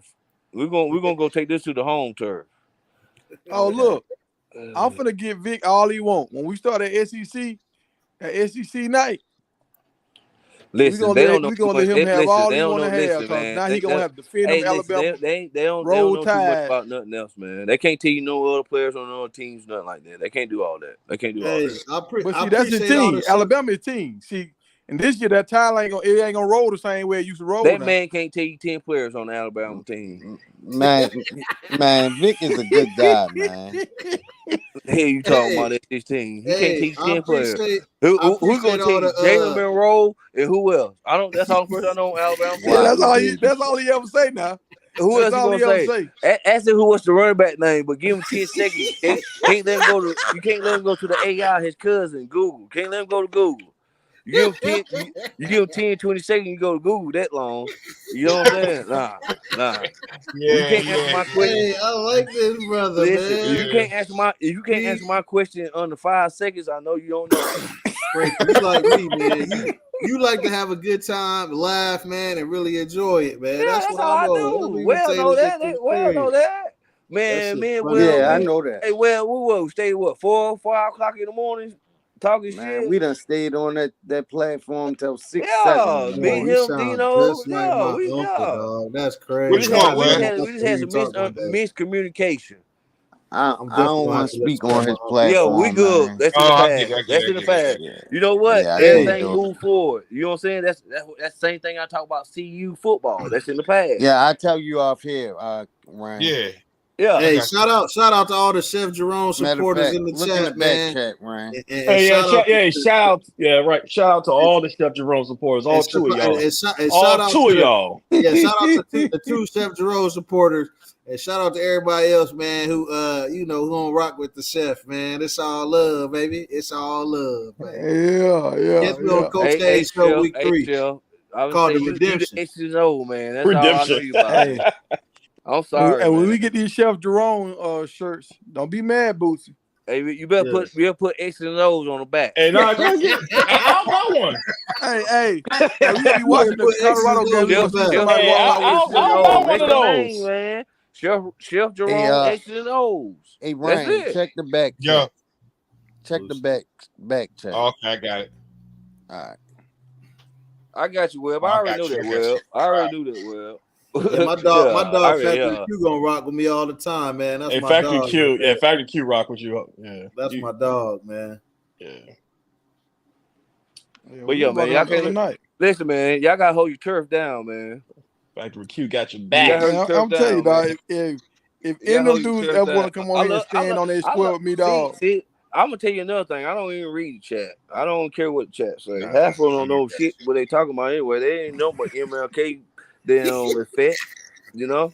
They still start watching football this year, last year, Coach Prime. So hey, I don't pay them no attention. Everybody's entitled to their opinion in the world, and everybody can have their perception. I'm not arguing no one opinion, but I'm gonna tell you this: I think my opinion is greater than yours by what I have accomplished in life. That's all I'm gonna say. Respect it, man. That's by life instance. Whatever y'all do in life, you good at what you do because you have experience in it. Right. Frankie, why it take you so long to hop on the panel, man? You obviously been watching for a while. Why it take you so long to get on it? What made you want to get on up here tonight? Hey, man. Louis, LV2, Louis Vuitton Shador. I call him LV2. Mm-hmm. He told me perfect timing.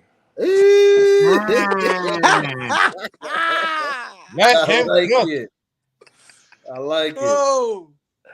Perfect timing. You gotta know when to pop up, when to pop down. That's it, man. Yeah. That's it. I heard y'all on it at the right time. I'm like, hey, man, I'm see the boy. I talked to Chef Jerome.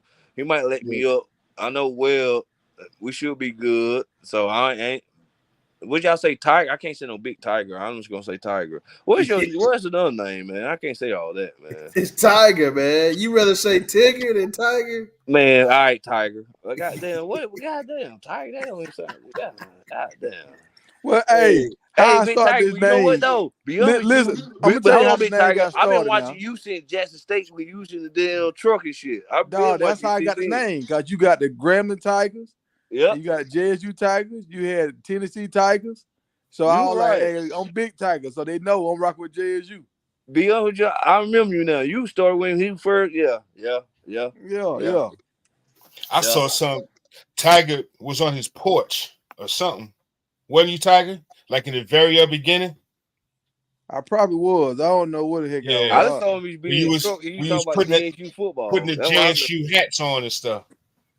Oh yeah. Uh-huh. Yeah. Yeah. But you gotta see Yeah. and think about it. Y'all see try to them be disobeying and rebellious on when I say MLKP. You see and think about Jackson State. All them people them Coach Prom fed and all that. Once he left, what happened? You know? Hey, Frankie, let me ask you a question. Go ahead. Does Charlie Alpha Dog get carries this season? Yeah, he gonna And get why? scared. Yeah, he gonna give him a touchdown. Listen. Well, just think about Charlie in the end zone before you say that. Charlie in the end zone, man, them fans Listen, go this crazy. is why I'm gonna say this. Cause you know what? Homecoming. Certain games on their schedule, they gonna beat down a man. They gonna beat down a man this year. He gonna beat them down. I mean, Shador gonna be sitting there with legendary chain on the sideline. Hey, I'm with you, Frank. Hey, I'm Frank, telling you gotta you, cut man. that So go off there, listen, dog. some teams don't match up with them. You gotta say think about it. You gotta look at the matchup. That's why I'm studying this Atlas book to see about the other teams and see who they brought in. You know what I'm saying? Like, who is the Big 12? Them running backs ran all last year because they ain't had no quarterbacks. Texas, Oklahoma, Yeah. everybody else didn't have no quarterback. They ran the And ball. nobody really didn't have no good D line. Point exactly. That's cat. Why you think That's CU cat. put that? Kansas had a quarterback. He got hurt. Kansas He State got had a hurt. He got quarterback. hurt He got well. hurt. He got hurt well, and they was in shootouts ever since then. I gambled Hey, on. I I like gambled on Frankie, took the dog. total I every can't lie. time. And Hey, then with Texas Tech was running the ball last year. I'm like, damn, y'all run the ball now. Yeah. And then Oklahoma State, that quarterback, he was like throw fakes, and they wouldn't run no precision routes. They just get the ball to go, let him run. He run a long run, score. Man, listen, man, like the Big 12. Nah. That's why I said Coach Prime ain't finna go nowhere. He finna dominate college football sitting there in the Big 12. He was getting all the best talent from the SEC. They come to Colorado. Man, that's real right there. Cause you gotta sit and think about it. He got the pastor in Georgia. Mm-hmm. Gotta go show the way. Factory Q. Wow, Charlie gonna get a home run. And then he got Florida with the GOAT. What? Mm-hmm. And then he got Texas by itself, the Dallas Fort Worth. Yeah. What else he need? Everything else is a bonus. Hey, you think all he need Juju is California. Coming? You think Juju coming, Frankie? Man, Juju already signed a deal, man. I said Oh, you missed that part. Man, I missed it. Okay, hey, tell him about the yogurt, Frankie. I said that 5 months ago when he got on the Greek yogurt deal. Yeah. I like he went up there one visit and got an NIL deal. Nobody didn't pay attention to me. I'm like, y'all ain't seen this boy got a Greek yogurt deal because he went to visit Colorado. The same one that the Sanders and them got. Yep, his whole family on that Greek yogurt. I don't know. Yeah. People don't look at stuff like that, but I look at the whole atmosphere, everything, the whole big picture. I just don't look at certain things. But for instance, he went on one visit and then got an NIL deal. You heard what he said? He got enough NIL deal by his father a car, him car. Yeah. And you know who got the biggest brands of all college football players? His name is LV2. Louis Vuitton Sandals. Hey, I can't wait till the watch go up, man. I'm throwing my watch up too, man. Hey, Frankie, look at this. Look at this. What somebody wrote in the chat. Said, ask Frankie what school cost him the most losses cash wise last season. He blamed Rico, but he's back. I'll tell you that off top. This I season. lost the most cash because Rico knows, goddamn, on some bullshit. Hey, you weren't rocking with Colorado? They covered 9 out of 12. Oh, I don't know. I rocked them the first game. I won big money. The second game, I won. The third game, I took the over. Then Oregon, me and Lauda, I was like, no. Then UCLA, I won off of them. And then I stopped betting with them. Yeah, they was covering the spread. They was losing the games, but they was covering the spread. The only ones they didn't cover the Stanford, the Oregon, Colorado State, Oregon, and then Washington State at the end. But I ain't even messing with that point. That's what I said. I went big on Colorado State. I lost on Colorado State. Yeah, I took the over then. I knew that was a shootout game. Yeah. Cause I looked at the other team, like for instance, I look at the other team offense. They run a run and shoot, no huddle, passing. shit, I realized like them boys ain't got no defense, man. Yeah, I won my biggest bread on the SC game, man, on that over. Them boys Yep, almost scored 100 points that game. That's why I see and saying y'all boys know about football. All you gotta do, you invest already, then go get your book and got them go study and got them put you 5-6 teams down that you want to how Big Tiger said about the all black coaches and stuff. All you gotta do, I might do that. Just watch them teams right there, all black coaches like Syracuse, Colorado, Notre Dame, Penn State. Who else? UCLA. Who else? Georgia State. Michigan, yeah. Just watch them teams. Take them or go against them. Over or under. Yeah. Very simple. Don't make it hard. Oh, let me see how many likes you got, Tiger. They can't be playing. It's 5 hours long. Y'all better not be playing. Let me check these likes. Hey, hit the like button, man. I wrote that shit down too real. We at 179, man. Let's get 21 more likes. We can get to 200. Damn, I wrote that down. Y'all might have to pay me for that right there. Y'all got to pay me for that. Hey, Frank, 21 more likes, man. Let's hit the like button, y'all. Y'all got to pay me for that right there now. I think y'all got them a great gym. The teams that y'all talking about, the black coaches, just study them and see who they playing. Can they beat them? They can't, or do the total and just rock with them the whole year. You'll win more you lose. Yeah, I'm a sports betting guru, man. That's what I do. Hey, keep me out. Hey, Frank, you still didn't never tell us what game you lost with Rico. Oh, I can tell you. Got them. They played. Let me see. Texas State versus South Alabama. And Texas State beat the shit out of them by halftime. I cussed his ass out. Got them all through. I said, man, fuck you. Hey, he can't say the F word. I'm sorry. That was a lot of money I lost on some bullshit. I can lose on my own now. Yeah. But he did. I did win a couple games winning, but goddamn, it didn't take the goddamn shit add up. Yeah. Hey, we might have to do something, man. Well, I give like a play of the week, man. But listen, like one free bet, because I really do the sports betting at a high level. Like hey, listen, Chef Jerome, I'm really him. Like for instance, and I was in a Discord and they had a Discord for gambling. I was putting my tickets out before they won, and shit, they were winning. Yeah, I won around 5-6 straight games. I was just putting. I don't bet big no more because I got a damn fan priorities now. So I do. I do. You know what I'm saying? I know how to. How can I say it? I know the ins and outs. I'm gonna tell you what I do, dog. I start at the beginning of the season. I start with like whatever 300 or 150 or whatever. Now I put in them things and let them double my money, and then whatever they say, if I put 300 in there and they double my money, I can't bet no more than 200 on each game. Yeah, see, this all thing you need to do. You do a 14 parlay. You do it in section. You know the game come on at 12, 3:30, 7, and 10. You do it in sections. I got you. Like you do your early games and then the midday games and late night games. And you straight bet parlay. Y'all gonna pay me for the gym right here. Y'all gonna pay for that. Yeah, the straight bet parlay is where it's at, man. That's how you could. You straight bet the game. So if you got a parlay with 14, you go 3-1, you still win money. Wait, hey Boosie, you still here? Again. Hey, Boosie, you still on here? Yeah, what's up? You sports bet too, right? Hell no. Damn. All right, go ahead, y'all. Explain that, because that's what I'm saying though. Like for instance, man, y'all seem like y'all in tune to it. You just got to know the X's and O's, like what Chef say, the X's and O's. You know. Look, I'm gonna tell you what I tried to tell my homeboys a long time ago. Do a shout out. My homeboys a long time ago. I don't know why they started trying to hide their picks, but I tell everybody, look, let's go down to these games, and the games that y'all say I won't touch, we don't touch them. Cause somebody look at the game and say, man, I ain't touching that game. Yeah. Then you like, man, I think they're gonna win. And like 2 or 3 people say, nah, I ain't touching that game. Take it off your list.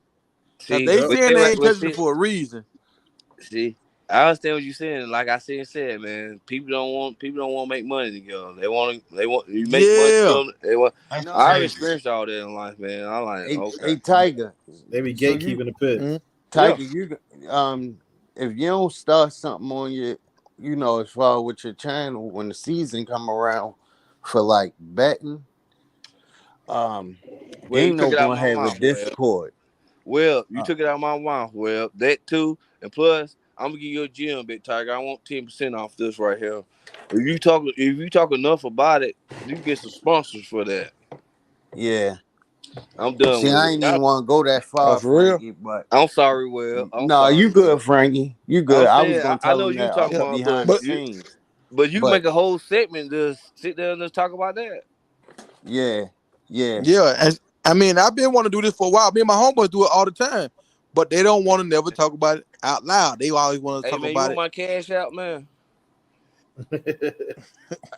You gonna send him some money? Yeah, you gonna send me some money for giving me gym? Hey, Man, look. sports bet thing, man, is especially college football. College football is probably the easiest. It's Mm-mm. probably the easiest if you betting with your mind and not your heart. College football is the easiest, dog. Yeah, that's You true. got to look at some. See, with the gambling, you got to go and technical with it. You got to know the injury report. You got to know all this shit like who, hot. Yeah, You got to look at the like that matchups and Florida stuff. State Georgia game. In Oh, college, that's a slam dunk. In the which Exactly. pros, one? you don't know. You don't know. It can go any way. I'm telling you, college football is because it's so most of the games, the majority of it's very rare that it's like two tough matchup teams that can keep going head. Like that Washington Oregon series last year, they played two games that was both real close. Like you rarely get games like that in college football, man. Man, you know You that rarely both of get them gonna games score like that. points though, didn't you? Yeah, so you go with the over, yeah, All for right, sure. then. That's what it is. You just use your logic. See, when you start gambling, you start putting money on it. Like if you go above, for instance, $200 and you start like 500 and stuff like that, then you start second guess yourself. Now you know what I'm saying? Like the things that you know is clear is not clear no more because the risk is more now.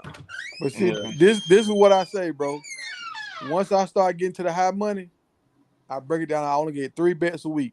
Only 3 bets. Yeah, Once I do my 3 bets, push away from the table. yeah. So Yeah. you discipline. Most gamblers But don't have that. It's win Hell and no. lose. Fuck it. I yeah, clean up on Saturdays, man, and then put half of that up, and I use the other half to see if I can get some on the NFL, man. Well, Chef College Jerome, football, it's Man, I don't easy. even know how to gamble. That's why I'm trying to Me well, neither. it's simple. learn this Well, it's Me season. simple. neither. I It's don't do simple. that. Well, it's Y'all It's want to simple. talk not about I'm the gonna simple. tell S&P you this. 500? I'll talk to you. I'm gonna That's tell you this gambling right too, here. man. No, it's not. That ain't gambling. The S&P, bro. It's a more strategic, calculated form of, but it's still gambling, right? You don't Nah, Well, consider it gambling? it's yeah, it's a it's level of no gambling way. now because you can lose your ass. No, it's no way. You cannot hold your money in the SP 500 for 10 years and lose. Man, Historically, that's I mean, not I been got you proven. on that. I got you Okay. on that. Yeah, But that's you don't have as much fun when you gamble on sports games. All right, let's say Larry, you're right. This is what I told my homeboys. They thought I was crazy when I said this. I said it make all the sense in the world to me. If I go to a Florida State game, I'm gonna spend about $300. mm-hmm. I stay my black ass at home and take that same $300 and put it Sports into the bet. system and let them Yeah. double it. So now I got $600 to bet for the whole season. Turned up, man. So I was at the Arizona State game last year. I bet money on Colorado money line, so a good amount of money too. I'm at the game, might have win the game with the last minute field goal. Man, I was so hyped. I was at the game. See, you got the win, and I won some money. Boy, I was turned up that night, boy. Turned Yeah. up. Now my best season when LeBron went to the Miami Heat, I turned $100 into $3,000. Damn. $100 into $3,000, dog. Yeah, that was cooking with the Heat. hey, Big Yeah. Tigger, I know you ain't lying because I have done that before in life too. Yeah. I Like used to. what I say I I know did you that, ain't I lying. bet it Like I all am on not that questioning first what you're one. saying. Like you can't do that. Like you could. I'm just gonna give you an example. And I have done this multiple years and stuff, and just do it for a week. Like for instance, I take $50. And I bet on Thursday night game. I turn that 50 to 100. Boom, I got 100 going in Saturday at 12. I bet 100 at 12. I got 200. And I play a 330 game. I bet that 200. I got 4. Okay. I might sit. If I don't see nothing I like, I go to the NFL, put 3 on it. I'm trying to just win me $1,000 on 50. That's it. Nah, I'm gonna tell y'all, bro.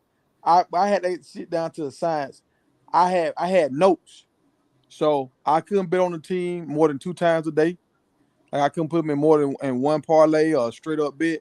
It's because if you bet on one, sometimes you will see a game that you think gonna be a show game, and you put in all your parlays, and that one game will tear you up. Oh yeah, hey, old school. I been say you remind me of one of my uncles, man. Yeah, you are exactly right. Yeah. One game can cost you everything. So that one game must be your money game. Yeah. And so, and what I start doing, man, once I my first 2 bets, I'll be aggressive. And like my first bet with LeBron, it was when the Heat was going back to Cleveland. I said, "Oh look, they finna blow them out." And nowhere here, Cleveland gonna stick with Miami. So that was a show dog game. I got my money up good, and after that, I split my money in 3 ways. There you go. And I made 3 bets a day with that money 3 ways. See, that's why I say 4, because if I go 2 and 2, I just lose juice and I lose the parlay. You know what I'm saying? So Tiger, did you win off the TCU game last year? Yeah. I did. I just put 100. I was like, man, I got this 100. I'm gonna risk it. It is what it is. I put 100 money line, and I think the payout was like 850. I'm gonna tell you a game. I'm gonna tell you a game to start off the year with. CU team total. Say that again, Frankie. CU team total points. They gonna probably say that 35. That ain't nothing around about what 5 touchdowns. I take that the first bet. CU team total. Let's go. Play all the backups. Everybody get in. They gonna try to score too. The little freshmen gonna try to score too. North Dakota State ain't got no athletes on their team. No. Coach Brown gonna have. Y'all thought last year his motivation speeches was off the chain. Wait till this year. He gonna have you in his seat. Goddamn, boy, I can't wait to see what he gonna say this morning. Help me out, Coach Brown. What you got What for you me? think his theme song gonna be, Frankie? Man, who knows what he got going on, man? He unpredictable, man. He's like, be honest with you, he like your mentor, your pastor, your spiritual advisor, your role model. He everything in one. Yeah. Hey, funny. Coach Brown was role model and a player at the same time. In my lifetime, I have not saw a man. He got flaws, but the man is got the man. He is him. Yeah. And they talking about he don't go to nobody's why he don't go to nobody's schools or why he don't go in. Man, that man can't go to nobody. That man can't go to nobody's school. They had to shut down the Security. school. Yeah. They ain't got enough people. No, if he goes to my house, how many people they go there? But bro, if he go to somebody's school, dog, they locked, bro. If he goes to a school, they locked in. Think about it. Coach Brown comes to your son. Don't tell nobody. Shit. Coach Brown comes to That's why he gonna lock everybody in, because when Coach Brown show up every day, everybody gonna be asking, you going to Colorado? Going to Colorado? Oh Lord, you going to go play with D? Dog, he gonna lock them in. But you know what though? He be in Georgia this year though. He gonna come check out Juju after he commit. He gonna come down there and shut down Georgia. Show Juju why he came to him. Watch. You gonna see it. What? Yeah, he definitely goes check out a game with Juju. Yeah, he gonna go down there and shut down Georgia and get all the rest of the recruits down there in Georgia. Oh boy, you go Frankie, I like the sound, my brother. Man, listen, man. I just wanted to talk CU football, man. That's it, man. See what I see, goddamn, you agree, don't. I ain't got time to tassel with people, man, no more, man. With that goddamn hate and stuff, man. Wake up in the mirror and look yourself in the mirror, man. Frank, what's up, buddy? What you think about Travis, man? Who? Travis Hunter. What you mean? He the best athlete in the country. What you think? Okay. What you mean? Think about it. You ain't seen workout video. Do you think his snaps go up or they go down? Listen, you don't see they got depth. You don't see that they got depth. Mm-hmm. You see what he can heal there with DB. They don't need him over there receivers. He's a spot and play. for instance, when he come to the game with receiver, they gonna double team him. They ain't gonna play Travis no damn 1-on-1. He'll kill any damn DB in America 1-on-1. They gonna use him as a mop up duty guy to go in there and get and keep things rolling. Once he get in the game and slot whatever, you gotta find him. You gotta find him.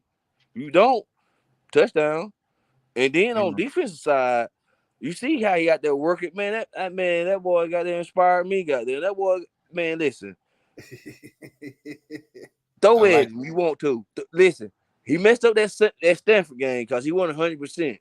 He going out there being I am him, but Coach Brown let him do what he do, let him learn. That's what Coach Brown do. Let him man up, let him learn. Coach Brown didn't want to play that game, but you know how Travis is. Then he got hit in the end zone, and you saw Shador had to pick him up and all that. The man was playing out there 20%. Yeah. 20%. I wish that play right there. I wish he would have let him pick him up like Byron Leftwich. Then they brought him right to prime. He'd have went to prime and got down. Yeah. Doing some See, damn that's what I push-ups. said, man. The man playing out there 20%. You know what? After that game, what happened? Did anybody else score on him? Nah. The boy from Arizona did, but that boy from Arizona got that damn no one damn receiver in the nation. Yeah. He had him one touchdown. Oh yeah, that's true. Other than that, you still like what he do? Took over the whole game. Don't even throw my way. Don't even throw my way. Don't even throw. And you know what? What coach in America is gonna say, hey, I want you throw it Travis Hunter?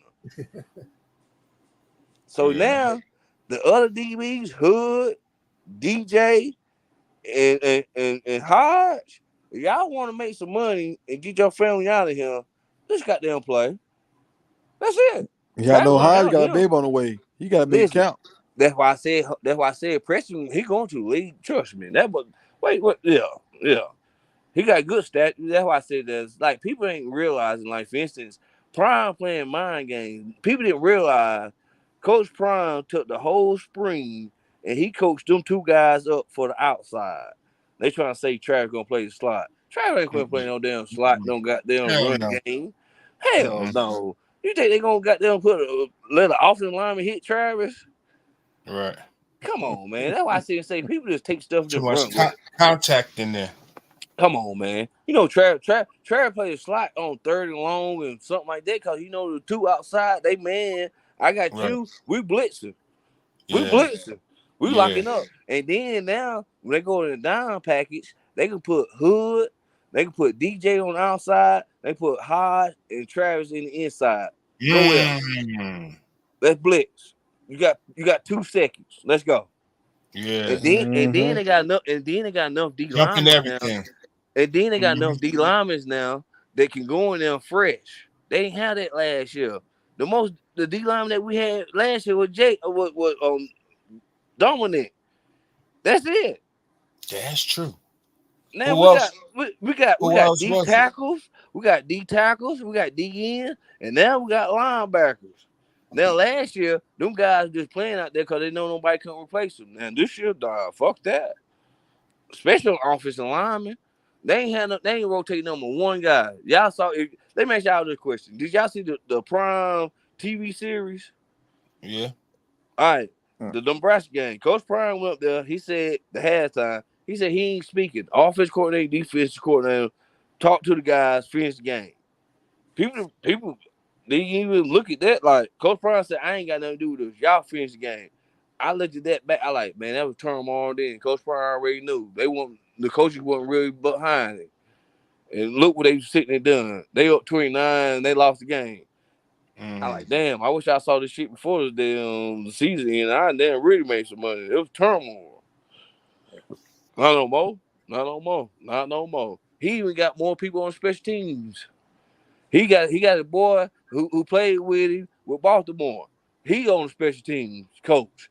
So ain't no my man, my crazy white guy controlling special teams. Oh no. Coach Prime upgrade all his coaching staff. Oh yeah. Hey, y'all, what Rose talking about right here, y'all? What Rose talking about? She's talking about switching up. What I said yesterday. Oh, she talking about Juju, where he should go? That's what she talking about. Oh, that's Rose. That's my girl right there. That's Rose. That's a great Rose. Rose on this on the panel. Big Tigger, Big Tigger, you got Rose in your chat. You made it. I see Flawless on. Yeah, you made it, Big Tigger. You got the prime time CU damn aunties over here. Y'all, did I switch it up? Y'all, did I say he should have went to Colorado? Hey man, you felt like the X's old guy, man. Y'all hell over here. Yeah, no, you said if you want to create a legacy and break records and be a legend, go to Colorado. If he just trying to go to the NFL and don't care about nothing else, go to USC. That's what you said. Yep. So he ain't switch it up. Let me ask you this question: How you think that man go on NFL? On USC? They in the Big Ten now. Hey, you got a point on that now. And they just off the history of old boy putting people up for that Heisman race. Yeah. He done did 4 quarterbacks like that. But somebody else said this the other day. He had 3 quarterbacks to transfer out. Plus Rattler, that's 4 quarterbacks. So people don't. That's the thing about it. They don't hold their receipts. They hold Coach Prime receipts, but they don't hold no other coach's receipts. Mm-hmm. Listen, Big Ten, they on the West Division. That's like, I'm gonna give you a prime example. People talking about Nebraska defense. Nebraska play Iowa, Illinois, Minnesota. Teams that don't need score 14, 10 points some games.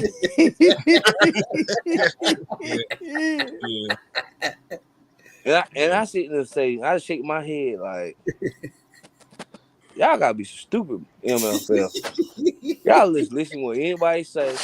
Lucky in life, I'm not like that. You know what I'm saying? I stick to what I know. I don't care what you say. I know what I know. You know, but come on, man. Come on, man. He said play team to score 10 to 14 points. Man, y'all know that. Y'all watch Big Ten football. Man, they ain't played on that. Man, that's why they. Man, come on, man. Yeah, Ohio State, the only team over there really scored points. Man, they're on the Eastern Division. No, they weren't. Michigan light their ass up. Got their Penn State listen, James Franklin was playing for the spread. He scored 35 points, 42 points. He scored at the end of the game. And Sports Center put it on there. Yeah, he trying to get that money, boy. I'm still saying, listen, man, I look at the whole picture. I just don't take a slice. I take the whole cake. You know? Yeah, but that was on his ass about not taking no deep throws and stuff. They were saying he was too conservative. See, he didn't believe in his quarterback. The quarterback couldn't throw that ball. But this year, Penn State gonna be all right this year. They're gonna be all right. They beat Michigan. I say that. They beat Michigan. They always decent. No, I'm saying they beat Michigan. Michigan ain't gonna never win ever again. They ain't gonna be never ever. Let me see what you got. Let me see what you got, Frankie. Who's gonna have the best record? Like for instance, they took Jim Harbaugh. Hold on, Frankie. He was a Super Bowl head coach and everything. Frankie, let me hit you with something, folks. Go ahead. Who's gonna have the best record?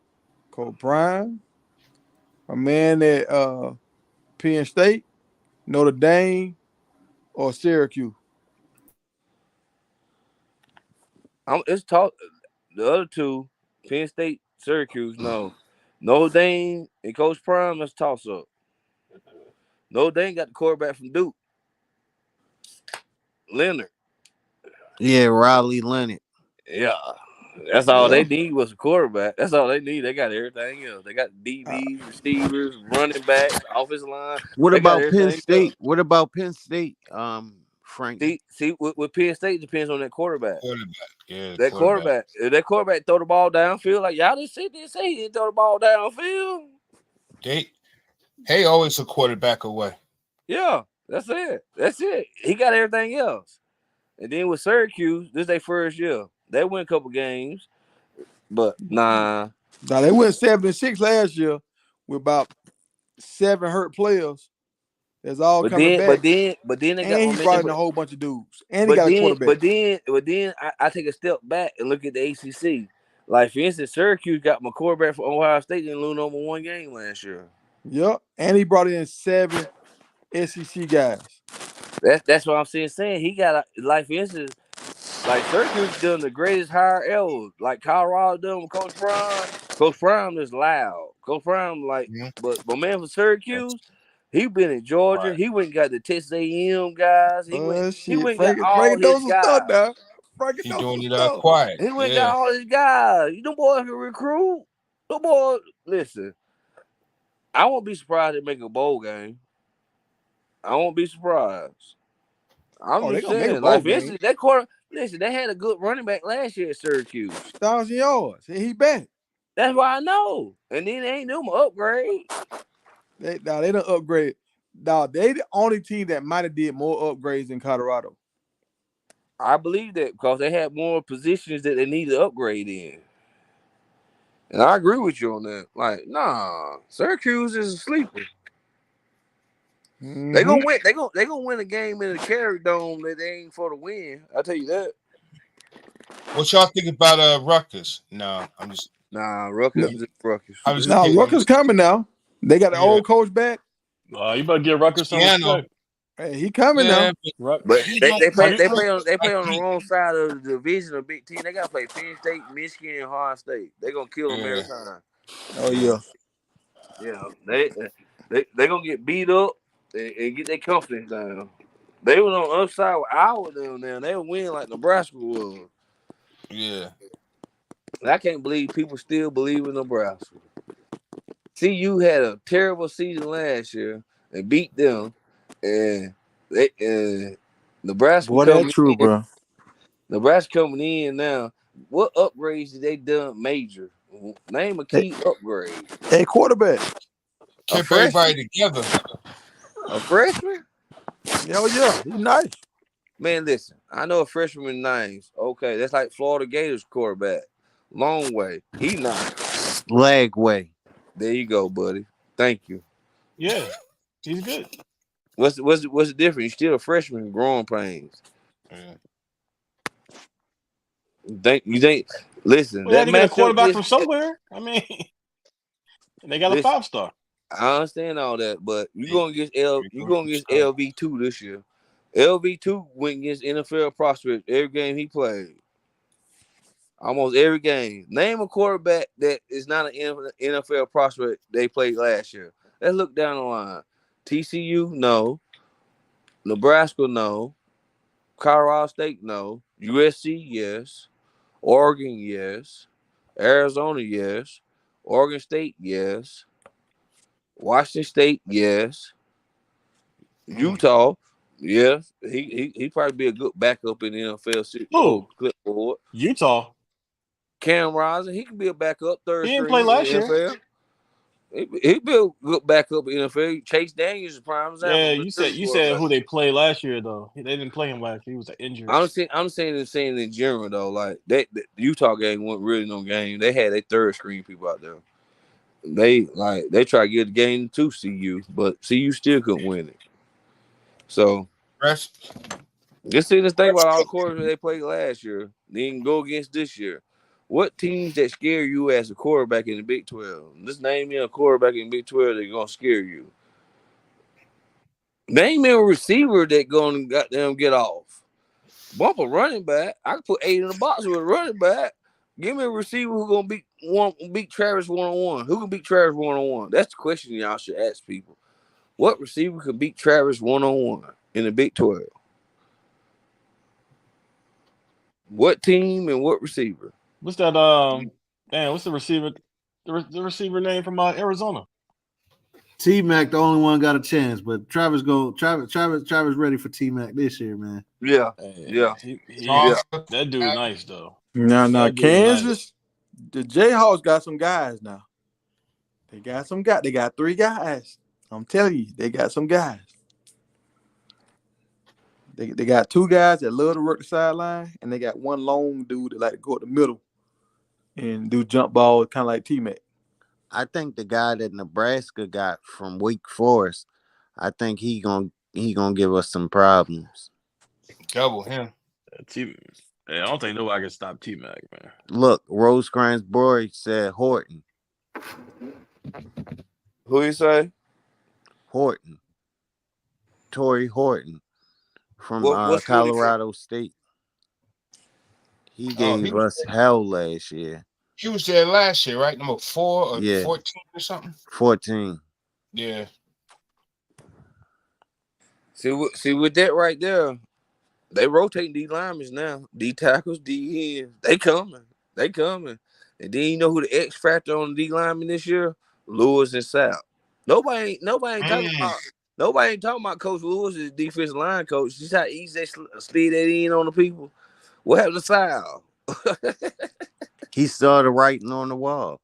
I'm still saying nobody ain't talking about that. The major upgrade. They got a former NFL D-line coach and a Hall of Fame on D-line. Coach Prime, man. What about the receivers that people named though? That's what I'm telling you. That's what I'm telling you, Frankie. What? Coach Sal seen the writing on the wall. Yeah. He knew it wasn't a job for him no more. Yeah. And they ain't never announced nothing. Who's the coach now then? Because he's still in the roster. Yeah, he is. Lewis. But where's he at? Lewis. If you think you're gonna see Coach Sal this season, man, what are you drinking over there? What are you drinking, man? Who? I know what you drinking. You don't see the writing on the wall. What Coach Sal gonna tell them boys and Lewis and Dancy and Sap got them boys? What Sal come in and do? Do what? I was asking a question. Who are you talking to? Who else? He talking to Ryan. I'm just saying. I just want to know who the actual defensive line coach is. Lewis is the D tackle. Dancy is the ends, and Sap is the assistant. That's all you need to know. Hey man, you ain't in tune with CU or you be drunk or something. What's up, man? Come on, man. I'm just, I was asking, man. That's ABC now. That's ABC now. I just want to know. I ain't gonna do no ABC with you now. It's 2:00 in the morning. I can't do no ABC. Y'all said I'm drunk and shit, but I know this shit. Goddamn, what the hell? You gotta be drunk and Frankie ask you if you drunk. What the hell you is, goddamn? I'm questioning y'all. Y'all motherfuckers funny as a motherfucker. You don't even know what's going on with the team. Yeah, I know, but I'm just looking at the roster, Frank. Hey man, you might Frank, I ain't gonna let you do my dog like that, man. You gotta cut him some slack, man. Cut him some slack. I ain't doing no harm. I come in peace. So I'm like, man, yeah. Man, you can't tell then my big guy from IMG, he helping out Philo. What's my big guy name? Oh, from IMG. Yeah, I forget his name. That O-line gonna be good, man. I don't care what nobody say. Y'all gotta do y'all research. Y'all gotta have names and shit. Come on now, fellas. Y'all don't know the people's names. Yeah, since the name wide receivers earlier. I don't say y'all know my man George. Big George. Lagerman. I know her name. Yeah. George Hankerman. Come on. Angel Reese look good. Yeah, she look good. Y'all go change subject, man. Y'all watch CU all day long. Y'all no, look at your screen. George Hangerman, dog. From IMG, we know who the dude is, bro. Look at your screen. I think y'all need some red cans or some shit. Enhance y'all knowledge. High school where. Hey, somebody, people. Hey, you asked about receivers. People in the chat putting receivers in, and they know their stuff too, because Kobe Hudson is a dog.